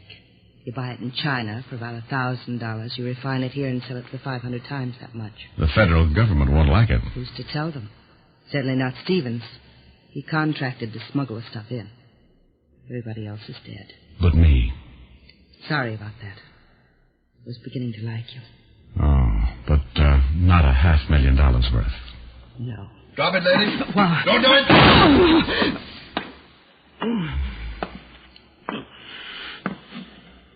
Looks like Grand Central. I'm glad nobody locks doors around here. How did you find me? Told you I was keeping score. You better get an ambulance, Lieutenant. Wish she hadn't tried to shoot. Here. Lean on me, dear. It's the least I can do. The gun will probably be the one that killed this Timken guy. Get the ambulance, will you? Yeah. Rick. Yeah. Looks like nobody gets anything. I got $350 in the beating. I guess I come out on top. Sorry. Won't be able to come to New York. So am I, Mary. There's going to be a lot of snow this year.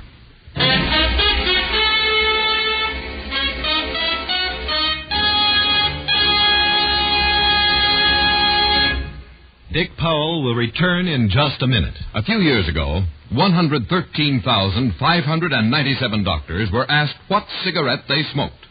The brand named most was Camel. Again and again, a cross-section of America's men of medicine were asked the same question. Every time, the brand named most was Camel. Yes, according to these repeated surveys, more doctors smoke Camels than any other cigarette. How mild can a cigarette be? Smoke Camels and see. Here's Dick Powell with a special message. Thank you. Ladies and gentlemen, nobody deserves our appreciation as much as the hospitalized men and women of our armed forces. As a token of appreciation, the makers of Camels send them gift cigarettes every week of the year. This week's Camels go to Veterans Hospitals, Fort Meade, South Dakota, and Washington, D.C., U.S. Army Station Hospital, Fort Hood, Texas, U.S. Naval Hospital, Yokosuka, Japan. Now until next week, enjoy Camels. I always do.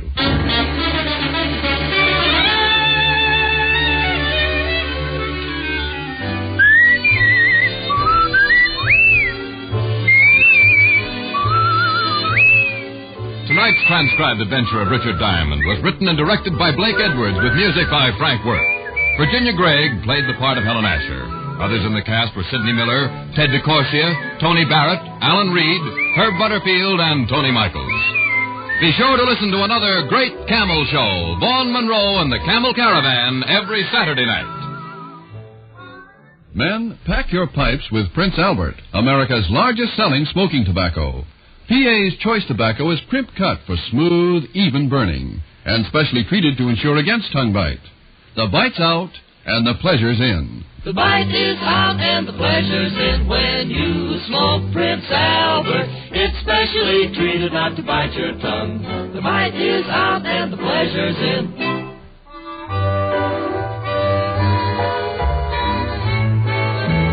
Listen next week for another exciting adventure of Richard Diamond, starring Dick Powell.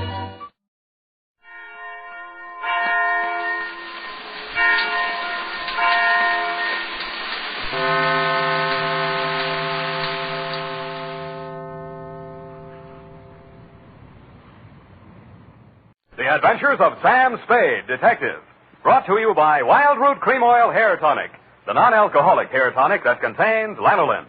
Wild Root Cream Oil. Again and again, the choice of men who put good grooming first.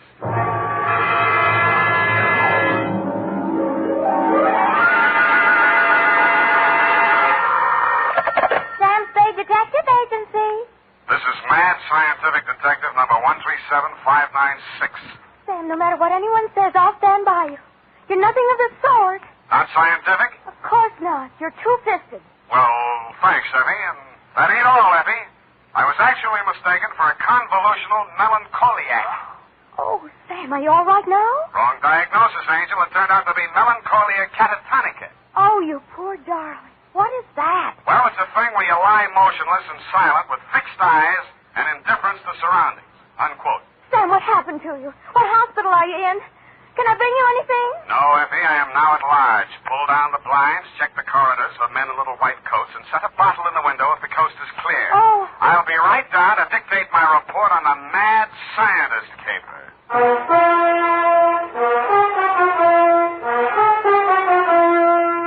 Dashiell Hammett, America's leading detective fiction writer and creator of Sam Spade, the hard-boiled private eye, and William Spear, radio's outstanding producer-director of mystery and crime drama, join their talents to make your hair stand on end with the adventures of Sam Spade. Presented by the makers of Wild Root Cream Oil for the hair. Nobody has to tell you that a neat personal appearance can have a lot to do with helping you get ahead on the job. Now, the first step to a good appearance is well-groomed hair. And I mean hair that's groomed with Wild Root Cream Oil. Wild Root Cream Oil always grooms the hair neatly and naturally. It relieves dryness, removes loose dandruff. Yes, men, to look your best at all times, spruce up with Wild Root Cream Oil Hair Tonic.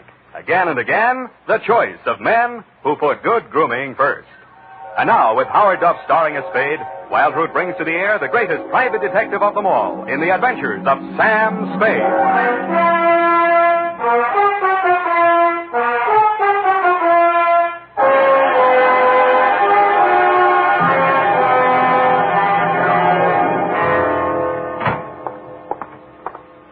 Effie! Come in, Sam. The coast is clear. Where are you? Why is it so dark in here? Well, I had to put the lights out. The blind stuck. I couldn't get it down. The heat's off, Effie. Let there be light. Oh, I'm so glad. Now, let me look at you. Don't look at me like that and stop whispering. Oh, Sam. Did you get me all upset like that just for a joke? It's no joke, sweetheart. You really sick? Yeah, just sick of some of the types I made in this business. Oh, that. Date July 25, 1948, to Detective Lieutenant Dundee, Homicide Detail, San Francisco Police, from Samuel Spade, license number 137596. Subject, the Mad Scientist Caper. I worry so. Dear Dundee, he looked like a mad scientist, and that's exactly what he was. His eyes had a wild gleam in them, his hair was a wild tangle, and he was wearing a wild assortment of clothing that looked as if they'd been slept in shifts. He leaned across the desk at me and said, "They have stolen my secret formula." "They have? Gee, that's too bad." "Oh, you think I'm crazy?" "I don't know yet. I just met you." "My name is Raymond Fox. Does that mean anything to you?" "Raymond Fox, yeah, I think it does, but I don't quite remember what." "I invented the helioscope." "Helioscope? No, that wasn't it." "I also synthesized hydroxylamophotochronaton." "That was it." "Yes, but unfortunately, production costs were prohibitive." "Uh-huh, but you didn't let that discourage you." "Oh, no, indeed. You see, after a brief illness, I was back in my laboratory, perfecting my greatest contribution to science, what may prove to be the greatest contribution of science to humanity. I call it penetron." "Penetron?" "That is what they have stolen, the secret formula for penetron." "Penetron, huh? Now, what exactly is penetron, Mr. Fox, and who are they?" Well, penetron is a plastic with a molecular structure which repels atomic radiation more efficiently than lead, yet weighs less than aluminium. "Oh, that. Do you realize the significance of this? Well, And imagine a motor no larger than a cigar box, with a power potential that even I don't believe, but they do. Who's they? Grierson Enterprises. Now, how do I know this? When I applied to the patent office to protect my discovery, I received this letter. Here, go on, read it for yourself. Commissioner of Patents, Washington, D.C. Dear Mr. Fox, your application for patent on formula designated under the trade name Penetron is hereby rejected. You see. Both formula and trade name, together with descriptive material identical to yours, have been registered by Mr. Albert Grierson, Grierson Enterprises, San Francisco. Very truly yours, George Sherman, Acting Deputy Assistant Commissioner. There. You see? Yes. You don't need a detective, Mr. Fox. What you need is a good patent lawyer. Lawyer?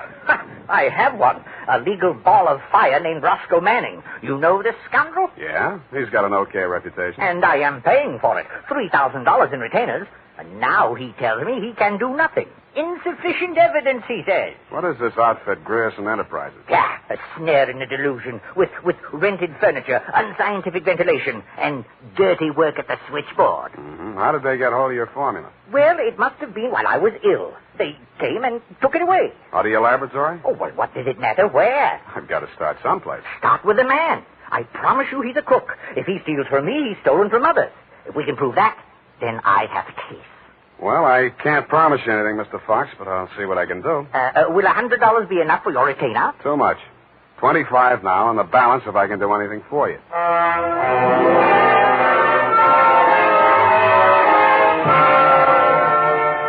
I doubted if I could even earn the 25, but if he wanted to gamble, it was okay with me. The offices of Grierson Enterprises were pretty much as he described them, a beautiful front, especially at the switchboard. Grierson Enterprises, good afternoon. No, Mr. Grierson's out of town. No, I don't know when to expect him. I'll be right with you. That's good news. Grierson Enterprises? No, he is not. No, I do not, and he doesn't want to talk to you in any case, Mr. Manning. Oh, if it would just stop. Can't you shut it off? I might as well. Nobody seems to believe me anyway. You weren't looking for him, too, I hope. Oh, please, just tell me you're selling magazines or collecting salvage or just anything. My card. Oh, detective. Mr. Grierson hasn't done anything, has he? That's what I want to find out. My client says he swiped his secret formula. Oh, not that maniac. You don't look the type. You know he's mad, don't you? Maybe yes, maybe no. Personally, I'm crazy about money. Mad money, pin money, or dirty money. Your employer didn't happen to leave any lying around, did he? No, but he has a charge account at a bar downstairs in the building when it's nearly 5 o'clock. Could you cross-examine me there? I thanked her as gallantly as I could under the circumstances. She said, wait here, I won't be a minute. And while she was gone, I made a quick frisk of the office. The file cabinet was empty. Grierson's desk contained nothing but 2 unsharpened pencils, tobacco crumbs, a rubber band, some rusty paper clips, an old gas bill, a glass ampule, broken, labeled sodium denadrine for intravenous injection, and a business card from one Roscoe Manning, attorney at law. I stuck the card in my pocket, went back to the switchboard, and in less time than it takes to tell, I was calling her Lois, and she was calling me Sam over cocktails for 2. That's all I know about it. I didn't think anything about his taking his correspondence out of the files. He often took work home with him. Mm-hmm. When was the last time you saw him? Oh, it's been nearly 6 weeks.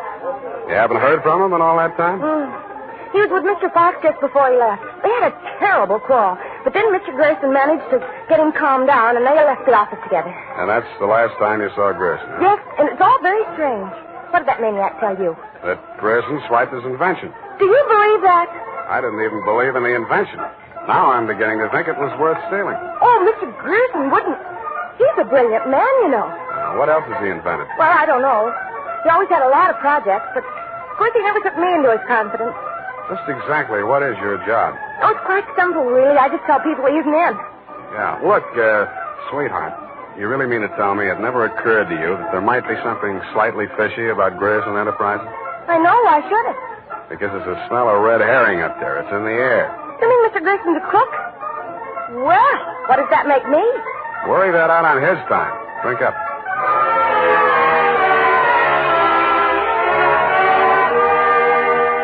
She looked as if she were telling the truth. Though with women, especially blue-eyed women, that doesn't always mean anything. If she had anything more to tell, she obviously wasn't ready yet to tell it. I asked her to come up and listen to my Herb Jeffries records. She said my apartment needed a woman's touch. I handed her a broom. She hit me on the head with it and left. And so to bed. Up the Times and phoned my client. He wasn't in. Then I phoned a guy I know who sometimes knows about things and asked him what sodium denadrine was. He said it was a sedative and or truth serum, a mental-type drug. I wondered what Grierson had been using it for during office hours. I also wondered what else he'd been spending money for. I phoned another guy who knows about other things, and he called me back with the name of Grierson's bank, Golden Gate Trust. An hour later, to my surprise, I actually had something to go on. Because in the past 6 weeks, checks totaling $50,000 had been deposited at Grierson's account, all drawn on the Citrus Exchange Bank of San Anselmo, and all bearing the signature of one Carl Birdwell, M.D. He wasn't hard to find. It was a big place in the outskirts, and the sign on the gate said, Mary F. Hotchkiss Hospital for the Mentally Deranged. Dr. Birdwell's cottage was one of 5 without bars on the window. He was spraying his roses. You're that cystectomy of Dr. Kober's. How are those convulsions? Coordination all right? Can't complain. Got the use of your fingers back? Good. Pick up those shears. I want all those ragged edges. Cut off the hedges. Well, why don't you hire a gardener? Or did those checks to Grierson use up all your ready cash? Eh? Oh, I thought you were the cystectomy. Good Lord, you're that convolutional melancholiac. You're not allowed out on the grounds. Guard! Guard! Now, wait a minute, Doctor. matter? This one acting up? Take him back. I sent for the cystodectomy. This is the wrong man. You're crazy. Come on. Let go of me. I'm not a patient here. I'm a detective. Yeah, and I'm Sherlock Holmes. Come on, now, back to the violent war. Come on, lay off. I got an office in San Francisco. I can prove it. 137596. Okay, Dr. Watson, but come on, come on.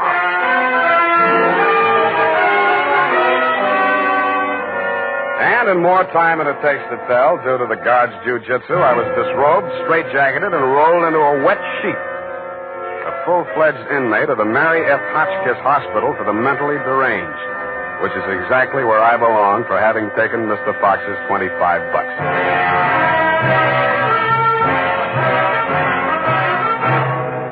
The makers of Wild Root Cream Oil are presenting the weekly Sunday adventure of Dashiell Hammett's famous private detective, Sam Spade.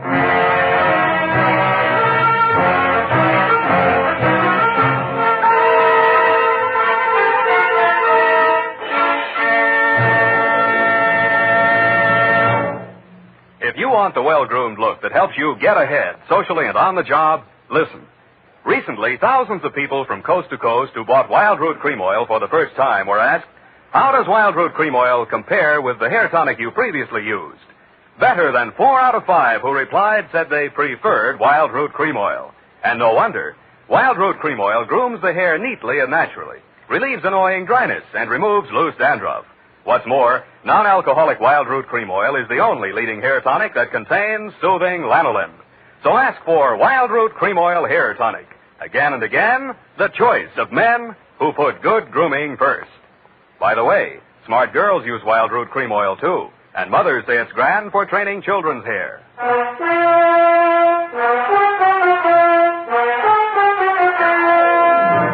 And now, back to the Mad Scientist Caper. Tonight's adventure with Sam Spade.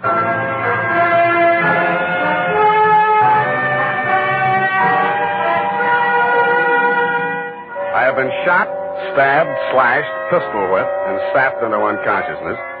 But until you have spent a night rolled up in a wet sheet, Dundee, you don't know what punishment is. You feel hot and cold at the same time, too miserable to sleep, too exhausted to stay awake. And after 4 hours of it, you just give up and join the crazies pushing up the daisies. There's only one thing I can say in favor of the Mary F. Hotchkiss Hospital for the Mentally Deranged. They get the patients up early. By 6:30 in the a.m., I had been rolled out of the sheet. By 6:45, I had thawed out enough to be taken out of the straitjacket by an orderly. I was glad to be out of it because it was very heavy, and that gave me an idea. I picked it up and swung it. In less time than it takes to tell, I was in the orderly's uniform, out of the violent wing, and shuffling up the walk through Dr. Birdwell's rose garden and through his cottage door. Good morning, Dr. Birdwell. Good Lord, who let you in here? What do you want? I was trying to tell you yesterday when I was so rudely interrupted. Eh? Oh, yes, the detective. Did you say Grierson sent you? I didn't say that. I'm afraid you'll have to be absolutely specific or I can't help you. All right. My client is an inventor who claims that Mr. Grierson stole a formula from him, got a patent on it, and stands to profit to the tune of about $1 million. The last 2 items check. I don't know whether Grierson's a crook or not. He's into you for $50,000, so you might know. This inventor. Pale eyes, contracted pupils, big mop of hair. That's a fair description. Fox. Raymond Fox. He's a patient, escaped from this hospital. That man, Mr. Spade, is a homicidal maniac. If you'll jog your memory, you may recall the case. Sacramento, 1935. Wait a minute. Chemistry professor, lab explosion? That's the case. 2 of his colleagues, whom he irrationally suspected of stealing the formula for the explosive he used to blow them up. You sure they didn't? The man was adjudged hopelessly insane. He must be returned to us. He may murder Grierson, he may murder you, but he will commit a murder if he remains at large. Perhaps more than one murder. You must help us, Spade. Like you, Doctor, I can't help unless you're absolutely specific about a couple of things. Your connection with Grierson, for instance. I invested in Grierson's firm. Uh-huh. How did Fox meet Grierson? He was allowed a certain degree of freedom here during his rational period. I had guessed that he went through my papers or overheard one of my conversations with Mr. Grierson. Mm-hmm. Do you know he retained a lawyer? Huh? Manning, smart patent lawyer. You must think Fox has a case. Oh, surely not. Grierson thinks so, too. You've talked to Grierson? No, but I've examined his bank statements. The bank allowed that? I told him I was Grierson's attorney. The point is, Grierson is broke. Why? Because he's paid out every penny you gave him to the order of Roscoe Manning, attorney at law. And you know what I think, Doctor? Yes? I think Raymond Fox is crazy like a fox. I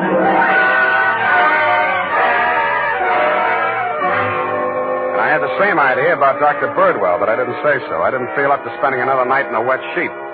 I also didn't feel up to the interview that was awaiting me outside the gates. A limousine, only a little longer than a hearse, was standing at the curb. A round pink head with a gray Homburg on it bobbed out at me from the driver's seat and said, Mr. Spade? Yeah? Roscoe Manning. How'd you do? About $49,975 less than you've done in the caper so far. The law is a lucrative profession, my boy.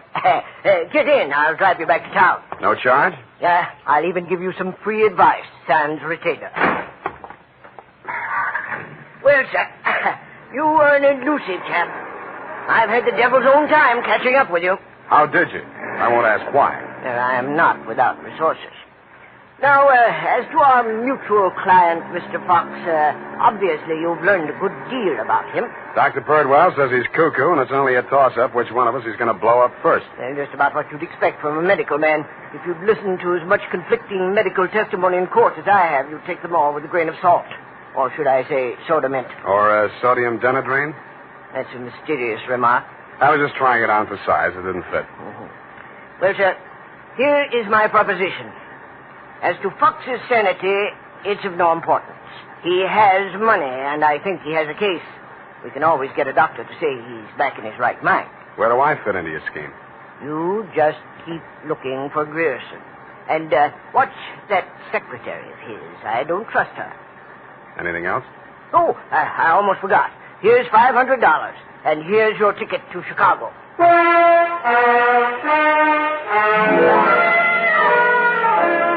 I don't know why, but somehow I got the impression that Mr. Manning was trying to get rid of me. He should have used that ticket to Chicago himself. We stopped at Sausalito for breakfast, and the condemned man ate a hearty meal. We drove the last mile through the Marina District and pulled up in front of his house. Well, sir, have a nice trip. Or take the car, Mr. Spade. I'll pick it up at the depot. Goodbye. It's been charming. Goodbye. He backed across the sidewalk, waving, and I waved back. Then he went up 3 steps, put a key in his door, and opened it. It didn't do much damage to the house, but all the king's horses and all the king's men couldn't put Roscoe Manning back together again. I got out of the car and just made it up the steps when it happened again. I hated the look, but I did. Where the limousine had been parked with me in it was a smoking heap of scrap metal. I then headed for the nearest phone booth and, pausing only to inspect it for mines and booby traps, dialed the number of Grierson Enterprises.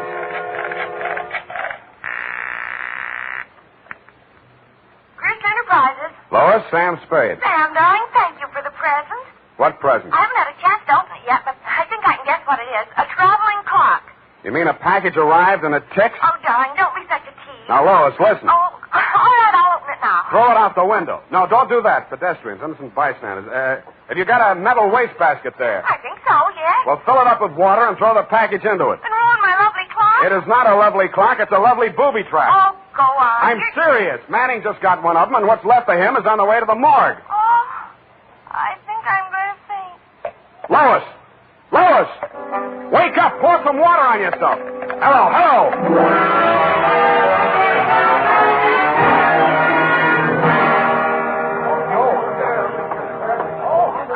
Let me through here. Come on, let me through. Lois. Lois. Oh, you're okay. Glad of that. All right, she's all right now, you people. Come on, get out of here. She's all right. Come on, get up. You're not hurt. What happened? It exploded in the water. At least you had sense enough to do what I told you to. Oh, this is a new dress. Now look at it. It looks fine. Here. Put this coat around you. I don't think that was a very funny joke, Sam. Neither do I. Now, try and forget your clothes for a minute. And try and answer a few questions for me. There isn't much time. Sam, what is it? I want you to be very sure of this, Lois. Try and remember accurately. How many people has Grierson seen since he opened this office? Well, not very many. We hardly ever in. It's strange. Now that I think of it, I can only remember 2. Mr. Manning and that mad scientist man, Mr. Fox. Yeah, did you hear any of the conversation between Grierson and Fox? He did scream at Mr. Grierson about how his invention had been stolen from him. Then it sounded as if they scuffled, and all of a sudden Mr. Fox calmed down. Mm-hmm. When they came out, his eyes looked funny, as if he'd been hypnotized. Yeah. What does Grierson look like? Oh, he must have been quite handsome at one time. He's sort of like Gregory Peck with a mustache, only fatter and balder and older. Mm-hmm. I wouldn't have put it exactly like that, but I can see what you mean. But you've never seen him. Don't make book on it, but I think I have.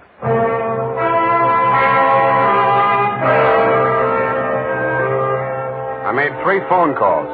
One to a crime reporter I don't like very well, giving him a false story on the death of Lois, Grierson's secretary. Another to my client, the mad scientist, alias Raymond Fox, and one to Dr. Birdwell. Then I went to my apartment and waited. My client arrived 5 minutes before the doctor. When Birdwell came in, my client said, "Ah, that's he. He stole my secret formula." Now, Raymond, you're getting confused again. Oh. I'm the doctor, don't you remember? That's not true. Your name is Grierson. Oh, he's much worse. He's identification. Now, you must try to remember, Raymond. Nobody's going to hurt you. But you'll be much sicker if you don't remember. But I do remember. I remember everything. Do you remember setting the bombs at Manning's house and the one you sent to Mr. Grierson's office? No. Grierson isn't dead. You're Grierson. No, Grierson isn't dead. Only that poor girl. No. She didn't steal my formula. It was you. Oh, you're trying to mix me up. I'm trying to help you. Now, roll up your sleeve. I'll give you something to quiet your nerves, and we'll go back to the hospital. Put it away, Doctor. You've helped him enough. Huh? Now, look here. This man is my patient. He needs medical attention. I won't argue with you, but I think you'd better get it from some other doctor. Right now, he's making more sense than you are. Just keep on the way you're going, Spade, and I'll have you back in that wet sheet. I did it once, and I can do it again. Sit down. You got delusions of grandeur. Stop shaking, Raymond. I said you're making more sense than he is, and I can prove it. You think you're very astute, don't you? No, I'm stupid, but I'm lucky. I should have tumbled to the whole caper when I found that you'd invested 50,000 smackers in Grierson Enterprises. When I found out that Raymond was an escaped patient, I should have tumbled to what that Denadrine vial was doing in Grierson's desk. I should have known then that you and Grierson were one and the same person. I told you. When I discovered that you'd paid Manning all that shakedown money, I should have known you were planning to knock him off and everybody else who could identify you. But it didn't work out that way. I got out of the car before it blew up. Dumb luck. And you can identify me as Grierson? I don't have to. Come. Surely you're not counting on Raymond's sanity to that extent. He can't even remember that I was his doctor. Can you, Raymond? You're trying to mix me up. You stole my formula. I didn't kill them, did I, Mr. Spade? Now, lie down on the couch and relax, Raymond. Don't worry about a thing. Well, Doctor, what now? You relax, too. Okay, Lois, come on in. What? Lois! Why, Mr. Grierson, have you been sick? How dare you? How dare you ruin all my plans like this? You stupid girl! Okay, that's enough. Come on, get back there. Get back. Sorry, sweetheart. I didn't mean to let him get that close to you. What were you trying to do? It was an experiment, just to see what would happen. It did. So that's the way you scientific detectives work. For a hard-boiled chap, you have the vaguest way of doing things I ever heard of. Well, plans are all right sometimes, Doctor, and sometimes just stirring things up is all right if you're tough enough to survive and keep your eyes open so you see what you want when it comes to the top or something. Spade, Dundee. I'm at home. I've got 2 homicidal characters here, one sane and one insane. Now, if you can tell the difference, I'll let you give the story to the papers.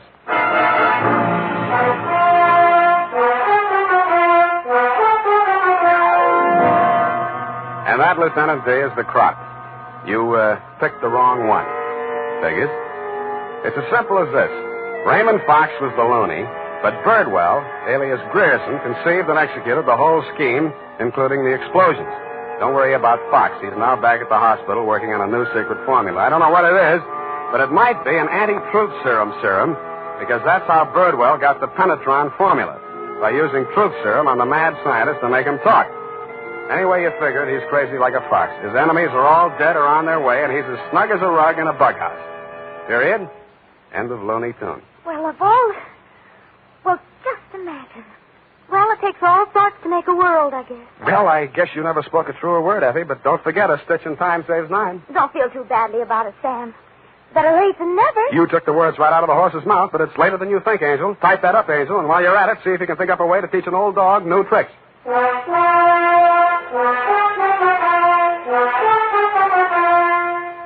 Say, mister, if you haven't tried Wild Root Cream Oil Hair Tonic, why not get it tonight or first thing tomorrow? You'll be glad you did, for Wild Root Cream Oil grooms your hair neatly and naturally without giving it that plastered-down look. Wild Root Cream Oil also relieves annoying dryness and removes loose, ugly dandruff. Simply step up to your drug or toilet goods counter and ask for Wild Root Cream Oil in the big economy bottle and the handy new tube that's easy to pack when you travel. Also, ask your barber for a professional application of Wild Root Cream Oil Hair Tonic. Again and again, the choice of men who put good grooming first. Well, here it is, Sam. And I've been thinking over what you said. Which? About teaching an old dog new tricks. Hmm? You're only as old as you feel, Sam. Then send in the application for my old age pension. Oh, Sam, I won't let you talk that way now. You're just tired and nervous and run down. Yeah, backaches, stay up nights, sour racket. You're just feeling sorry for that Mr. Fox. I wouldn't worry about him. As you pointed out, he's safer where he is for all concerned. Mm-hmm. And after all, necessity is the mother of invention. What's that got to do with anything? Well, he's an inventor, isn't he? Oh, that. You see? All's well that ends well. Good night, Sam. Good night, Pollyanna. Pollyanna. Oh, she's a glad girl. Oh, no, Sam, that's Shakespeare, that old... You know best. All ashore that's going ashore. Good night, sweetheart.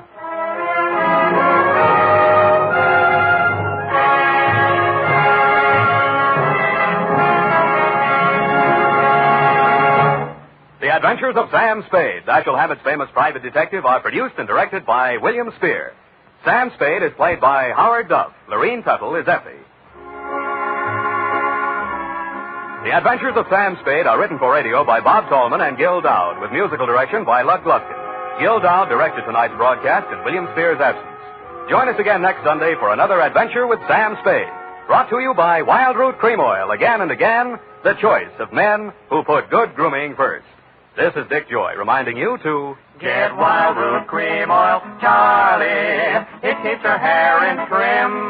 You see, it's non-alcoholic, Charlie. It's made with soothing lanolin. You better get Wild Root Cream Oil, Charlie. Start using it today. You'll find that you will have a tough time, Charlie. Keeping all the gals away. Hiya, Baldy. Get Wild Root right away. This is CBS, the Columbia Broadcasting System.